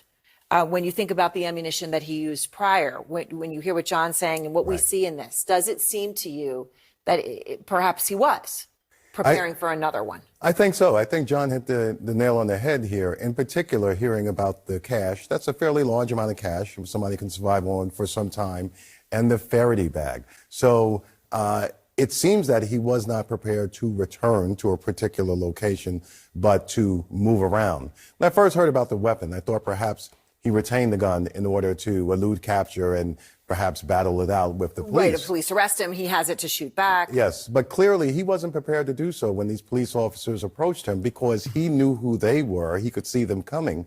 And also he didn't have the gun on his person. So it does sound like he... Why are you laughing? That will only hurt us. I'm not gonna begin to even stress how much positive motion that this shooter has in the hearts and minds of regular Americans. I think you're wrong. Okay. I'm laughing because it's just not real. It's not correct. I don't think he is a card carrying anti-capitalist or anything like that. I think the reason why they're doing it matters. The reason why they're doing this, I think, is important. I think that the reason why they're doing this is to present him as an enemy of the state. And they're utilizing like old rhetorical tricks. Americans hate socialism, capitalism, or I mean anti-capitalism. So they're just being like, oh, he's an anti-capitalist terrorist. Like that's really part of what he intended to do, is to continue on with the shoot. You're laughing. A CEO got whacked by a tight, fit-looking centrist, and you're laughing. I don't care if they fucking present him as a socialist hero or some shit. Okay? All right, all of you stay with me. We, of course, just everyone know our coverage will continue through the evening. Laura Coates has a special report as well tonight at 11 o'clock. You heard just a moment ago, though, they mentioned that he had been in Honolulu, that was an address, Honolulu, where he had been living. Well, we have been able to track down the person with whom he was living in Honolulu. A friend of Luigi Mangione lived with him, is going to talk about what they talked about, how they spent their time, and also about how he complained about chronic back pain. So that interview is after this. And then let me just show you this here. We'll have more on it. The gun found on the site. Wait, that's not a ghost gun. Put together with 3D printed parts. It is? So was this the same gun used in the CEO assassination? That don't look like the gun. And tonight, the Middle East in complete disarray. Syria now in the hands of rebels. Bashar al-Assad and his family, though, tonight are in Moscow. Dude, Assad's car collection is so weak, by the way. Like, what a disappointing car collection he has. He had like one cool old Ferrari in the bunch. It was kind of shocking. Like, no taste, no riz. Half of his cars in the car collection are like fucking Toyota FXs or whatever. It is kind of wild how weak his car collection is for being such a long-standing regime enjoyer. He has a Ferrari F40. That's legit elite. Yeah, that's what I'm saying. He had like one dude. The average fucking oil sheik in one of the many different Gulf client states has like cars that they've forgotten about in their collection that would make you look at Bashar al-Assad's fucking Toyota, his entire fucking room full of Toyotas as a joke. FJ Cruisers are literally gold bricks. He has so many FJ Cruisers. It's kind of crazy. It's like I said, it's just kind of shocking. Isn't Syria better under Assad? America certainly wanted him gone. Okay. I do not like Bashar al-Assad. And no, I don't think he was a competent leader. Okay. Only time will tell what happens to Syria. It can, it can move in a positive direction, but that's less likely than that's less likely than what will most likely happen. But no, he was not he was not even remotely good at keeping things together. Thanks for signing my copy of the Communist Manifesto. A boss says was a great talk. Oh yeah, hell yeah. I think because of the embargo, my dad was told to bring in Maybachs for Saddam's sons, but the embargo made it difficult. I thought about what you said yesterday and I have the same fear now. I mean, I think it's a reasonable and healthy fear to have. especially considering like who are the power players here. But you know, Assad is far from a good guy. I mean, he is in the same vein as Saddam, but even worse. And it's not like Saddam was a good guy either. Ancient Rome. Oh, this is the thing that he retweeted. Luigi Mangione. Oh, we're going to do another deeper dive into Luigi Mangione's background. Sprawling family found success after patriarch's rise. Nick Mangione Sr. had a ready retort when people questioned how he had purchased a high-profile local country club in the 1970s. They asked me what my family I belonged to. I told them I belonged to the Mangione family. The Mangione family of Baltimore County, he told the Baltimore Sun in 1995. The patriarch of a sprawling Italian-American family who died in 2008 was a self-made multimillionaire real estate developer who owned country clubs, nursing homes, and radio stations while supporting an array of civic causes. His descendants, he and his wife Mary, had 10 children, went on to be successful in their own right, including excelling in athletics at Loyola University and taking over the family business, while a grandchild is a state delegate. One of his 37 grandchildren is now a person of interest in the shocking killing of Manhattan United Healthcare CEO Brian Thompson. I will say, it seems like, you know, this is a family of go-getters. You know, they are upstarts, and they are, it seems like they are, you know, they seize on opportunities. It seems like they see something and they take it, if that makes sense. Yeah, real movers and shakers, okay? His descendants, he and his wife Mary, had 10 children, okay? Luigi Mangione, 26-year-old, whose father led the Mangione family enterprises, was himself off to a prominent start, valedictorian at the Gilman School, which is, from what I understand, a Baltimore private school that's like relatively expensive, a graduate of UPenn, and an early career data engineer. Luigi Mangione was taken into custody for questioning Monday after being recognized at a McDonald's in Altoona, Pennsylvania, police said. Thompson's killer allegedly wrote, "Deny, defend, depose" on bullet cases recorded reports, and when Mangione was detained, the NYPD said in a press briefing that he had handwritten manifesto denouncing healthcare companies. Yet the Mangiones have a long history of supporting local healthcare companies in Baltimore. For decades, the Mangione family has been a cornerstone supporter of the Greater Baltimore Medical Center, contributing to more than $1 million to the hospital starting in 1983. Every one of the family's grandchildren, including Luigi Mangione, was born at GBMC, a tradition so ingrained that, as one family member noted in a hospital blog post, it becomes subconscious. Delivering at GBMC is not even a thought. In recognition of their enduring support, the hospital's high-risk obstetrics unit bears the Mangione name. Goddamn. Yeah, we need to... Oh, seeing an interview with Luigi's close friend is live right now. Okay, let's get to it. So when did you meet him? Well, actually, we have an interview process because when you throw a bunch of people living together, you need to hopefully make sure they work well. And I interviewed him before he moved in. He works in tech. He has a remote position. He was looking forward to living in Hawaii and being healthy. He was excited about getting new people, experiencing new culture. And did he, all right, so I know this was back in around 2022, so you're coming out of COVID. I'm curious, RJ, did you know where he was working remotely or why he had suddenly decided to decamp to Honolulu? Was there sort of any break in his life or anything that you ever became aware of? No, it's very natural. Our members all have remote jobs, and Hawaii is one of those places that many people would love to live. So we provide kind of an all-inclusive living experience, so it makes it easy for them to move to the islands. Okay, so I know you considered him, from your interactions with him, the time you spent together, as someone who would be a lifelong friend. What was he like when you knew him? And I know you've shared some pictures with us as well. I mean, in terms of how social he was and the sort of interactions that he would have had with the other people in your co-living community. He was a very thoughtful person, communicated really well, was friendly, had good relationships with everyone. He was even, in some ways, a bit of a leader. He helped spearhead a book club that we started just so we could, keep those intellectual pursuits alive from back when we were in school. So you mentioned that he was into health. How did that manifest himself? And you mentioned you went hiking together, things like that. Can you tell us more about that?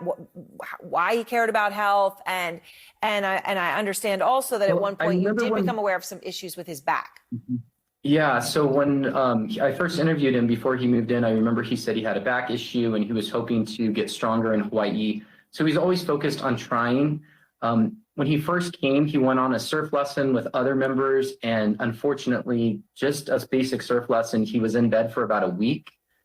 We had to get a different bed for him that was more firm, and I know it was really traumatic and difficult. You know, when you're in your early 20s and you can't, do some basic things, it can be really, really difficult.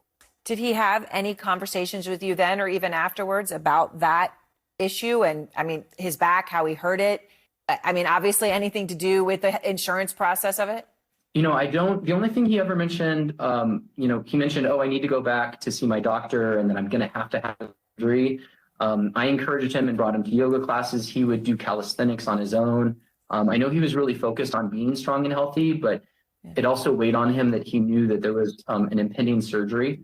So did you, in the context of all the books that you were reading and the book club that he was leading, did you have conversations about any of the issues that, we now even see in the writings that he had on him when he was arrested? I mean, did he talk about, not even maybe as specific as health insurance, but capitalism, anything of that nature? I apologize. I haven't read any of the media that's happened. I heard about it when a reporter called me. Come on. Tell us he was radicalized by Carl. What his writings were, but I know we talked about social issues. Come on, give us a good narrative. How to improve the world. Dumbass. And we talked about, issues that are, say with capitalism or with the healthcare system or with housing or the food systems. It wasn't, anything specific. It wasn't like he had an axe to grind or he was even upset or angry about a particular issue. They were just natural intellectual conversations that you have when you're inquisitive. So you stayed in touch with him. I know you spoke to him earlier this year, although I understand, RJ, that you tried to reach out to him multiple times even since then, but that he had not responded in those cases. Can you tell me about your last conversation with him? Mostly just text messages. So I knew he was going to have a surgery. So earlier this year, I checked in with him.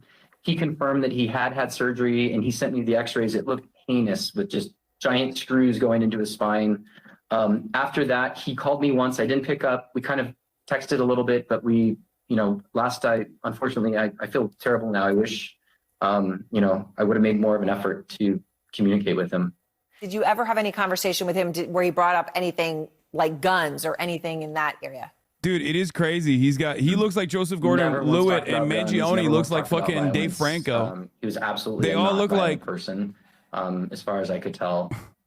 Fucked up versions of actors. RJ, in all of this, as you're just struggling to get your head around what happened here with someone, that you had considered would be a lifelong friend. And I know you've only had a few hours to even try to comprehend it. But just in these initial hours, do you have any idea why or how someone that you knew natty, Chad. In the way you knew him he's a natty baddie. Done this? Personally, I can make zero sense of it. There's never justification for violence. We live in a democratic system with processes and procedures to address, our issues. And I can make no sense of it. Well, RJ, I appreciate your taking the time to share all this. To address, our issues. And I can make no sense of it. Well, RJ, I appreciate your taking the time to share all this with us. I know you're in shock about what happened. Still natty because the TRT claim was denied by his HMO. And trying to help everyone understand a little bit more here about this, what happened. Thanks. Absolutely. Thank you very much. Lived up friend. Well, now you listen to RJ talking about the person that he had considered a very close friend, Luigi Mangione. I want to show you the gun that Mangione had on him when he was arrested today. Okay, so this is what was found in his backpack. So let's just hold it up here. We'll tell you what you know about it. We know that police say that gun was made on a 3D printer, that it also had a suppressor. Meat pigs leaked, so be careful. I doubt it. Those aren't real meat pigs, dude. That's insane. Everybody shut up. 9mm full metal jacketed rounds.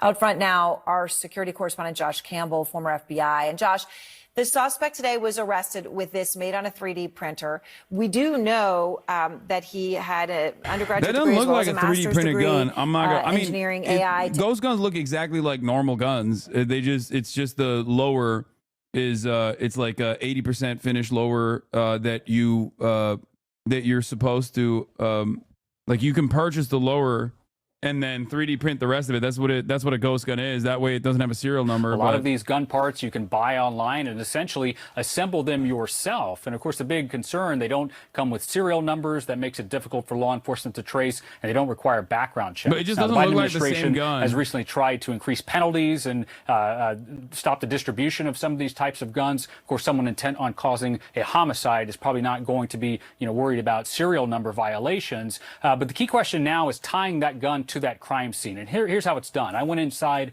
an ATF laboratory, which showed how this I forensic know testing you're 3D printing the lower and buying the upper part. 3D printing guns have come a long way, and they look amazing now. I've shot 3D printed guns. I know. It just doesn't look like the same gun from the CCTV footage. That's what I'm saying. It looks like a regular standard Glock, which you can definitely you can definitely make with a 3D printer. Similar characteristic to the shell casings found at the crime scene. All right, Josh, thank you very much. I want to bring in firearms expert Steve Wolf. So, Steve, we've got a picture of the ghost gun found in the shooting.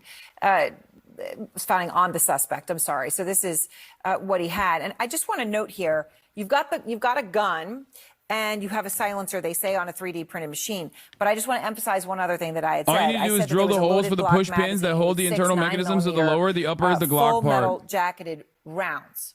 Now, John Miller was just discussing that he thought that could mean, and very much would leave open the possibility, that Luigi Mangione was intending to continue and perhaps assassinate somebody else. What stands out to you about all of this? Well, I think if he used the ammo that he needed in New York and he had extra, that doesn't necessarily indicate he was going. Ghost guns are protected under I think a blacksmithing provision or something. It's not even just like the Second Amendment. Oh, what the fuck? He pulled out the blinky. Very similar to the B&T, and you see this is round over here, and this slide pulls back. If you take a close look at the slide on that, you'll see it looks nothing like the slide on the 3D printed gun, which is got a square slide. Yeah, he pulled out extends double back blinky. and holds itself He's open. double blinked So up. there's really no comparison in my mind that the B&T Station 6 that was claimed to be the gun used is the same gun that was in his backpack. So you think it's possible that it had been described as sort of a veterinary gun, that may indeed be the gun still that he used in the shooting in Midtown Manhattan. Maybe he disposed of it. I know they've been dredging waters in Central Park, but that this would be separate. That the gun that was today was a different gun. That's my belief based on what I've seen of the guns, yes. The gun that was recovered on him today doesn't look anything like a B&T Station 6, which is the gun that they said was used in the murder. I'm curious because people have been talking about his background, his technology, engineering degrees. Would that make it easier, as you see it, for someone who, at this point, we don't know whether he had shooting range experience or anything like that, although we've heard nothing about that to this point. Would it be easier for someone with that kind of just general background to be able to print a gun like this and actually use it successfully to kill somebody? Well, the B&T wasn't printed. The gun that was he was did found not with shit today on is the Matty one that had a Iglesias. printed No frame. way. That's Most of too those good. parts, though, are not printed. They're metal. So we're just talking about the plastic frame, which not a huge consequence as a function of the gun in total. All right. Well, Steve, I appreciate your time, and thank you very much for explaining some of this. Thank you. Absolutely, Aaron. Thank you. All right. I'm glad to talk to you. And next, the crisis going on. Yeah, it wasn't just me. The gun expert that had not one but two blickies said that it doesn't look like the same gun. So what's up? Okay, I do want to go really quickly to Fox News and their commentary on this because they're losing their fucking minds. It seems Laura Ingraham is very upset. Very, very upset at the way that Luigi's actions are being received by the broader American public. Dig into it later. The Instagram posts from nutbag people, which I was sent in the commercial break earlier. The Instagram posts I've seen from nutbag people. CEO slaying suspect. Bro, they just keep making him. If their goal is to make this guy look bad and look crazy, I feel like they're doing a bad job at it. Okay, explain this. Oh, Your Honor, this is from the latest episode of the Fear End podcast. Crazy. like he's cute. He's and people celebrating this. This is a sickness. Honestly, it's so disappointing. But I guess we shouldn't be surprised. Gentlemen, thank you so much. And up next, the other big news out of New York: Daniel Penny. A lot of people think he's a hero, and tonight he's not guilty. My take. Wait, not even a shred of irony. I like that they do basically what I do, but the opposite, where I always will be like, there's a difference between good things and bad things, guys. Okay. Like there's a difference between someone with an understandable position, an understandable point of radicalization, or like someone who's like addressing, you might not appreciate the methods there. And I understand that, but like, she literally is basically saying like, no, when you kill a homeless person, that's fucking awesome. When you kill a CEO, how dare people celebrate this without even a shred of irony? I believe both of these problems require not vigilante justice, but actual, legislative changes. I believe that we need broad, sweeping legislative changes that will make sure that people are no longer hurting. Okay? When you murder a homeless person, they let you go. When you kill a CEO, they launch a nationwide manhunt. It's kind of crazy. This is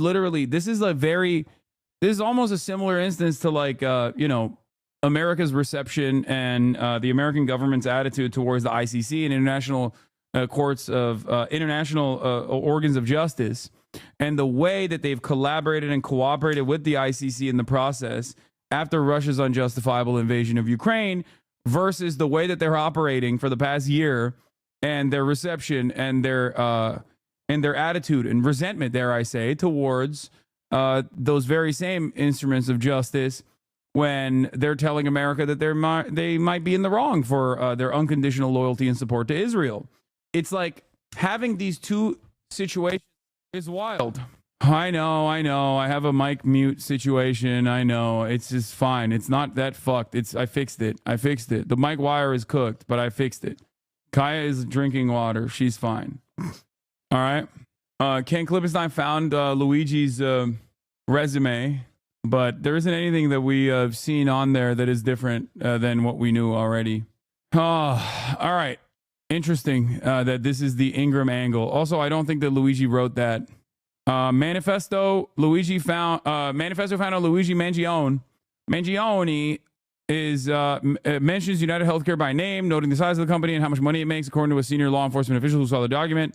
The manifesto also broadly condemns healthcare companies for placing profits over care, the official said. I think it's going to be really funny when people realize that his attitude is also similar to that deny, defend, depose book, where it's like, I'm not against profit making. I just think these big healthcare companies are going a little too far with their profit seeking attitudes.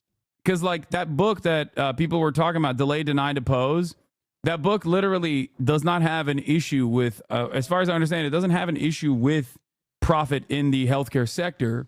It just has an issue with like the practices and how much they deny. They deny too much, Mangione hails from an influential real estate family in a Baltimore metropolitan area. We already talked about it. That traces their lineage to Sicily. His eyebrows already told me that. His grandfather, Nick Mangione Sr., and grandmother, Mary C. Mangione, purchased Turf Valley Country Club in Ellicott City. It's almost here. It's a minute away. Conservatives are trying desperately to claim that his anger at the absurdity of health insurance companies is more deranged than the absurdity of health insurance companies themselves, and they're failing miserably because they misread the American people. Yeah. The Mangione family also founded the nursing home company Lorien Health Services, which he worked at, by the way. The family business also included ownership of the radio station WCBM AM, which airs politically conservative programs. Mangione's cousin, Nino Mangione, is a Republican state delegate who hosts a show on WCBM. He did not immediately respond to a request for comment. Goes to show, once again, that it literally does not matter what your family's political background is, how wealthy you are. Healthcare can still cook you. I don't think you can go and shoot someone if you think they just need to reduce the cases they deny. I think you have to hate the industry severely. No, I agree. I just think I'm saying that it'll be funny to, what is this? That's weird. He isn't anti-capitalistic. It's just weird to have so much privilege and throw it away for a pop shot of the CEO. Like, I get it. And what do you mean? That's the point. The point is, it doesn't matter how wealthy you are. This is not like a card carrying communist. Okay. I don't think this is the case. I think this is a person, regardless of like how wealthy he is or how wealthy his family is, experience, it seems, as far as all we know, but this is still pure speculation, but as far as we understand, as far as we know, it seems like, he was a victim to the profit-seeking ways in which the American for-profit healthcare insurance system works. That's it. Anyway, you can be rich and still be fucked over by the American for-profit healthcare industry. That's my point. This is the most bog standard rich family in America. It's probably not possibly more privileged than he was. Crazy that he's the shooter, to be honest. Yeah, I think that's just how fucking shitty healthcare is. Honestly, that's what I think. Like, I think you can have a job, you can go to UPenn, you can be a valedictorian, come from a rich ass family, and still be fucked over by healthcare. Do you understand? Also, Elon Musk, Mr. Free Speech, took down the now increasingly popular Twitter account of Luigi Mangione, which is very odd. Perhaps, maybe free speech is not alive and well on X, the everything app. Oh, he reinstated it? Thank God. Still, wait, what? I can't find it, though. Why can't I find the account? All right, 200,000 followers, myself being one of them. God, I really wish we could see his likes, man. Cutie needs to see this. He's a Swiftie. New photo uncovered. Luigi Mangione updates. Luigi craved. The pop that Luigi craves. New photo uncovered of Luigi Mangione at Miami N3 of the Eras Tour. Wait, is this actually from the Eras Tour? How long do you think he'll spend in prison? Who knows? Dude, it's already started. They're saying he's not the guy. 26,000 likes. I just don't think that he fits the profile of a fall guy or a patsy. You know what I mean? You're basically doing the we should support Gregor Strasser because he's an anti-capitalist and asking for red-brown collaboration. I already gave a Woke of the Day award to someone else, so I'm just going to ban you for a week. There's no indication that this person is a fascist, ideologically or otherwise. Okay? You're genuinely a mentally unwell person if that's your immediate assertion. The closest we can arrive at is maybe his retweeting of Peter Thiel. But even then, I think a lot of people just like genuinely cannot comprehend that Americans never actually fit a perfect mold. Not that it matters, because his actions or the reception towards his actions are what matters here, and not necessarily his own personal aspirations, his own personal ideology. No, I already covered the modern Japanese thing. He wants to ban pocket pussies to fix to fix the Japanese birth rate problem. And also on top of that, yes, I know, on his Goodreads, one of the books that he wanted to read was Mein Kampf. I know. I think he's a regular STEM bro who is really into podcasts. He doesn't have to have your politics. That has nothing to do with anything. Yeah, you don't know. You don't know if he wanted to read the book while shaking his head like this. You don't know. Just so everybody knows. Could be a Harlan Crow style situation. I still don't understand what the fuck he was doing with the gun still. And I get why people think the guy on the left isn't him, but you can't really tell from this blurry ass photo in general. And if he was set up to be a patsy, I don't think he fits the profile of someone who could be set up as a patsy. Wealthy, white, upper middle class, rich, not even upper middle class, like super rich fucking family. I don't know. Usually patsies are at least people that are malleable, people that are easy to fit into a certain mold. Having someone with a lot of footprint like this, who's like not a shut-in and is a relative normie, I think it makes it quite difficult to use as the fall guy. You have to admit it's a little weird. This dude this intellectually curious never stumbled across any videos about not talking to the police or Fifth Amendment rights. Yeah, the fact that he like started leaking details immediately to the cops, I guess that fits the profile of someone who thinks they can outsmart the police, which is a very dumb thing to do. You know what I mean?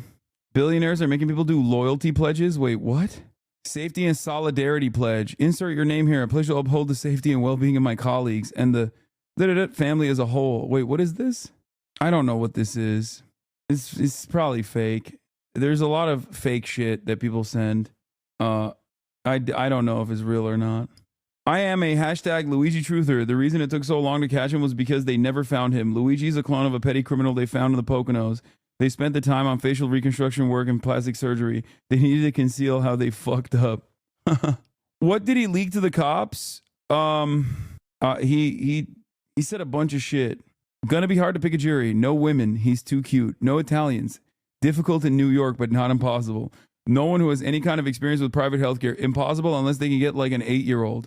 No one who likes the Lorax. Scratch the 8-year-olds. Yeah, no gay people either. He's a Charlie XCX fan. Recently watched Wicked. Elon Musk, Tesla, SpaceX, and the quest for a fantastic future. Rated at 4 stars. Read from 10/4/2020 to 10/17/2020. 1984 George Orwell, 4 stars. Lorax, 5 stars. Hillbilly Elegy, yeah, I saw this one. The Promise, Avatar The Last Airbender, 4 stars. Born a Crime, Trevor Noah, Stories from a South African Childhood, 5 stars. And Hillbilly Elegy, 3 stars. Okay, I wouldn't have given it even 3 stars, but he wanted to know more about Zuko's mom. Okay, the people being like, oh, he wrote about like lower class Roman society and how they adopted Christianity. Yeah, dog, he wrote that shit when he was like 12 or 14. I'm sorry, I don't give a fuck. What he wrote when he was 14, bro. Anyway, and no, I don't think he wrote that Matty Iglesias review. I think that's fake. But yeah, latest on the case is, oh God, they're literally fucking glazing the one cop that collared him. He's only been 6 months on the job. It's like, okay, dude, he didn't do shit. He just walked over after a tip and got this like scared guy and arrested him. Luigi Mangione will most likely be transferred to a Pennsylvania State Correctional Facility this evening, according to Josh Shapiro. Mangione faces 2 felony charges related to a firearm and false ID and 3 misdemeanors, 2 relating to a possession and a use of false ID and 1 relating to a possession of an instrument of a crime. Anyway, but yeah, the McDonald's, this McDonald's is full of rats. Food 1, service 1, atmosphere 1, 1 star. This location has rats in the kitchen that will make you sick, and your insurance isn't going to cover it. People are fucking mass spamming, review bombing the McDonald's where he got popped. What is this? Corporate America's asking for loyalty? An email was just leaked from a health. I don't know if this is real, man. I'm sorry. I need more. I need this. Whenever I see a narrative that is too good, I'm a little skeptical. Okay, chat? And you should be too. Like, sending me a TikTok of it does not actually prove this at all. If anything, it furthers my skepticism. Anyway, yeah, fan edits coming in. They're already making fan cams of him. I feel bad. It seems like he lost a lot of weight from his peak physical form. Serve, King. Anyway, Natty or Not subreddit is on the job here. Also, Taylor Lorenz went on Piers Morgan and let's see what she had to say. Said in inferring that you were feeling joyful about what had happened to this guy. So we've got the clip and we'll just play it back just to remind you. I do believe in the sanctity of life, and Wait, what the fuck? It's from the same broadcast? Ugh. I think that's why I felt, along with so many other Americans, joy, unfortunately, because it feels like... Serious? I mean... Joy in a man's execution? Maybe not joy, but certainly certainly not empathy. This is literally... So you felt joy? You felt joy? I'm so glad that you played that clip, because you'll see that I didn't and say then that I felt joy. she said she misspoke and clarified. Oh. And I didn't say that I felt joy. You don't think, Mark, it was more that she death? wished she hadn't said she felt joy? Because No. she suddenly... Ugh. Oy. Why is this kind of like smarmy clip baiting, like quote combing so permitted on the right, but when leftists do it, everybody yells at them for being fucking annoying and being like woke scold SJWs. It's just like, it's so frustrating to see. Like, how come nobody ever fucking calls out the right for this shit when they're like, yeah, you're being an annoying little woke scold and not offering room for nuance in this conversation? Is your goal to have dialogue, or is it just simply to sit here and deflect the attention away from the primary concerns? I'm over here explaining what, I don't know, the broader population feels. But it seems like that's not something you want to have. That's not a conversation you want to have. realize how Piers, bad it why sounded. don't you listen to that clip again? Because I don't say that I feel joy in the man's death. I said I feel joy because, and that's exactly when you cut me off. And if you let me finish, I would say I feel joy. Bullshit. Oh, bullshit, Piers. You don't. No, oh, you don't know what was in your that's head, not. Piers. That's not. She's right. She's right, Piers. Bullshit. She actually said, "I feel joy," and then you interrupted her there. Perhaps I don't know what she was going to say, but she certainly didn't get a chance to finish. Well, finish the viewers thought. can watch the whole thing in the right context. And you We may don't not censor realize things. this, but we don't that's censor things here. Mark, I don't know why you're going out of your way to defend her, mate. Because Taylor, let's be honest, you know what you said. You wish you hadn't said it. Let me give Taylor an opportunity. I can tell you why, if you're actually curious. It's because when it happens to conservatives, they own the things they say, while leftists don't say the CEO is no better than What you said. You wish you hadn't said it. Let me give Taylor an opportunity. I can tell you why, if you're actually curious. It's because when it happens to conservatives, they own the things they say, while leftists don't say the CEO is no better than a serial killer, which is the correct response. Yeah, I think that's part of it. I think that is part of it. But also, there's a tendency on the left to also immediately disavow and condemn others who are ideologically on your side. That they're like, whoa, it's not. I don't agree with the fuck. It's fucking bullshit. There needs to be like some semblance of shamelessness that conservatives exhibit, I think, in this process. But ultimately, like, I get the broader point that she's trying to make. It's just like much more difficult to make that point when you got a guy like Piers Morgan, cutting, clipping, and shipping in real time. Would you like to apologize? This is also one of the issues that I have with debate culture in general, which is that it's rarely ever about like honest discourse with interlocutors that might have reasonable disagreements, but ultimately still respect for one another, And it's instead a shit-stirring contest. That's it. Apologize for using the word joy. Again, if you take the word joy completely out of context It wasn't from the word taken that out I of said context. Would you like it to? was because would you like to I'm so glad apologize? you just Yes. Remember when the Queen died and you smoked that pack in front of Zoil? You should be smoking that CEO pack right now. I would never do that. I don't know what you're talking about.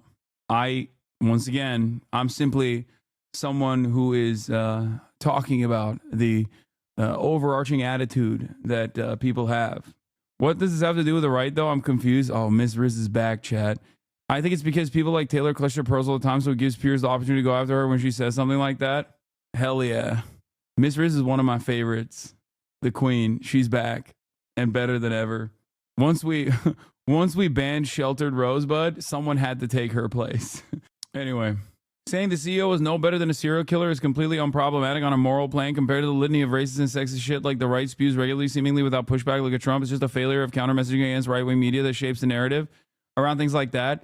Yeah, but this is one of the few instances where, regardless of the right wing that normally is very good at reframing the narrative into a left-right dynamic, into camps that people already have like anger and resentment towards, and move the attention away from class dynamics that are that unite many people regardless of color, creed, age, or ideological backgrounds.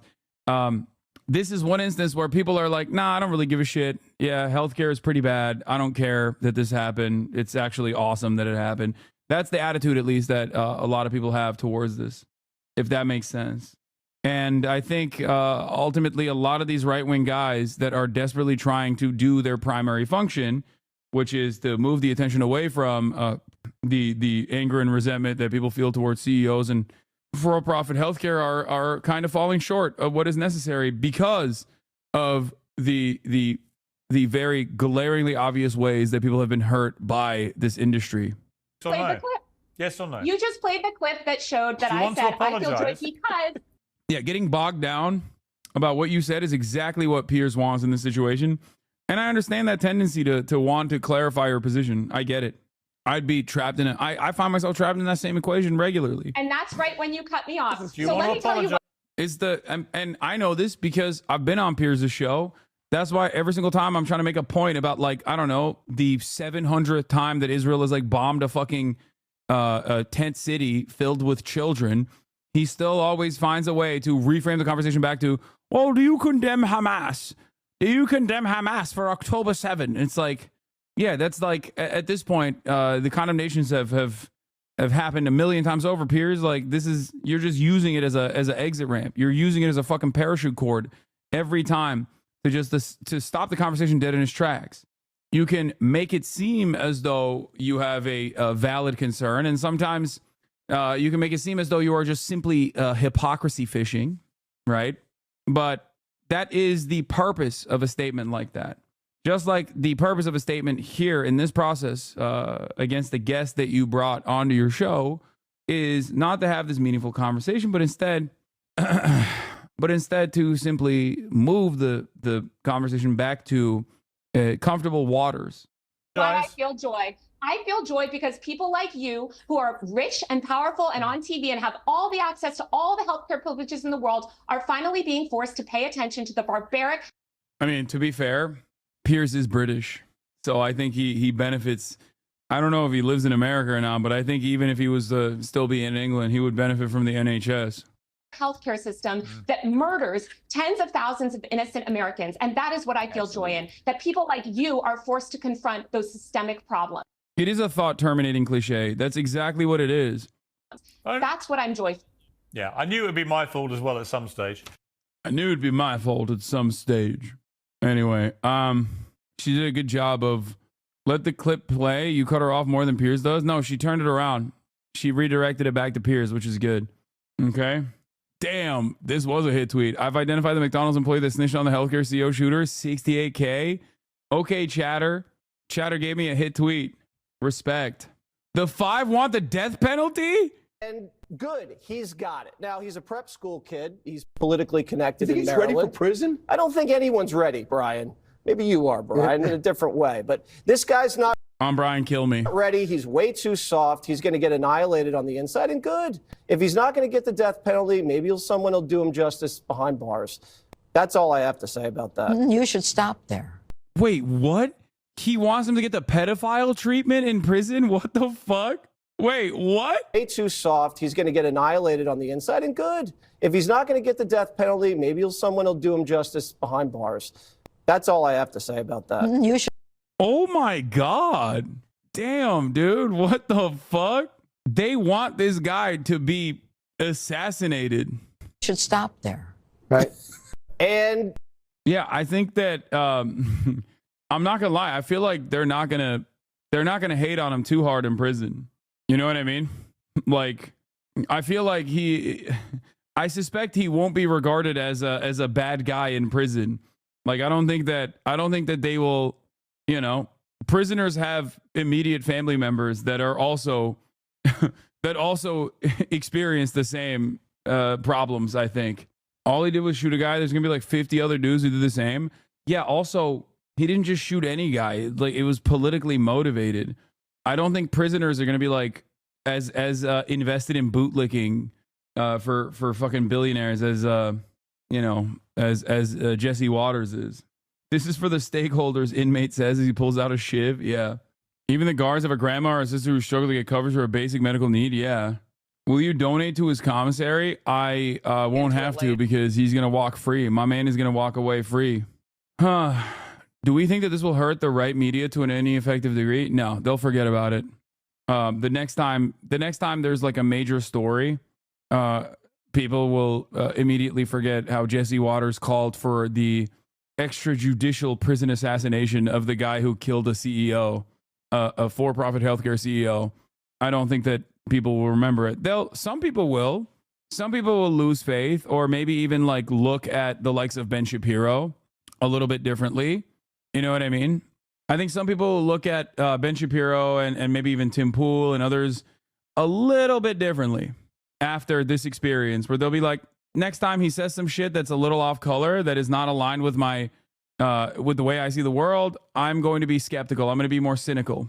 But the 85-year-olds that watch Jesse Waters are not going to be like, I don't trust Jesse Waters anymore. They found his Twitch. Did you check if he subscribed yet? No, they did not actually find his Twitch. I think that's fake, chatter. You got duped. I don't think Live Agar raid. Hey, Live Agar. Thank you for the raid. Sorry for the repeated question. How many deaths do you think UHC is personally responsible for? I don't know. They are the number one at denials. They are the number one at denials in America out of all the American healthcare corporations. I think their denial rate is 34%. And the total number of people that die as a consequence of denials is, I believe, 45,000. So, like, yearly. I mean, there's different estimates on this. The number varies. I've seen numbers as high as 65, and I've seen numbers as low as 10K. I've seen numbers as high as 65,000, and I've seen numbers as low as 10,000. But I think, like, you know, does that count people who die because they don't have insurance in general? Yes. Not having insurance in general, or having their coverage lapsed, or not, or having their coverage denied, which is why some people refuse treatment. But yeah, the data on the United Healthcare denials are that they are the number one at denial. Oh, hell yeah. Tim Pool is pushing that it's not Luigi who is the assassin now. Yeah, Tim Pool is a little bit more in tune with, like, the conspiratorial right than even the likes of Ben Shapiro. So I can see him like trying to redirect the attention. Yeah, Tim Pool probably thinks it's Zelensky who did it. Yeah. Ukraine is the enemy of mankind. We need to apologize. We need to apologize to Russia. Now, check log love. Check logs is my birthday. No. 98% of the time when someone says check my logs, please, over and over again, it's almost always not worth, but happy birthday. Happy birthday, though. That's fucked up, dude. What do you want me to do? Check the logs of every single person that says check my logs? We would not do anything. All right. But let's talk about JAYZ. Speaking of crime, JAYZ denies claim he sexually assaulted minor Rashawn Diddy Combs 24 years ago. We're going to begin this hour with rap mogul JAYZ forcefully denying claims in a new lawsuit that he and Sean Diddy Combs sexually assaulted a minor at a party 24 years ago. JAYZ said it's just an attempt at blackmail, and he called it, quote, idiotic. The suit originally mentioned only Combs, who's facing federal sex trafficking charges. Jerika Duncan has more now on the allegations against JAYZ. Cops wanna knock me, DA wanna box me in, but somehow I beat them charges. You mean to tell me that claim denials kills more Americans than opiate overdoses and car accidents? They should make headlines every day. Yeah, lack of healthcare does kill more Americans because it over encompasses opiate overdoses and car accidents as well, on top of everything else. I don't think that's a shocking revelation. Americans are criminally underinsured because because healthcare is not free. Titty milk fetish. Check my logs. Check logs for real. Not kidding. Titty milk fetish. Okay, I'm done checking logs. Everybody needs to stop. He's one of hip-hop's most celebrated. Hasan, I like you, but murder is never justifiable. Plus, CEOs are very replaceable, so it's not like it mattered that much. Y'all look evil to the right, to be honest. I think you need to check yourself and check the right. They are the ones who are openly celebrating it. I would never celebrate it. I would never. I have not.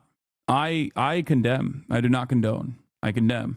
But I think you should go and have a conversation with your Debras and Barbaras in your immediate vicinity, because it seems like most people are, in America at least, celebrating it. Also, the idea that the right has a higher moral compass on this is so laughable, especially considering the reality that they do celebrate murder on a regular basis. They do. As long as it's like someone who is powerless, someone who's fucked over. Yeah.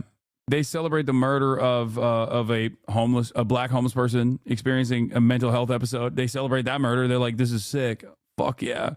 We should do more of that. Artist, a successful businessman known for launching careers, and he's married to one of music's biggest stars. But on Sunday night, Sean Carter, who goes by JAYZ, said being named in a civil lawsuit alleging rape is blackmail. According to the accuser, named Jane Doe in the lawsuit, the assault happened at an after-party following the 2000 MTV Video Music Awards when she was 13. She claims she attended a house party thrown by Sean Diddy Combs, who is also named in the lawsuit. She says she was given a drink that left her feeling, quote, woozy and lightheaded. Doe claims she entered an empty bedroom so she could lie down. Shortly afterwards, she said Combs and JAYZ and an unnamed female celebrity came in, with Combs saying, quote, you are ready to party. The accuser then claims she was pinned down and raped first by Carter and then by Combs as the female celebrity watched.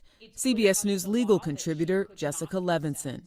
the details of these allegations are really troubling. What the the plaintiff fuck? here alleges that Sean Combs and Jay-Z drugged her and then raped her. It's hard to get more serious than this.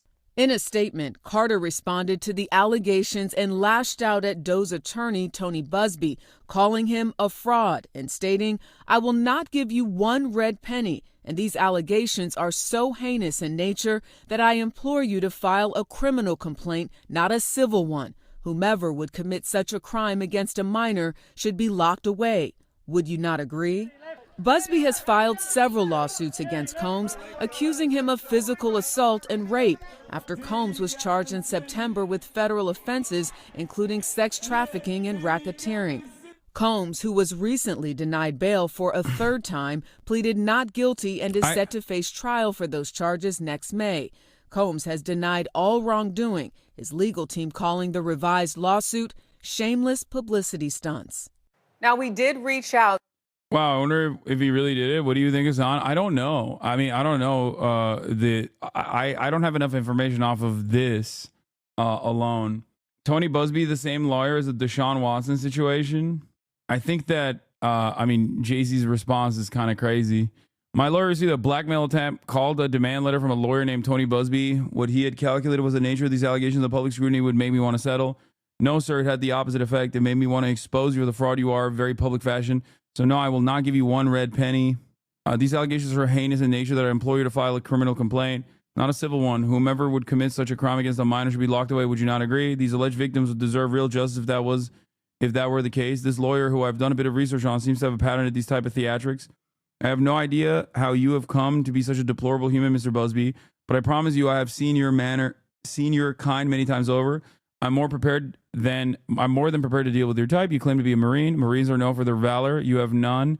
You have neither honor nor dignity. My only heartbreak is for my family. My wife and I have to sit our children down, one of whom is at the age where her friends will surely see the press and ask questions about the nature of these claims and explain the cruelty and greed of people. I mourn yet another loss of innocence. I think this is Jay-Z is cooked regardless. Jay-Z's cooked regardless for even having any sort of involvement whatsoever with Diddy, especially after so much of the diddler's crimes was exposed. So I don't know. I feel like there's a likelihood, but this in and of itself, I don't know. There's a 20-year statute of limitations in New York for sexual assault. He knows damn well he can't get prosecuted. No, I know. I suspect that that's like a little bit of legal cover here for him as well. I'm not a fan of Jay-Z. I don't think Jay-Z is a good dude. To be fair, I don't. I think he's not a good dude at all. But that, and also on top of that, his involvement with Sean P. Diddy Combs is already suspect. I think it was when he tried to do a crypto school in Brooklyn to uplift black people out of poverty by helping them get into crypto schemes. Like that's when I was like, that's when that solidified my opinion. But I don't know. My only heartbreak, my heart is I'll wait and see. He filed a motion arguing that the accuser should have to reveal her name for smearing him, knowing damn well that would get her threatened or harassed. My heart and support goes out to the true victims of the world who have to watch how their life story is dressed in costume for profitability by this ambulance chaser in a cheap suit. You have made a terrible error in judgment thinking that all celebrities are the same. I'm not from your world. I'm a young man who made it out the project of Brooklyn. We don't play these types of games. We have very strict codes and honor. We protect children. You seem to exploit people for personal gain. Only your network of conspiracy theorists, fake physics, will believe the idiotic claims you have levied against me. Okay, but I don't understand why he's saying I don't understand why he's saying he protects children, because wasn't he also once again aligned with P. Diddy when he was doing a whole bunch of sex trafficking, assault, so yeah, or even touring with R. Kelly? I don't know. To the accuser's attorney, Tony Busby, for comment, but have not heard back. He did respond online saying that Jay-Z's statement on X saying that he and his client will let the filing speak for itself and support her case in court. Gail? It seems like Jay-Z is basically saying, bring it on. I mean, normally you don't see a response this forceful, but he's very confident in what he's saying. Yeah, if you believe you're falsely accused of something, that's a fight strong back. response. And that's exactly what he's doing. Thank you, Jerika. Thanks a lot. Jay-Z is denying allegations he sexually assaulted a 13-year-old girl alongside rapper Sean Diddy Combs. That civil lawsuit filed against Combs in October was amended Sunday to include Jay-Z. The accuser, identified only as Jane Doe, says she was sexually assaulted by both men at a Video Music Awards after party in 2000. In a blistering statement, Jay-Z accuses Jane Doe's attorney of trying to blackmail him. He said further, quote, "These allegations are so heinous in nature that I implore you to file a criminal complaint, not a civil one. Whomever would commit such a crime against a minor should be locked away." Jay-Z's lawyer, Alex Byer, was asking the judge to hurry up and dismiss the lawsuit for the avoidance of doubt. Mr. Carter is entirely innocent. This is a shakedown. This is a matter of the utmost importance, and we request an expedited hearing. I mean, I get why he would want to dismiss it. Oh, wait, is there more leaks on the manifesto? I doubt it. I don't know if this is real or not. Would you not agree? He added, "My only heartbreak is for my family. My wife and I will have to sit our children." I will wait for confirmation before, and I urge you to do the same before leaning into the manifesto of the shooter. As far as I understand, the manifesto of the shooter has only briefly been mentioned in media, only bits and pieces, including the quote about parasites, and that's it. Children down, one of whom is at the age where her friends will see the press and ask questions about the nature of these claims and explain the cruelty and greed of people. Joining us now, Joey Jackson, CNN legal analyst and criminal defense attorney and former prosecutor. There's a lot to unpack here. Joey, I want to start with just the statement from Jay-Z, which is so forceful in its denial. I just read a teeny part of it. It's long. Where he says that they should file a criminal complaint. Is that even possible at this point? So based on the allegations, Jessica, good morning. Good to see you. I think that it certainly could be. Why do I say that? Now, he, of course, is more than annoyed, would be an understatement. He has a family and he has a lot to protect, including his brand. But to the extent that he's saying, hey, come after me criminally, that could be likely. Why do I say that? Because rape in New York, and what's alleged in this complaint, is forcible compulsion. What that means in English is that it's saying that he held her down, raped her, and that, of course, the allegation is that Mr. Combs did the same thing. And so if those facts are actually accurate, it would require an investigation by prosecutors. And if true, right, you could pursue it criminally. Now, with respect to evidentiary value, yes, it happened 24 years ago, right, more than 24 years ago. But in the allegations, there's a few things. Number one, there's allegation that another celebrity was present at the time, right, in addition to other people. Number two, there's the claim by the victim, right, that she left, that she went and she was seen by a gas attendant who saw her in distress. Number three, that she phone called her dad, who showed up, the 13-year-old, and now removed her. So civil complaint, simply allegations, needs to be proven in a court of law, but if true, it could rise to the level of criminality, and, you know, we'll see what happens, or if the DA looks and investigates. So what happens now? So what happens now is this is simply a civil complaint, and in a civil complaint, it goes through the technical legal gates. So what happens now? So what happens now is this is simply a civil complaint. And in a civil complaint, it goes through the technical legal process. Now, the distinction, Jessica, between civil and criminal, of course, is that civil is for monetary damages, right? The system can only reward you with money. There's allegations that this 13-year-old is suffering from post-traumatic stress disorder, suffered depression, etc. So now you go to fact-finding, right? Before that, just briefly, there was a demand letter sent. And a demand letter is a letter being sent by a lawyer saying, hey, I don't have to sue you. We can sit, we can mediate it. If we reach an agreement, it never sees the light of day. Jay-Z saying, I don't care about your demand letter. I look at it as blackmail. You want to sue me, sue me. You want to look at it criminally, look at it criminally, but it'll go through the fact-finding process. If a trial is necessary to determine the facts, that's what will happen, but it'll be deemed civil. No indication at this point as to whether or not any criminal investigation will ensue as a result of this. Yeah, and Jay-Z came back incredibly forcefully against these allegations and really singled out that attorney as well. Blondie fan 101, thank you for the 25. Give the subs. I'm paraphrasing here, but greedy, saying he's out to get money, and calling that letter essentially blackmail. Yeah, and in addition to that, Jessica, also suing the attorney, saying he's intimidating him, harassing him, etc. Now, demand letters are not new. What lawyers do is they send them out as a matter of protocol and practice so that you can expedite the process. At the same time, there's certain ethical standards that you have to use, and you have to have a good faith factual belief that this is true. Now, you can argue this complaint was filed in October, right? Could have mentioned Jay-Z then. You didn't. Why? It was amended now to include him. Are the factual assertions true? Are they fact or fiction? Is it a money grab or not? All of that will be litigated in a court of law, but according to Jay-Z, this never happened, is pure fiction. It is a money grab, and he's fighting for his... I think it's, like, the thing is, like, it's a relatively... I feel like it's relatively easy for Jay-Z to disprove if this is untrue. You know what I mean? Like, was he at the party? And was she at the party that he was at? You know? At that point, it's like, these are, I'm saying, if untrue, like, in the way that he's claiming, even though it was 24 years ago, how do you prove 24-year-old claims is true? What are you talking about? Bro, they were famous 24 years ago.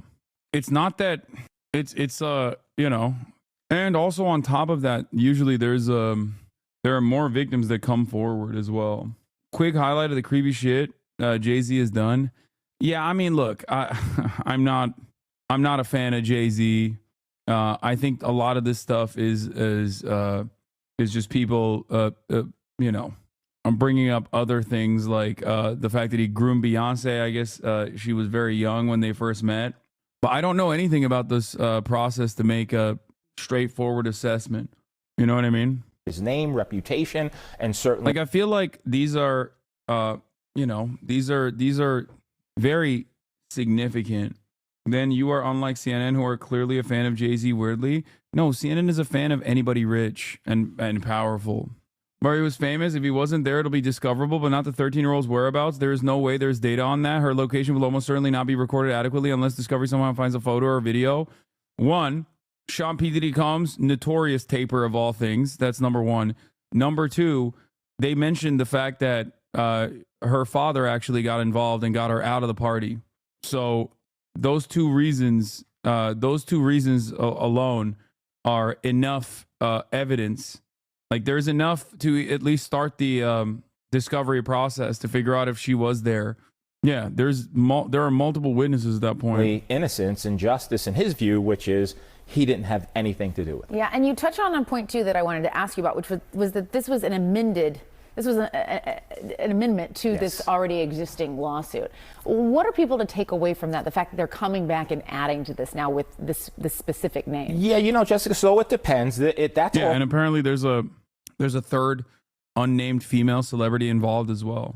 So common, you could amend lawsuits, right, as a matter of course, and you do, to include certain factual allegations. The interesting thing to me, in terms of your question and the takeaway, if you had this information about Jay-Z, it happened allegedly in September of 2000, why not include it in the original complaint? What happened between October and now that necessitated you putting in, and it's a question of credibility. Was he celebrity A, right, as was noted in the October complaint? Is this pure fiction? And what's interesting in the complaint is he really, that is the lawyer, tries to tie Jay-Z to Mr. Combs in so many ways, right? Birds of a feather is the argument that he's making. You can make that argument. You need the facts to sustain it. Let's see if they come up with any facts. All right, we will see. All right. Yeah, I mean, that's what matters in this situation. Like, I think it's too early to make assertions beyond the fact that Jay-Z, notoriously not a good guy.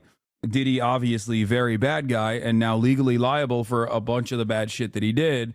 And it's not only going to stay with Diddy himself. Obviously, there are plenty of other celebrities, high-profile celebrities, that have involved themselves in these parties and whatnot, and have most likely engaged in actions that are illegal as well. So I think that only time will tell. But yeah, I'm good that these matters are coming to light for sure. I'm happy that these matters are coming to light. Topping now, he calls the allegations idiotic and heinous, and now he says he's being extorted. Rap superstar JAYZ is accused of sexually assaulting a 13-year-old girl along Sean Diddy Combs more than 20 years. This straight up is like one of those, in normal circumstances, the most common way that sexual assault or sexual assault against a minor, especially like statutory rape and sexual assault, occurs between like immediate relatives. So in those circumstances, the truth is easier to obfuscate. These aren't high profile people, right?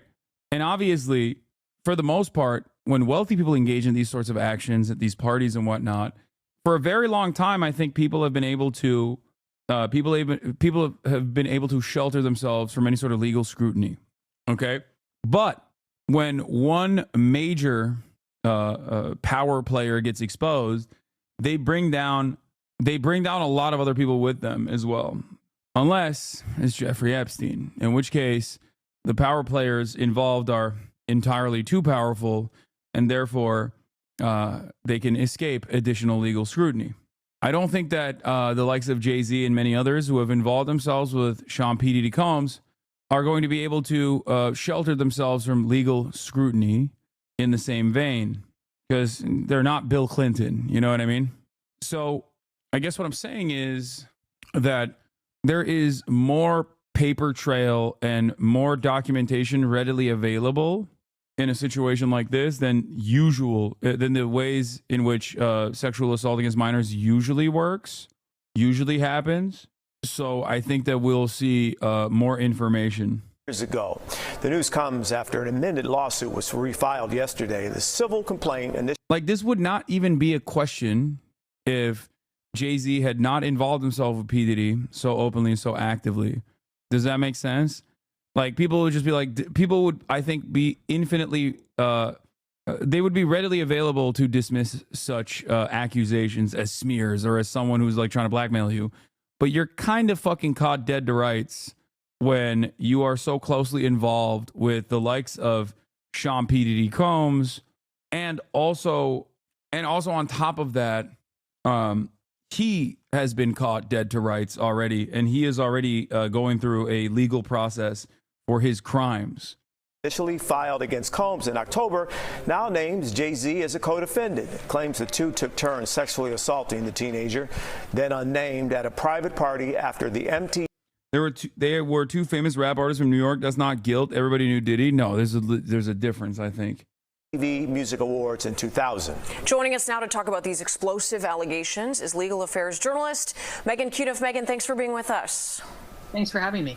I want to start by letting our viewers know that right after that lawsuit became public, JAYZ did issue a statement, and it said in part, the allegations are, quote, so heinous in nature that I implore you to file a criminal complaint, not a civil one. Now, the you in this is the lawyer of the plaintiff. Like, for people saying like, well, Fat Joe's sitting there next to them, arrest him too, I guess. Yeah, if someone fucking came out and was like, Fat Joe sexually assaulted me when I was 13, yeah, I would apply the same fucking scrutiny to Fat Joe. What are we talking about? Yeah, if Fat Joe not only is sitting next to them, but also simultaneously was like known to frequent Diddy parties, yeah, of course you're gonna be like, well, there's some validity to these claims. I think it's such a weird attitude to take. If it's some random fucking person that hasn't been involved with P. Diddy at all, even if they're in the music industry, and they get like you know, they get called into question, then it's very different. Plaintiff Tony Busby, that's who JAYZ is accusing of blackmail. A lot of people, I think, were surprised by how fiery that statement was. So what are you hearing about JAYZ's response? No, I've heard that the response can go two ways here. He can either settle quietly or he can fight. And if he fights, he needs to be aggressive about it. And that seems to be what he's doing here by being aggressive about it. There's also been some filings in the court case from his lawyer that indicates they are ready to take this before a judge and demand the identity of the plaintiff. And then they also want the case dismissed. So walk us through this, Megan. What also happens next? The immediate issue, and we've seen this in a lot of of other lawsuits that have been filed against Sean Combs is whether the plaintiff can proceed anonymously. And the judge in this case actually did rule about a month ago that there was reason for her to proceed anonymously under a Jane Doe name. But now that there is a new complaint, that process will start over again. And this will be the first time that there has been serious defense litigation against that. And other lawsuits we've seen have been against Combs, that has favored Combs in the fact that the judge has ordered that the plaintiff does need to identify herself. So that is going to be the most immediate issue here. Interesting. Now, I know you don't have insider information on this case, but if you could look into your crystal ball or just with your legal knowledge, do you think this is just the tip of the iceberg? And do we expect more celebrity names linked to these crimes that Diddy is facing? Tony Busby, the plaintiff's attorney, when he announced that he had 120 people lined up to file lawsuits, indicated that a lot of big names could come out. And just in this lawsuit alone, there is still an unidentified celebrity that I think everyone is speculating about who it could be. And also, it could be a very powerful witness on either side. So just in this case, there's another celebrity who could be named. But Tony Busby has indicated there are other celebrities. And if we're going to believe Jay-Z's allegations about extortion, we'd have to expect that he's not the only one being targeted here. Megan Cudiff, we appreciate your insight. Thanks so much. Thank you, Megan. Thank you. Yeah, I mean, I have no additional takes on this. All right. Now to the Trump. Trump has outlined his aggressive agenda for the second presidential term, where he talked about going against the 14th Amendment and, well, in other circumstances, creating a constitutional crisis. But in this circumstance, no constitutional crisis will most likely happen, considering the Supreme Court is entirely bought out by Trump loyalists who will advance his white nativist anti-immigrant project. He has said that he is going to revoke birthright citizenship. Transition. The president-elect sat down for his first TV interview since the election, outlining an aggressive agenda starting on day one. Our chief White House correspondent, Mary Bruce, is in Washington with more. Mary, good morning. Good morning, Whit. Well, we haven't really heard from the president-elect like this since his victory, and this morning we are getting a clearer sense of what Donald Trump is planning for his first day in office, from immigration to the economy and his vows of retribution. This morning, President-elect Donald Trump is working to hit the ground running, starting with his efforts to boost the economy. But yes, all birthright citizenship. Yes, he said he's going to no longer offer birthright citizenship, as in it's not retroactive, but I'm sure they will inevitably move down the line. But they have said that they would process denaturalizations, but basically what he's saying is that they are looking into stopping birthright citizenship, as in if you are born on U.S. soil currently as it stands, and this is in the Constitution, okay? If you're born on U.S. soil, you're an American citizen. Many countries have this, for the record, with the exception of some restrictions applied in like European nations. But like even in fucking China, as far as I understand, you can't be a Chinese citizen unless you get like a specialty naturalization process. But if you marry a Chinese citizen and have a child on Chinese soil with a Chinese citizen, then yeah, your child is a Chinese citizen. Now, in the United States of America, across the board, and in many other Latin American countries as well, if you're born on the soil of the nation, you are automatically processed as a citizen. What is this? Jabuki on HasanAbi stream when? Oh my God, Jabuki quote retweeted anti-Piker. Oh no. Do we really think it's a good idea to tell the world that all you have to do to become famous and loved and have millions of people thirst after you online is kill a healthier CEO? Really, America? Let me hold your hand when I say this is a major yikes for me. Hashtag facepalm. Anyway, let's continue. Pressed on concerns his plan to implement punishing tariffs will raise prices, Trump admits he can't guarantee Americans won't pay more. I can't guarantee anything. I can't guarantee tomorrow. Tariffs are properly used, are a very powerful tool, not only economically, but also for... Wait, what? China does not have just a child born on Chinese soil will not be a Chinese citizen unless one parent is a citizen? Why do chatters always repeat like literally what I just said a moment ago, but they just repeat it in the chat and they make it seem as though like they're adding additional context when it's just verbatim what I just said, like verbatim. I don't know if it's like the mobile delay or something. I just said that. Like, I gave the specifics of it. Like, I said exactly that. Anyway. Or getting other things outside of economics. Trump has pledged to impose tariffs on China and a 25% tariff on all goods imported from Mexico and Canada. But some economists say it would cost American families more than $2,600 a year.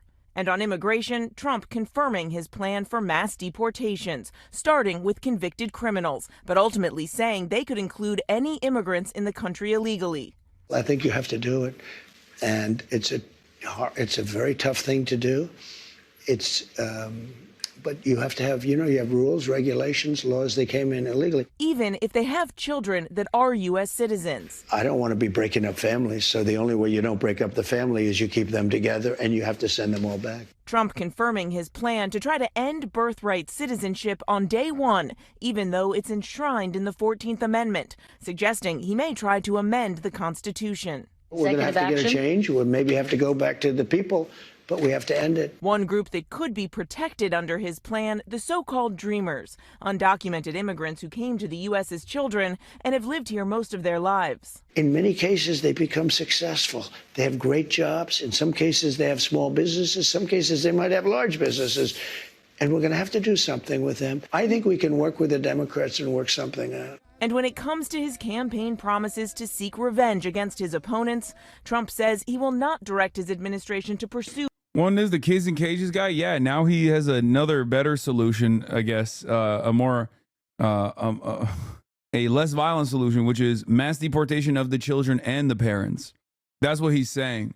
He's like, we're going to keep the families together. We're just going to deport them together. We're going to put them in the concentration camps together and then deport them together. Two political prosecutions, suggesting he will leave such decisions up to his attorney general and FBI director.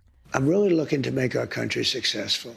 I'm not looking to go back into the past. I'm looking to make our country successful. Retribution will be through success. But he is also lashing out at members of the House committee that investigated his role in the January 6th attack on the Capitol, calling out former Congresswoman Liz Cheney, saying they should all be imprisoned. For what they did. Yeah. Don't trust Misgive. He is hoping for your downfall. What? What the fuck does that mean? Where the fuck did that come from? Honestly, they should go to jail. Now, Liz Cheney. Wait, who did he say should go? Oh, yeah. He said Liz Cheney and them should go to jail for the crimes that they committed against the January 6ers. It investigated his role in the January 6th attack on the Capitol, calling out former Congresswoman Liz Cheney, saying they should all be imprisoned. For what they did. Yeah. Honestly, they should go to jail. Now, Liz Cheney overnight responding to Trump's comments, calling them an assault on the rule of law. Trump. I mean, just, sometimes he throws us a bone. You know what I mean? Like, this is like the lock her up conversation around Hillary Clinton. Got me saying rule of law. Also said he would work to pardon the January 6th rioters as soon as day one, and he still will not concede that he lost the 2020 election, even when pressed to do so in an effort to bring the country together and move forward. Robin. All right. Our thanks to you, Mary. President-elect Donald Trump, welcome back to Meet the Thank Press. you very much. Thank you so much for being here. You are the first president since Grover Cleveland to win non-consecutive terms. Mm-hmm. Republicans now have control of the House and the Senate. Right. What do you plan to accomplish in your first 100 days in office? Well, we're going to do something with the border, and very strong, very powerful. That'll be our first signal, and the first signal to America that we're not playing games. We have people coming in by the millions, as you know, and a lot of people shouldn't be here. Most of them shouldn't be here, but we have jails being emptied into our country. We have mental institutions from all over the world being emptied into our country. So we'll be doing that. We're going to be extending within that period, or as soon as we can, the Trump tax cuts, because, they're coming due and they're very substantial for people. And it would be I think it will anger a lot of people, frankly, if we don't get an extension of that. That's what led us to one of the greatest economies ever. And those two things are going to be very vital, very important. We're going to be focusing on crime in the cities, and we'll work with Democrat governors. Most of them are, as you know, if you look at the 25 worst places, they're just about all Democrat-controlled cities and states. And we're going to be working with Democrat governors and Democrat mayors, and I look forward to doing it. But we have to do something about crime, and mostly in our cities. And we're going to have a lot of other things we'll be working. I sped up the interview, Chad. That's why he sounds like that. God damn. On nominations, we're going to still be working on some nominations. I think they're going very well. We have, for the most part, I think they're going extremely well. It looks like Pete is doing well now. I mean, people were a little bit concerned. He's a young guy with a tremendous track record, actually. He went to Princeton and went to Harvard. He was a good student at both, but he loves the military, and I think people are starting to see it. So we'll be working on his nomination along with a lot of others. We are going to delve into your nominations, but since you bring him up, do you still have confidence in Pete Hegseth? Yes, I do. I really do. He's a very smart guy. I've known him through Fox, but I've known him for a long time. And he's basically a military guy. I mean, every time I talk to him, all he wants to talk about is the military. He's a military guy. I used to kid him about it. I didn't think we'd be in this position where he may be, hopefully will be Secretary of Defense. But every time I was with him, he was fighting for soldiers, where he said some soldier was unjustly put in prison because they were really doing what they were taught to do, in some cases. So, yeah, I think he's going to do fine.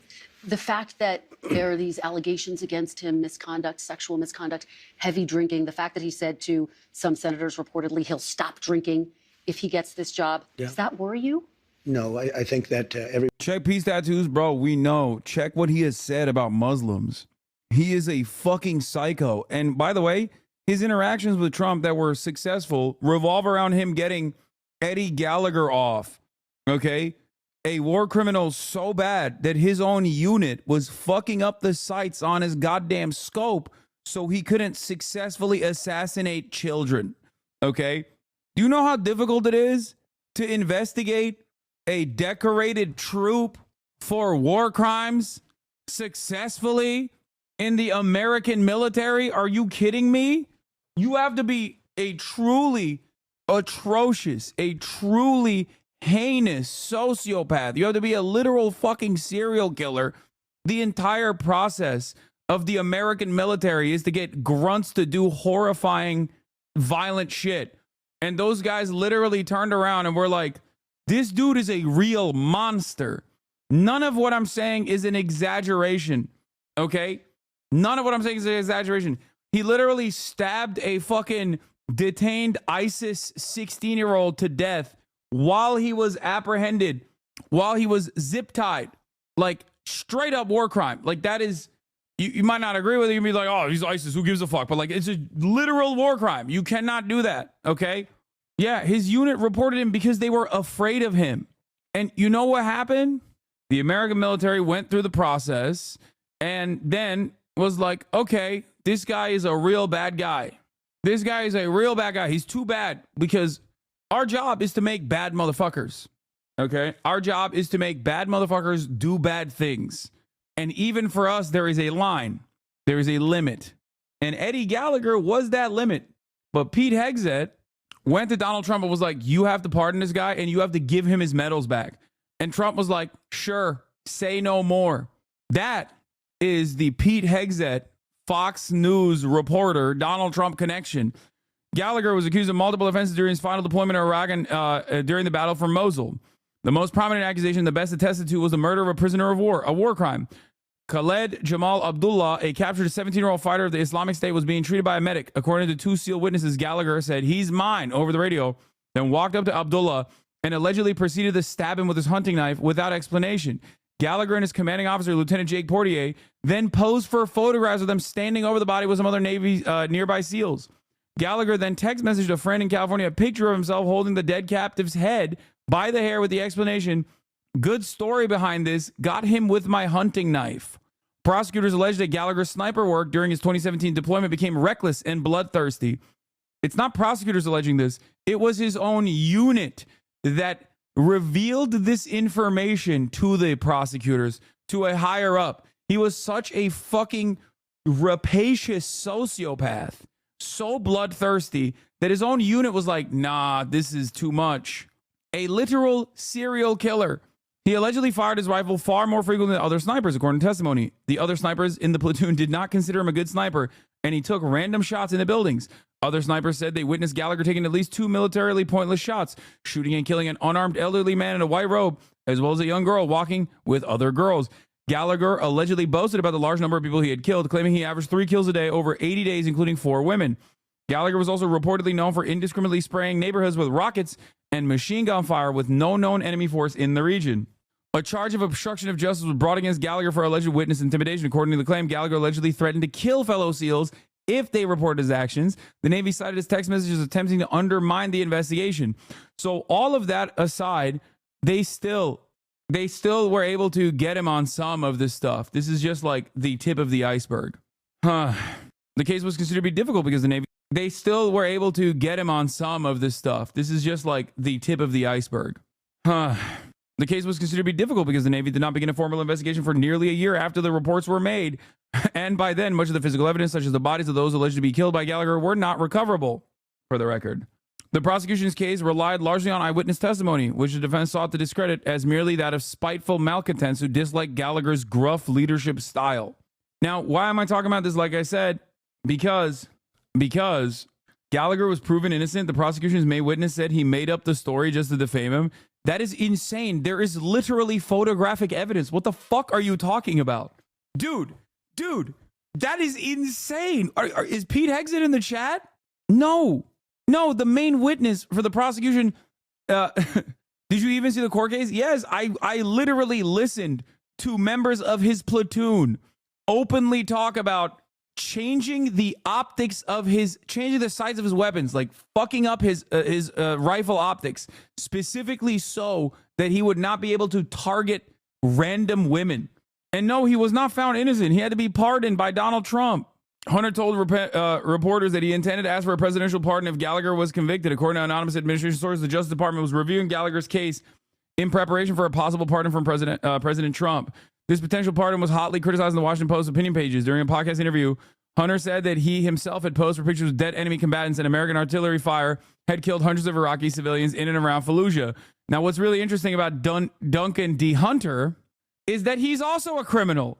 What's really funny about Duncan Hunter, you might remember Duncan Hunter because his offices were raided by the FBI as a part of a criminal investigation agency's computers, other electronics, and financial records because he was mismanaging campaign finance.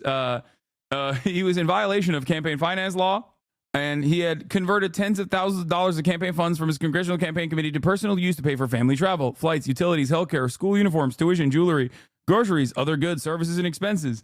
He even, what was it? He was the Steam guy, right? Yeah. Hunter said that he had repaid his campaign approximately $60,000 in 2016. So the guys defending him are also fucking the weirdos as well. On June 20th, 2019, during Gallagher's trial, one of the platoon medics from Gallagher's team testifying as a prosecution witness said that although Gallagher did stab the ISIS fighter, he did not actually kill him. The medic, Special Operator First Class Corey Scott, who testified under immunity agreement, testified that he himself had killed the wounded prisoner by covering his breathing tube and asphyxiating him. Scott called it a mercy killing and argued that the victim would have been tortured by Iraqi personnel because of his connection to ISIS. Following Scott's confession, prosecutors canceled other witnesses they had planned to call, fearing their testimony would further undermine their case.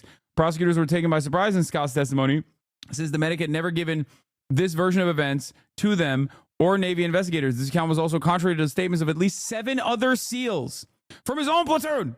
Because of the immunity agreement, Scott could not be prosecuted for testifying that he killed the prisoner, and while press reports suggested Scott could conceivably be charged with perjury, the Navy dropped this investigation into the statements. He got convicted and court-martialed, received a demotion. Okay?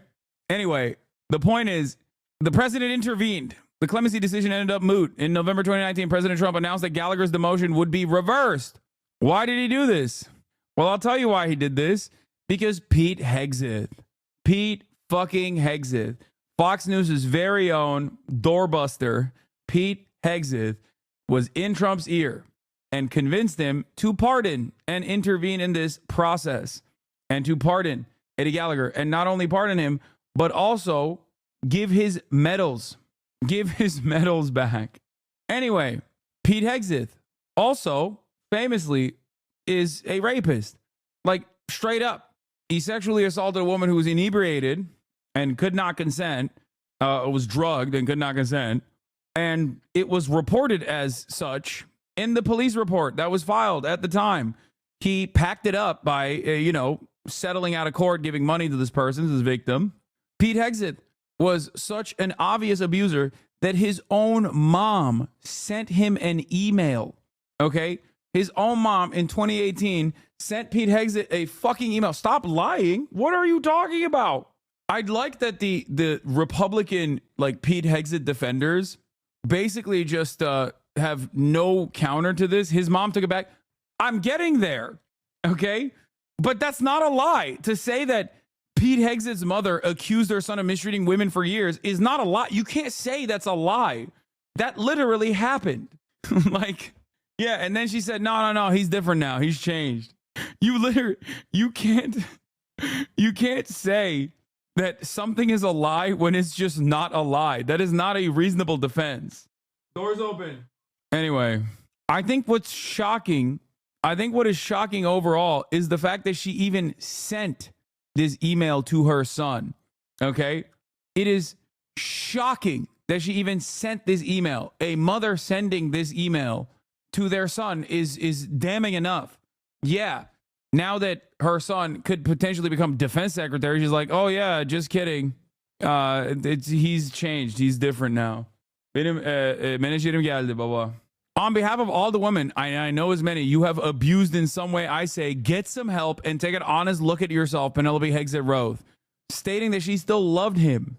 She also wrote, I have no respect for any man that belittles, lies, cheats, sleeps around, and uses women for his own power and ego. You are that man and have been for years. And as your mother, it pains me and embarrasses me to say that. But it is the sad, sad truth. Mrs. Hegseth, in a phone interview with the New York Times on Friday, said that she had sent her son an immediate follow-up email, at the time apologizing for what she had written. She says she had fired off the original email in anger with emotion at a time when he and his wife were going through a very difficult divorce.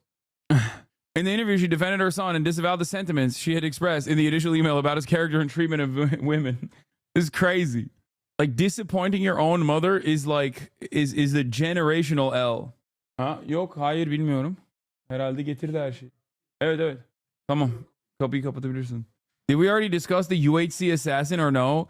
I love when people come in 6 hours and 39 minutes into the broadcast to be like, did you cover the top news story of the day? What do you think we were doing for the past 6 hours and 39 minutes until you arrived at the broadcast? You know what I mean? The answer is no. I refuse to cover it. I'm too scared of covering this story. Questions about Mr. Hegseth's treatment of women have emerged in the weeks. Anyway, also Pete Hegseth is a notorious adulterer and a notorious drunk as well. Like, he has had a child out of wedlock with each of the people that he ended up marrying, that he cheated on their former wives, on his former wives with. So incredible stuff overall. And that is before we get to the many different instances where he said that, you know, Muslims are barbaric, violent monsters who are invading America, and we have to deal with them by mass deportations, or else they are going to bring about Sharia law into this country. And the fact that he is a rabid right-wing Christian nationalist. Anyway, it's Hegseth. He's my wife's cousin. That's crazy. Brown-o-matic. Be safe, chatter. That's a wild... We got a HasanAbi head that's like 1 degree removed from the potential next defense secretary. With a name like Brown-o-matic, too. Just watch yourself around Pete, you know? I'm just trying to get on my right-wing grind. Anyway, yeah, Pete Hegseth, not a good guy. Everybody has something that they can stop. Some people can stop eating. I'm lucky I'm not a drinker, but I could stop eating. And we all want to stop doing something. And if he said that, I mean, it's a nice thing to say. That's a good thing to say. But he's very respected. I can tell you, I know a lot of the people at Fox, they think he's fantastic. And the people that work with him, really, they love him. So I think you're going to have somebody that's really terrific. And again, all he talked about with me, I said, you know, you're not really a television guy, even though he did very well, as you know. You're really a military guy. He said, I'm all about the military. And I told him, so he's making a lot of money at Fox. They're doing very well. And I said, you know, if for some reason you don't get this thing, you're not going to be able to go back. And all that money you're making, you can kiss it goodbye. He said, this is all about America. You know, he didn't say, well, let me think about it. Let me discuss it. That's a very big, risky thing he's doing. When he goes and he says, I'm going to give up, you know, millions of dollars in order to possibly become the Secretary of Defense. A lot of people would say it's a great position. It's probably almost no greater position, but a lot of people would say, I have to think about it. He said, I don't have to think about it. All right, we're going to delve into your cabinet picks a little bit later, but I want to delve into one of your signature promises on the campaign trail, which was to end inflation, to lower prices. You are now proposing tariffs against the United States' 3 biggest trading partners. Economists of all stripes say that ultimately consumers pay the price of tariffs. I don't believe Can it. you guarantee American families won't pay more? I can't guarantee anything. I can't guarantee tomorrow. But I can say that if you look at just pre-COVID, we had the greatest economy in the history of our country. And I had a lot of tariffs on a lot of different countries, but in particular China. We took in hundreds of billions of dollars, and we had no inflation. In fact, when I handed it over, they didn't have inflation for a year and a half. They wanted almost 2 years, just based on what I had created. And then they created inflation with energy and with spending too much. So I think we will. I'm a big believer in tariffs. I think tariffs are the most beautiful word. I think they're beautiful. It's going to make us rich. We're subsidizing. It's just, that's not how anything works, but it's okay. Tariffs are a beautiful word. Canada to the tune of over $100 billion a year. We're subsidizing Mexico for almost $300 billion. We shouldn't be subsidizing. Why are we subsidizing these countries? If we're going to subsidize them, let it become a state. We're subsidizing Mexico, and we're subsidizing Canada, and we're subsidizing many countries all over the world. And all I want to do is I want to have a level, fast, but fair playing field. Sir, your previous tariffs during your first administration cost Americans some $80 billion. And now you have major companies from Walmart, Black & Decker, AutoZone saying that any tariffs are going to force them to drive up prices for their consumers. How do you make sure that these CEOs, that these companies don't, in fact, pass on the cost of tariffs to their consumers? They cost Americans nothing. They made a great economy for us.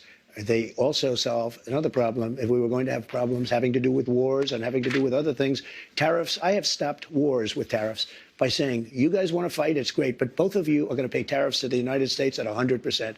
And they have many purposes, tariffs, if properly used. I don't say you use them like a madman. I say properly used. But it didn't cost this country anything. It made this country money. And we never really got the chance to go all out because we had to fight COVID in the last part. And we did it very successfully. And when I handed it over to Biden, the stock market was higher than what it was just previous to COVID coming in. It was actually higher.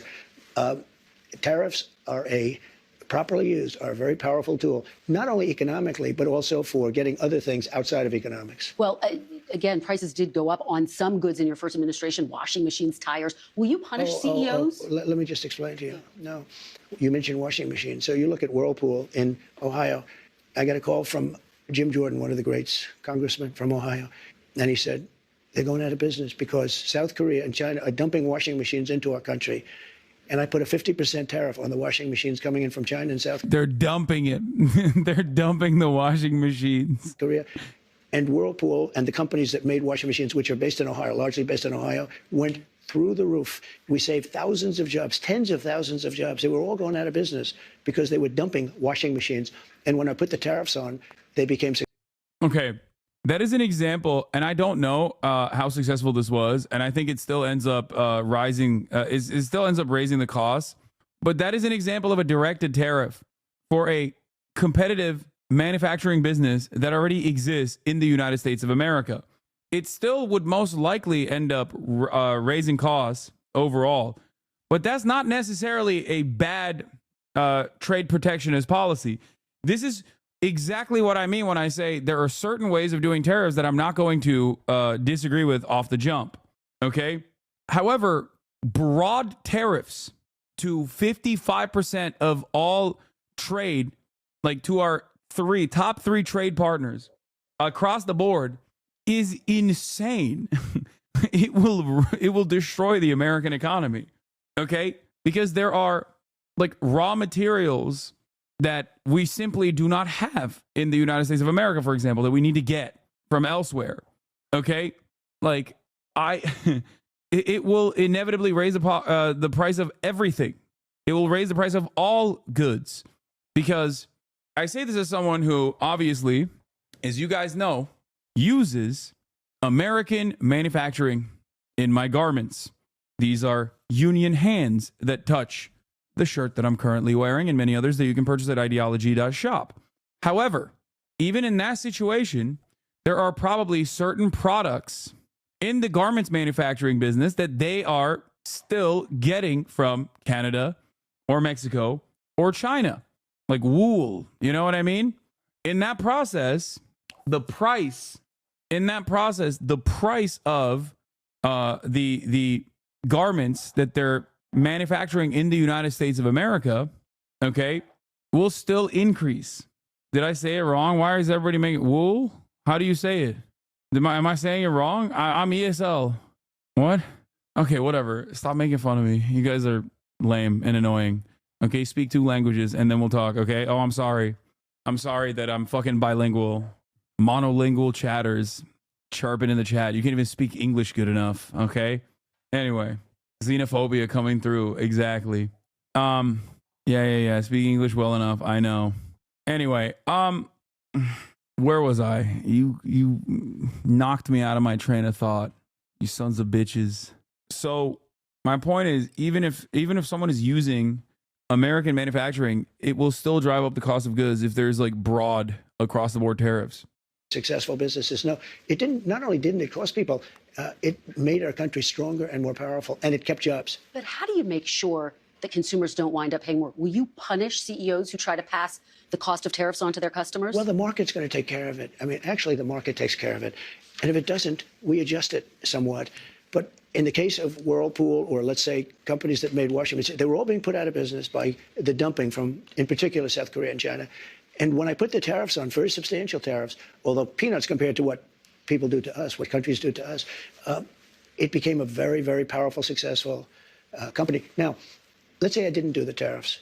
It would have gone out of business. You would have lost tens of thousands of jobs, and you don't include that in your equation. No, they make a lot of money. I'll go a step further. China bans exports to the United States of gallium, germanium, antimony, and other key high-tech materials. So that means we can get it ourselves from our own USA ground/dirt. Stop relying upon China and foreign countries. Andy Thomas is going to he's going to find it, dude. That's right. You don't understand it, Xi Jinping, you're on notice. I'm going to make this chip with American dirt. Wait until he learns who refines the metals they dig out of American dirt. No, I'll refine it with my bare hands. Andy's a prospector. Tariffs are going to make our country rich. Did you go on Timcast IRL today? No, I didn't. And you got a week off. Actually, you know what? I'm just going to ban you. You're fucking annoying. This chatter got 1 day banned for consistently spamming in the chat. Are you going on Timcast IRL tomorrow? Are you going Timcast IRL tomorrow? And then as soon as his ban, because I remember when I banned him, as soon as his ban ended, he waited 24 fucking hours for his 1 day ban to end, immediately to fucking chirp and be like, did you go on Timcast IRL today? He's done. Rich. Tariffs are going to help us pay off $35 trillion in debt.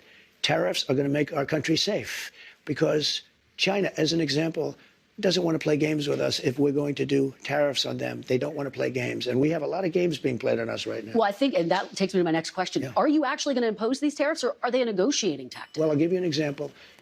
With Canada, and in particular Mexico, we have millions of people pouring into our country. You agree with that? I spoke with does she? Both. I spoke with. Does she agree with that? You agree with that? Canada, millions of people are pouring in from Canada. I don't know if she agrees with that. Justin Trudeau.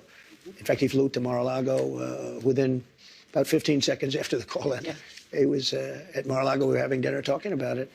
I said, you have to close up your borders because they're coming in the northern border, too, a lot. Not like the southern border, but they're coming in the Canadian border a lot. And drugs are pouring in. Almost as importantly, drugs are pouring in. Maybe more importantly, drugs are pouring in at levels never seen before. 10 times. I do respect him committing to the bit because, like, I used to make these memes about, like, you know, shut off the northern border and stuff. And, like, it seems like he's committed to that, too. Like, Snow Mexico, you're on notice. I don't know how he arrived at this, but, like, it is pretty funny that he wants to shut off the Canadian border. Respect. Times what we had. He's morally consistent. They're just pouring in. We can't have open borders. And I said to the president of Mexico and to Justin Trudeau, if it doesn't stop, I'm going to put tariffs on your country at about 25%. That's a very substantial tariff. And in the case of, in both cases, but in the case where it was really visible, within 10 minutes after that phone call, we noticed that the people coming across the border, the southern border, having to do with Mexico, they were at a trickle, just a trickle. It was, in fact, I called the border. See, unlike my opponent, I do call the border a lot. And I said, how's the border looking today? They said, there's nobody here. They couldn't believe it. The military stopped these vast groups of people. You know, we call them caravans, but they had caravans of people, and they largely stopped them. Now, they're going to have to continue that, but if they don't continue, and the other thing I told them is no more drugs, and I told that to China, too. I had a deal with President Xi, had the election been different. I'm going to be very nice because we don't have to get into an argument over 2020. But had the election been different, the result been different, we would have had China giving the maximum penalty, which is the penalty of death, to people that sent fentanyl into this country. But Biden didn't, unfortunately, finish that discussion up. I had an agreement with President Xi, who I got along with very well. We've had communication as recently as this week. And I had communication with him where they were going to give the death penalty to anybody sending drugs into the United States. This week you had that conversation. Not that conversation, but I had other conversations. Okay. But in the past, I've had that conversation. Let me ask you about another aspect of the economy, sir, the minimum wage. The federal minimum wage has been $7.25 since 2009. There are 20 states that still have the federal minimum wage at $7.25. And I actually have a map. 19 of these states actually voted for you, sir. Mm-hmm. And you can see it right here. I don't know if you remember this, but during the debate in 2020, I asked you if you would raise the minimum wage. You said you would consider it. And so my question for you is, now that you are going back to the White House, for these 19 states that voted for you, are you going to raise the federal minimum wage? It's a very low number. I will agree. It's a very low number. Let me give you the downside, though. Yeah. In California, they raised it up to a very high number. And your restaurants are going out of business all over the place. Is it? Huh. I mean, I don't know. What the fuck do I know? I live here. That's crazy. I don't think that's the case, man. Population is shrinking. It's had a very negative impact. But there is a level at which you can do it. Yeah. No, people are escaping California because the minimum wage increased, and not because the cost of living is insane. Specifically, real estate. You know, the one thing that everyone is universally angry about. Okay. But of course, he is a real estate developer. So obviously, he's not going to do anything about that. Absolutely. Yeah. What is that level? I don't know. I mean, I really don't know. I can say this.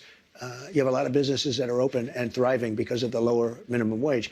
If you raise it too. Oh, that's why they're Mississippi thriving because the minimum wage is low. States are thriving because of low minimum wage, he said. That's amazing. That's amazing. Amazing stuff. God, this is the real champion, the real populist, the real populist right-winger, folks. He knows what's good for you, okay? You fucking peasants. Yeah. Ay.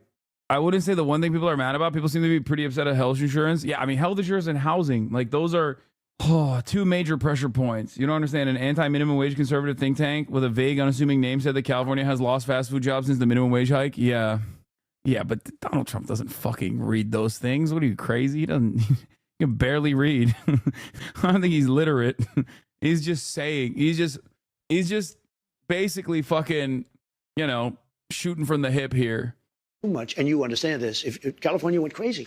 They went crazy. And the restaurants are closing all over. Many more people are hurt. So I hear you saying, similarly to sort of what you said in 2020, will you consider it? Is this something you're going to look at? I'd want to speak to the governors. And the other thing that's very complicated about minimum wages is places are so different. Mississippi and Alabama and great places are very different than New York or California. I mean, in terms of the cost of living and other things. So it would be nice to have just a minimum wage for the whole country, but it wouldn't work because you have places where it's very inexpensive to live, where a minimum wage, which is $8 or $9, might have very little effect because the cost of living in certain places is really low. Before we move on to immigration, which I do want to talk about, the chairman of the Federal Reserve, Jerome Powell, said he will not leave his post even if you ask him to. Will you try to replace Jerome Powell? No, I don't think so. I don't see it. But I think if I told him to, he would. But if I asked him to, he probably wouldn't. But if I told him to, he would. You don't have plans to do that right now? No, I don't.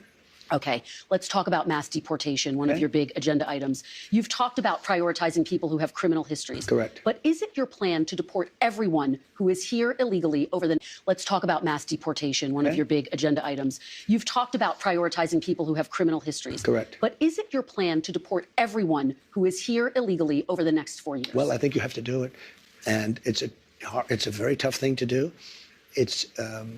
But you have to have, you have rules, regulations, laws. They came in illegally. The people that have been treated very unfairly are the people that have been online for 10 years to come into the country. And we're going to make it very easy for people to come in terms of they have to pass the test.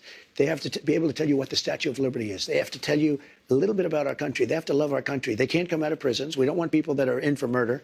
So we had 11,000 and 13,000 different estimates, 13,099 murderers released into our country over the last 3 years. They're walking down the streets. They're walking next to you and your family. And they're very dangerous. The 13,000 figure, I think, goes back about 40 years. No, it doesn't. No, That it's within the 13,000 3-year period. It's during the Biden term now. That's not true. She's right. He's wrong. Why? Nothing matters. Literally nothing matters. It just doesn't matter. Like there's no reason to ever conduct a fact check of any sort here. Okay? He has a platform. He is the next president, and his fans don't give a fuck. They're like, nah, you're lying. Your fake news is bullshit. It is really crazy. And it's like, what do I always say? Narrative is more important than the truth. And this is yet another clear indication of that, where there is no reason to investigate any further. Whatever he says goes. And this happens in obviously like even daily silliness that we experience here on this broadcast. Like this has become a not necessarily like a right-wing phenomena, but just like something that happens over and over again from very limited and tiny and rather inconsequential experiences that people have on a day-to-day basis, all the way up to the motherfucking president. That's it. No more live interviews with Trump, only boring clips and analysis like on the HasanAbi broadcast. No, it's just like, it doesn't matter. It just doesn't matter. It doesn't matter. He just straight up lies all the fucking time. And people do it all the time too. Like, people just do it against people that they don't like. I mean, think about it this way. Here, I'll give you a micro example of this that has played itself out. Misgive farmed LSF the other day, and he was like, Hasan was not allowed to be in front of the brands because he's a brand risk, right? You say ironic coming from Hasan. Okay, explain to me where I have done this, and we can discuss. Twisting truth, if it is narrative, is what you mean. Ironic coming from Hasan. But we'll table this, had Ebola, and we'll get back to you in a second. So Misgive said something that immediately was clipped on LSF. It just wasn't true at all. The idea that like I really wanted to stand in front of like the branded step and repeat. A branded step and repeat that I did stand in front of to get my photos taken regardless.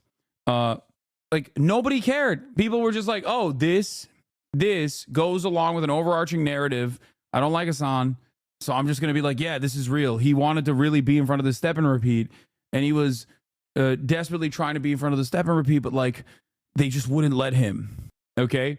Something that I didn't even realize at the time was even a concern. Okay? Step and repeat is like the red carpet thing that has like all the brand logos and all the advertising logos. And what was the reason the crew told you to stay there? I still don't know to this day, like to this very moment. And I did not really investigate it either, but I suspect it had something to do with lighting or the very fact that they wanted to continue using the step and repeat for people that they were snapping photos of at the time. It seems like they did that. In other occasions as well. But ultimately, it doesn't even fucking matter, right? It did not matter at all. It could be for a multitude of reasons, because my outfit was all black. Maybe they, didn't think that it would look good, so they wanted to do it in front of the green shrubbery. It could be because they had kept moving Rom away from the step and repeat over and over again because they wanted him to not take advantage of the step and repeat because people were taking photos on it. But ultimately, it's a relatively inconsequential thing.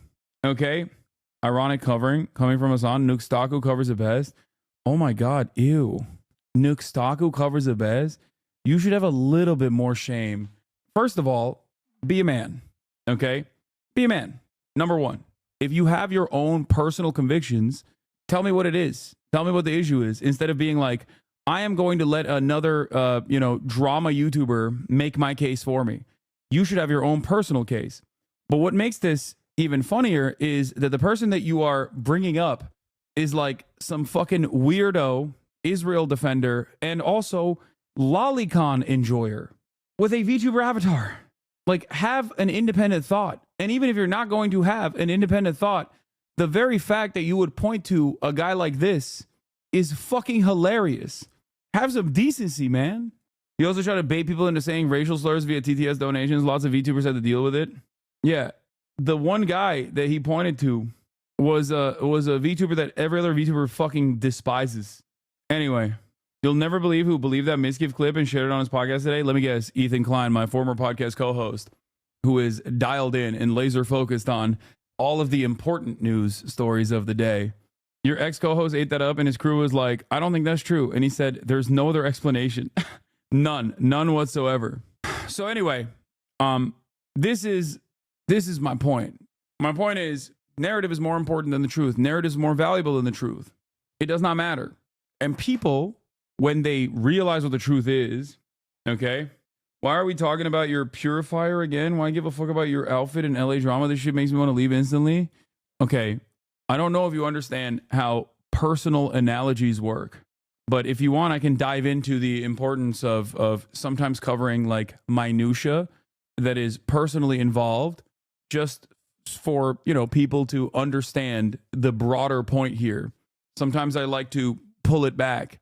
The conversation was about Donald Trump and how he just serially lies, and it doesn't really matter because his followers eat that shit up. But this attitude that people have, that is a thought-killing pattern, an attitude that people have towards not really giving a shit about what the truth is on any particular situation, is so pervasive online that it actually even plays itself out in like relatively innocuous, inconsequential moments, such as the one that I was explaining.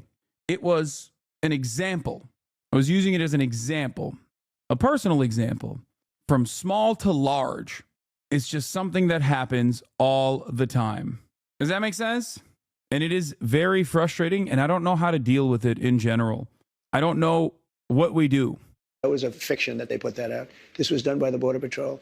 It's 13,099, and it's during the Biden period of time. And these are murderers, many of whom murdered more than one person. You don't want those people in this country.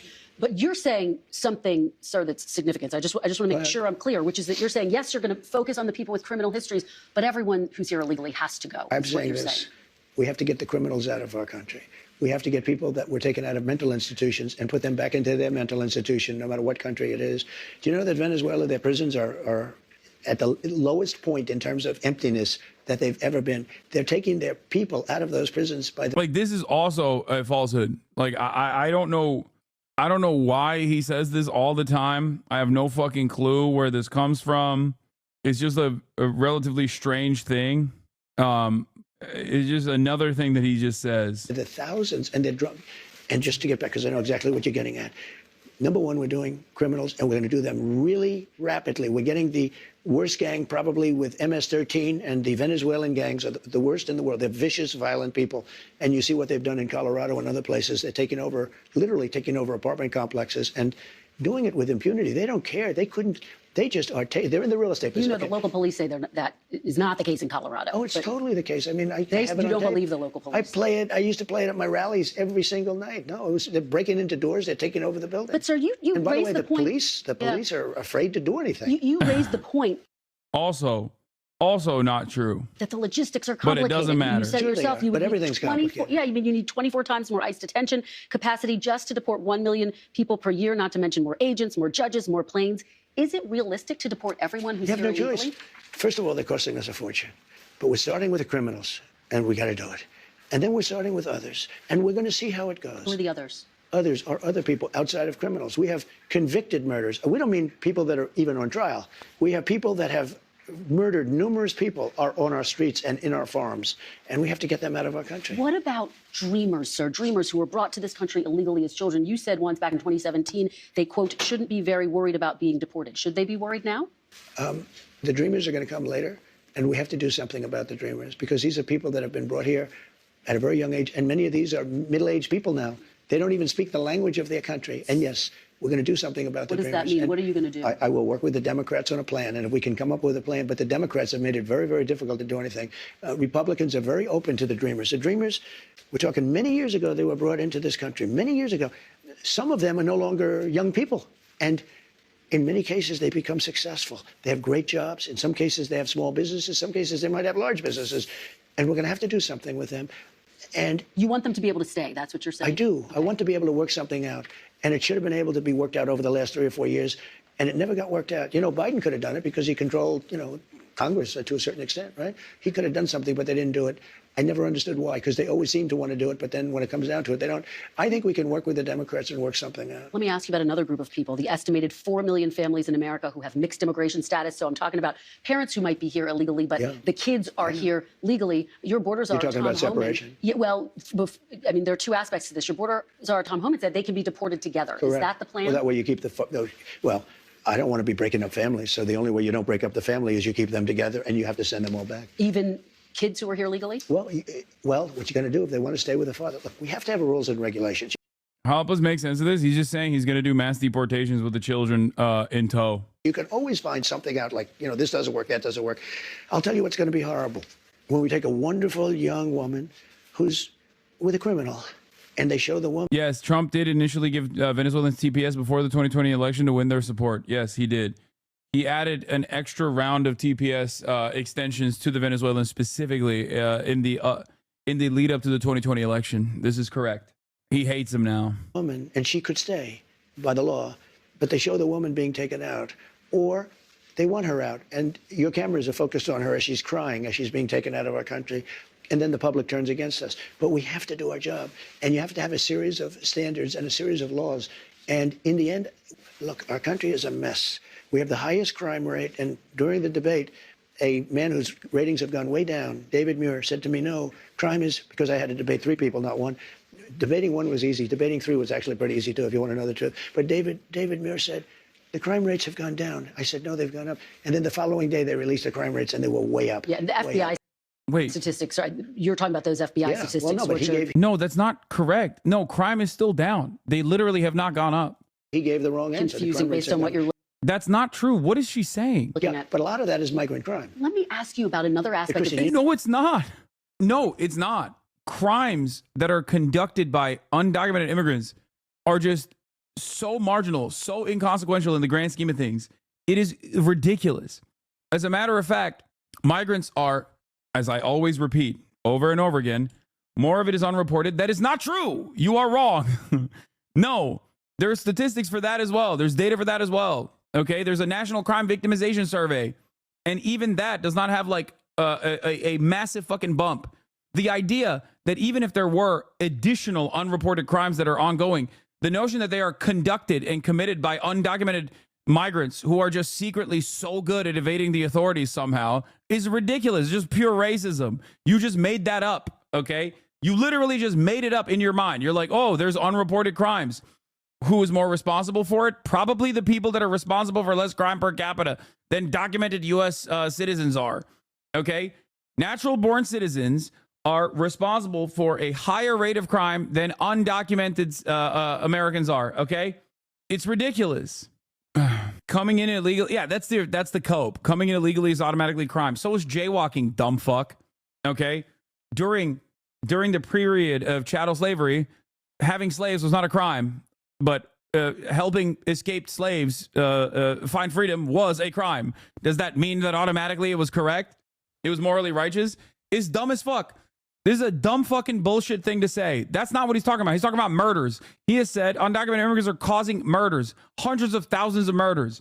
The idea that like you would compare that to illegal entry into a country when the only thing that actually, could fix that problem is paperwork is ridiculous. If something can be fixed by paperwork, if they are not actually constituting a serious threat, a serious national security threat, and the only crime is that they don't have fucking paperwork, the proper paperwork, then yeah, that's ridiculous. Yeah, Trump is not talking about how these guys are doing movement crimes, okay? They're not. Trump is talking about, he's lying and saying that they're doing rapes and mass murders. The actual number in the fiscal year of 2024 is like, what, 29? For homicide and manslaughter, which includes like literally car accidents, okay? Not just like directly doing gruesome acts of murder, but like simply being involved in a fucking vehicular manslaughter situation, drunk driving, shit like that. The actual number is not hundreds of thousands in the way that Trump presents it. It's actually 29 in the fiscal year of 2024. Okay? Oh, that's one too many. Oh, that's an idiotic fucking assessment. That's not how people legislate. That's not how you're supposed to legislate. You can't just be like, well, I only care about the crimes. You're basically admitting that you don't care when like American citizens do crimes. You only care when an undocumented migrant does it, no matter how small that fucking number is, no matter how marginal that number is. It is an idiotic way to try to solve a problem, okay? It's pointing to a person lighting a match inside of a house that is already on fire and being like, oh, what the fuck? What are you doing? You lit a match. Get out, illegals. Democrats' safe house is over. Really? I hope your car gets totaled by an undocumented person with no insurance. I like that. I hope your car gets totaled by an undocumented person with no insurance like mine did. And you pay out a packet like me. What the fuck? Breaking the law. Illegal status is breaking the law. What the fuck? Ironic, because if that person wasn't undocumented, because my advocacy is that that person gets the proper paperwork, then they would have insurance, you dumbass. And then you would be complaining that you got, if they didn't get the insurance, but they had the proper paperwork, then you'd be like, well, some fucking asshole totaled my car and they didn't have insurance, so I had to pay out of pocket. But of course, when we go back to the brain trust here, okay, Hamas killed Palestine. She got big old teats. Oh no. Is this the car that got total, chatter? Benji Longrod, brother. I'm banning this guy. I want to hear what other fucking incredible moments he has. Anyway, it's awesome. God, I love hogs. You know, a lot of it's migrant crime. Well, let me ask you about another aspect of this that I think a lot of people are really curious about. I mean, 3% of the people who are here illegally have criminal histories. But in your first administration, you had the zero tolerance policy, where we did see family separations. Yeah. You ended it. The purpose of that, though, to some extent, you talked about this at the time, was deterrent. You also had it with Obama. You do know that. He didn't have a zero tolerance policy. And you also know he built the jails for children. He didn't have a zero tolerance policy. But in 2014. What the fuck is this? I like you, Hasan. I hate this divide between Jew boy and Turk boy. Okay, that's an insta ban. All right, pretty good. And he built the jails. You know that. I want to ask you about the zero tolerance policy. I mean, he didn't have a systemic, we're going to separate families. Families were separated when parents were a threat to the kids. We don't have to separate a family. Excuse me, Kristen. Yeah. We don't have to separate families. Yeah. We'll send the whole family very humanely back to the country where they came. That way the family's not separated. So no more family separations. You're not reviving the zero tolerance policy. It depends on the family. The family may decide to say, I'd rather have dad go, and we'll stay here. And in which case they have that option. But you're not going to revive your zero tolerance policy, which was put in place as a deterrent. Is there any universe where you would bring that back, sir? We need deterrence. Look, ready? When somebody comes here illegally, they're going out. It's very simple. When they come here illegally, they're going out. Now, if they come here illegally, but their family is here legally, then the family has a choice. The person that came in illegally can go out, or they can all go out together. And that was made very clear by Tom Homan. So you're not, at this point... Oh, he wants to deport not just the undocumented migrants, but their documented family members as well. He's like, you can go with them if you want. Nice. In time, planning to revive that zero tolerance policy where kids are if you call separated. That, yeah, I'm doing what I just told you I'm going to do. You know, I don't want to send the family out. I don't want to send anybody out. But I'll tell you, we have to, because otherwise we have no country. Chatter is lying. The same thing happened to me, and I got basic coverage, and I still got paid out. Either they're a broke boy and didn't have insurance, or they're lying. Benji, would you care to respond to the allegations that you're a fucking broke boy? Benji's like, I was drunk driving. It's just funny because, like, yeah, uninsured, insured, doesn't matter. Having your car totaled sucks. But the quickest way to make people hate you is just being a fucking racist asshole. I'm broke as fuck. Why do you think I'm mad about getting hit by a driver with no insurance? Yeah, the problem here is getting mad that someone with no insurance hate you and totaled your car, and that you didn't actually get the, you weren't able to get your insurance company to give you the proper coverage because they're massive pieces of shit. Okay? You should get mad at the right people. You should get mad at your insurance company instead of getting mad at 13 million people across the board and imagining that they have wronged you personally. Okay? Because you know who's probably just as broke as you, if not as broke or more broke? The fucking undocumented guy. So instead of getting mad at the fact that your insurance company generates profits by specifically denying you the coverage that you most likely fucking paid for, but hiding that in the fine print, you literally turn around and you're like, oh, it's the undocumenteds that are the problem here. This is how it works. This is how dummies like you, who are victims of circumstance, get caught up in the anger and resentment. And instead of directing that anger and resentment at the appropriate vectors that are causing you the fucking harm, you literally turn around and you're like, nah, dude, there's still a way to come into this country legally. Why are we ignoring that? No one is ignoring that. The average time frame for someone to legally be able to come into the country requires a shit ton of money and a shit ton of time. Some people don't have that money nor the time. My argument is make it not as costly and make it fast. That's the point. So unless you fucking agree with me on that front, okay, there is no disagreement here. Oh, So go ahead. What do you have to say if to my argument that yes, the current process is unimaginably costly and incredibly long, incredibly complex system where you need to get lawyers, pay lawyer fees. Okay, there you go. Yeah, pass the test and come on in. Okay, great. And that is what your advocacy should revolve around, not the fucking forcible mass deportation. No, that is not the law. That is not the law. I'm describing to you how shitty of a process this is. The test is not offered to every single person.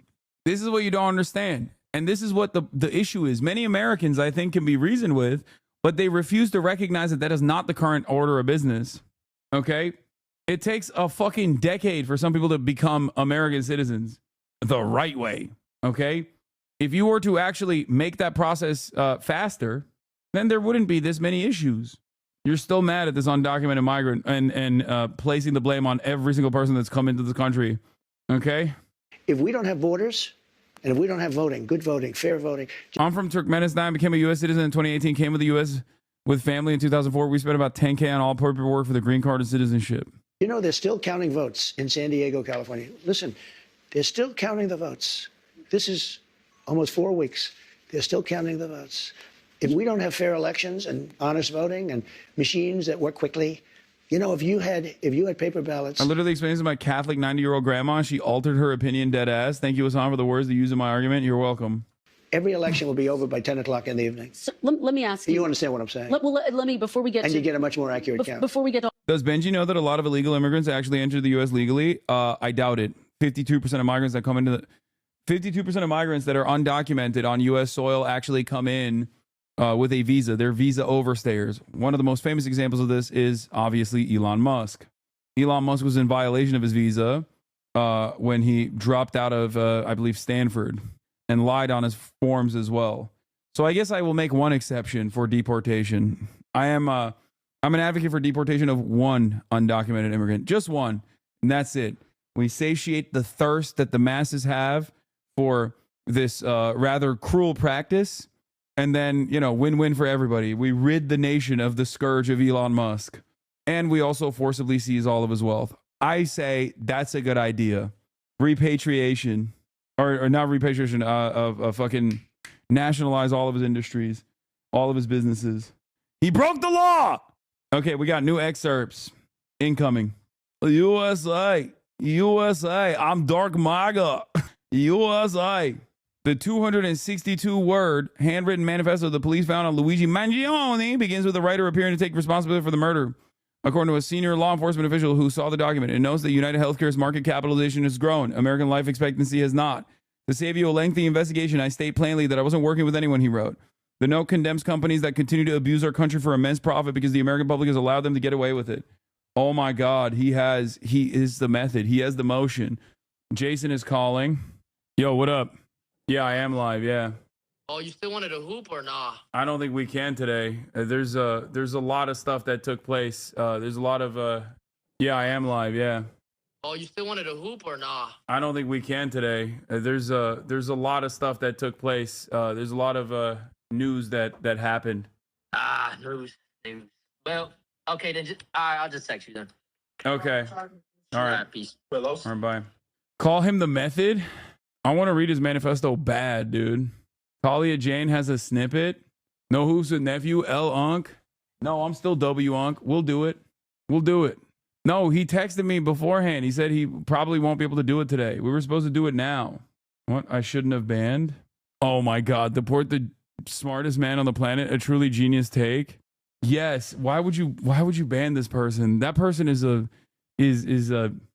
cherished new, very productive member. Damn, he got double banned. Ken didn't post the manifesto because they thought it was fake. Okay, guys, stop banning Kaiba. I want to see what they have to say. You live in California, bitch. Elon is all jokes to you. He's fucking up my state. I mean, he fucked up my state too. What are you talking about? He was directly responsible. Ban for that? No. Keep chirping, queen or king or the emperor. Okay, you have incredible ideas, and I think they are people need to hear them. Some mods love banning people; they get high off it, and it's disgusting. Bro, why are you so mad at Elon? he invented electric cars. No, Elon didn't just invent electric vehicles. He invented cars. Fun fact. And space travel. Why do your chatters hate you? Ha ha ha. There's 30,000 people in here. There's always going to be people that come in with hate in their hearts, but it's okay. Okay. I think I think the reason why is because I allow people to fucking engage in the discourse. The only limitation I have is not that, that you must subscribe, but only follow for 10 minutes. What? Keep balling, brother. Big fan of the content. Don't agree on anything. That's fine to say. But he employs thousands with good jobs. First of all, no, he is notoriously bad with his employment practices. I mean, he's literally been sued by every federal regulatory agency for numerous things, including including racial discrimination. So no, Elon didn't even invent being running an automobile manufacturer and want to be diplomat and Nazi because Henry Ford already did that. No, Elon Musk is Henry Ford, literally and figuratively, spiritually. Okay. The one thing he hasn't done is a failed company town in, I don't know, like a Latin American country. Once he figures that out, dude, it's over. He is 100% welcome back Henry Ford. Who will he get the Nazi Medal of Honor award from? Probably Trump. I don't think that Henry Ford was a Nazi. Oh my God, open the schools. Open the fucking school. They don't teach that in schools. Yes, Henry Ford was a card-carrying Nazi. Like, straight up. Yes, he was such a fucking valuable Nazi that Adolf Hitler gave him a medal. He is an award-winning Nazi. Like, he got an Olympic gold medal in dick riding Adolf Hitler. Okay? I don't want to see the alleged manifesto, chat. I want to see the real shit. Henry Ford Museum in Dearborn are very open about his anti-Semitism. That's crazy. Yeah. The Dearborn Independent. The International Jew is a 4-volume set of anti-Semitic booklets or pamphlets originally published and distributed in the early 1920s by the Dearborn Publishing Company, an outlet owned by Henry Ford, the American industrialist and automobile manufacturer. The book is for a collection of articles originally serialized in Ford's Dearborn Independent newspaper, beginning with The International Jew, The World's Problem. Yeah, he loved his little pamphlets, man. He did. Close that museum? No, that's crazy. I think that it's valuable to shine a light on. I think it's fucked up that they don't teach that in school for the most part, and they show him as like a valuable titan of industry. No, I think this is good to keep in the museum. What the fuck? It is valid. I don't think we should do erasure of history. Hasan, U.S. public schools don't even teach kids that founders had slaves. Yeah, I don't know. I feel like that seems a bridge too far. I feel like I'm sure they do, right? I'm pretty sure they do. They just probably like dance around it. Like they say stuff like they were really kind to their slaves or something. They don't. I don't know. I didn't go to school here, so I can't trust chatters on this, but that seems fucking insane. It seems like it's a very important detail to just skip out. Scroll down to the important part. Dude, he wrote so much. God damn, he wrote, bro, like look at the effort post, dude. Like, holy shit, dude. How do you have so much? He's just like Elon, bro. He's just like Elon. He was like redefining the assembly line while simultaneously, seemingly, once again, CEOs have way too much time on their goddamn hands just posting nonstop. Someone said autistic fixation. Motherfucker, why do you have so much time? Not a single one of the dudes that works on the factory floor was like, hold up. How do you have so much fucking time to write 80 whole volumes, 80 different pamphlets on Jewish people? I feel like maybe you're not putting in the same amount of work that I'm putting in to building these goddamn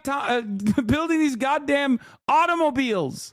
It's like after the 8th volume, you got to be like, all right, maybe you care a little too much. You're being a little silly, sir. You know, it's crazy. Industrial Revolution era Twitter. I mean, Karl Marx is a poster too, obviously. He also fucking loved writing. Karl Marx, my friend told me Karl Marx was anti-Semitic. Yeah, he's Jewish. He did say some, he did say some edgy stuff about Jewish people, but Karl Marx also was Jewish. He was the original dirtbag leftist. Chad, I'd like to see you read or write something. Okay, first of all, I don't know if you want these motherfuckers to write. Have you seen the shit that they write in the chat? I don't want to read anything by these chatters, okay? I read enough. Anyway, where were we? What is this? Did you see this yet? I did. Everybody's posting this Luigi post. Okay, I'm trying to get it taken down. Look at the title of number 51. Will Jewish Zionism bring Armageddon? Damn, dude. Christian Zionism is the OG method. There it is. Yeah, here is a rare historical photo. Henry Ford receiving the Grand Cross of the German Eagle from Nazi officials, 1938. Hitler came when he saw that shit. Holy 20 pages each, bro. Yeah, the condensed version is the abridged version is 174 pages. This man was so obsessed, dude. It is crazy. Anyway, gotta give it to Nazi. They only have one talking point, but they really stick to it. Yeah, there's so much lore. TikTok is down. What do you mean? Kufi article excusing anti-Semitism. Christians united for Israel. 100 years of Ford and the Jews, from anti-Semitism to Zionism. I'm beginning to think that the Christians united for Israel don't really care about anti-Semitism that much. He bought a small local newspaper operating at a loss with a mission. Anyway. Okay. Shocking revelation. Yeah. Elon Musk condensed the Jews are doing mass immigration from the third world into this country by basically just responding to a guy who said it by going, "You have said the absolute truth." Man, brevity, okay? Important. I guess he is, after all, more innovative in that field, where he was able to condense such dense anti-Semitic lore into such few words. You have said the absolute truth. Way more efficient, way more dangerous. Let's deport him. One guy. You know, if you really want to deport, an illegal immigrant, just one. Also, I'm beginning to realize that oh my God, what Ford did with the independent newspaper in terms of writing all of his pamphlets, Elon kind of has done by purchasing Twitter at a loss. Oh my God. He literally is Henry Ford. It is. Oh my God. Yeah, this motherfucker's never had a single original idea. It is crazy. Someone allegedly found Luigi's manifesto and posted on Twitter. I don't know if it's true, chat. Ken Klippenstein thinks it's bunk. Who will be Times Person of the Year? See the short list. Joe Rogan, Claudia Scheinbaum. Who is this woman? Kate Middleton? Is that like a queen or something? What the fuck is that? She's no, Kate Middleton is next in line to be queen or something, right? Donald Trump, Kamala Harris, Elon Musk, and Claudia Scheinbaum, the real queen. I'm assuming it's not going to be Claudia Scheinbaum that wins this, but that is the only person that is good on this list that I like. She's queen consort, not even queen. I envy the shit you're ignorant of. I'm sorry, dude. I don't know who fucking Kate Middleton is. Immediately clocking them. My bad. I feel like there's more significant people. Elon Musk, Yulia Navalnaya, Russian economist, has been in the spotlight after her husband and country's leading dissident Alexei Navalny died in February. Navalnaya announced that after her husband's death in prison, she would continue his work. She accused Russian President Vladimir Putin of killing her husband, has met with world leaders. Oh, gross. Benjamin Netanyahu. Jerome Powell. Come on. Chairman of the U.S. Federal Reserve's 2018 survey under Trump and Biden administration as chairman. He's been steering the ship on the economy. Joe Rogan. I mean, this is all cooked. Throw this whole list in the trash. Bro, we are going to put a podcaster on Times Person of the Year short list. What is happening? All right, let's see what they said about Claudia. In October, Claudia Scheinbaum made history when she was sworn in as Mexico's first ever female president. Scheinbaum, a lifelong leftist, is also the first Jewish leader in the country of more than 200 years of independence. Scheinbaum forced her campaign on fighting for the poor and is taken into office at a time when Mexico faces issues ranging from struggling economy to rising organized violence. After Trump announced his plan to impose a 25% tariff on all products from Mexico coming into the U.S., Scheinbaum was quick to issue a firm response, indicating that Mexico, I think she should get it, but I don't think she will. Ew, why would Mark Zuckerberg be on this? He was under the microscope this year as a billionaire Meta CEO dealt with government scrutiny into Meta, which owns Facebook, Instagram, and other platforms. Ugh. It's going to be Bibi. I mean, Adolf Hitler has been man of the year. So it wouldn't shock me if they made Benjamin Netanyahu Man of the Year. I think it'll probably be Benjamin Netanyahu. Yeah, see? Adolf Hitler, Man of the Year, 1938. This is very famous, chat. How do you not know this? It's probably going to be fucking Elon, which I think is gross. They did not mention Jelani. He popped off. He popped off too late, okay? That's recency bias. Also, that's really fucked up. They put Jelani on that short list and not Zelensky. That's fucked up, okay? Jelani snubbed. Where's Haley Welch?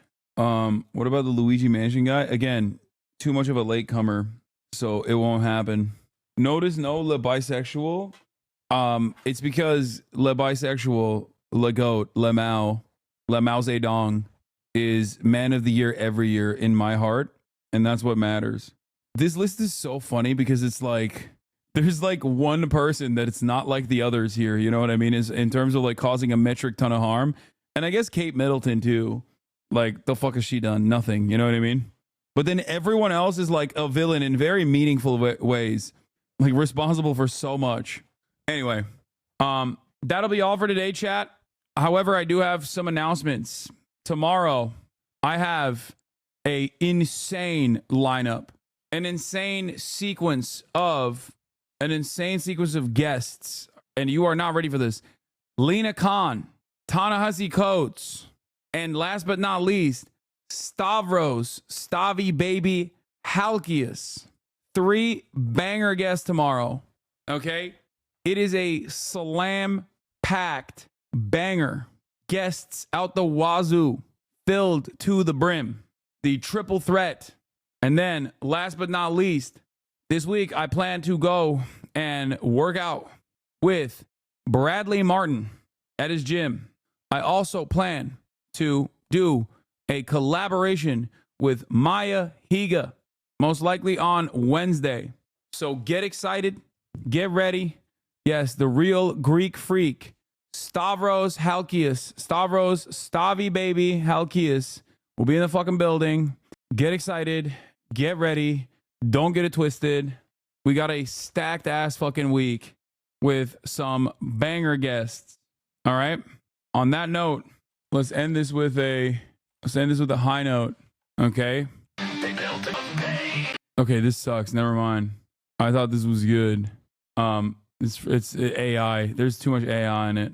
So I'm just gonna run my regular outro song. Anyway, love you guys, and I'll see you tomorrow. Peace. All the shadows trickling in has helped people hate. Sunny Los Angeles, California, says Hasan. The starlock to the starlock to the topic just begun. There he is again. Hasan is streaming. Hasan is streaming. There he is again. Hasan is streaming. Hasan is streaming. Reviewing the P.O. box. Uncle Uger's face. Sudden Discord agitprop. Great names take on breaks. Tiny Bernie Sanders, LGBTQ Air Force. The whole left at your fingertips, Ane at your door. H3 crowded debate, the Young Turks online show. 3 full fucking years of this, plenty more to go. 90-day fiance talks of champagne bourgeoisie. A Trump rally live reaction, a mass riot at DC. There he is again. Hasan is streaming. Hasan is streaming. There he is again. Hasan is streaming. Hasan is streaming. Reading live stream fail comments.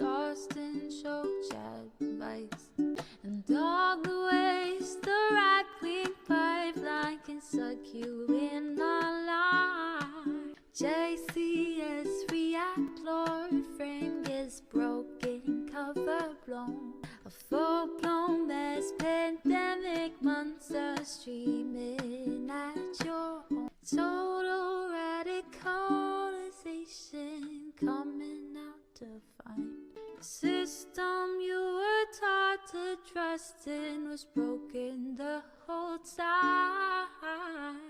All these daily streams, whether big or whether small, have helped me and so many find the meaning through it all. There is again, her sun is streaming, her sun is streaming. There he is again, her sun is streaming, her sun is streaming.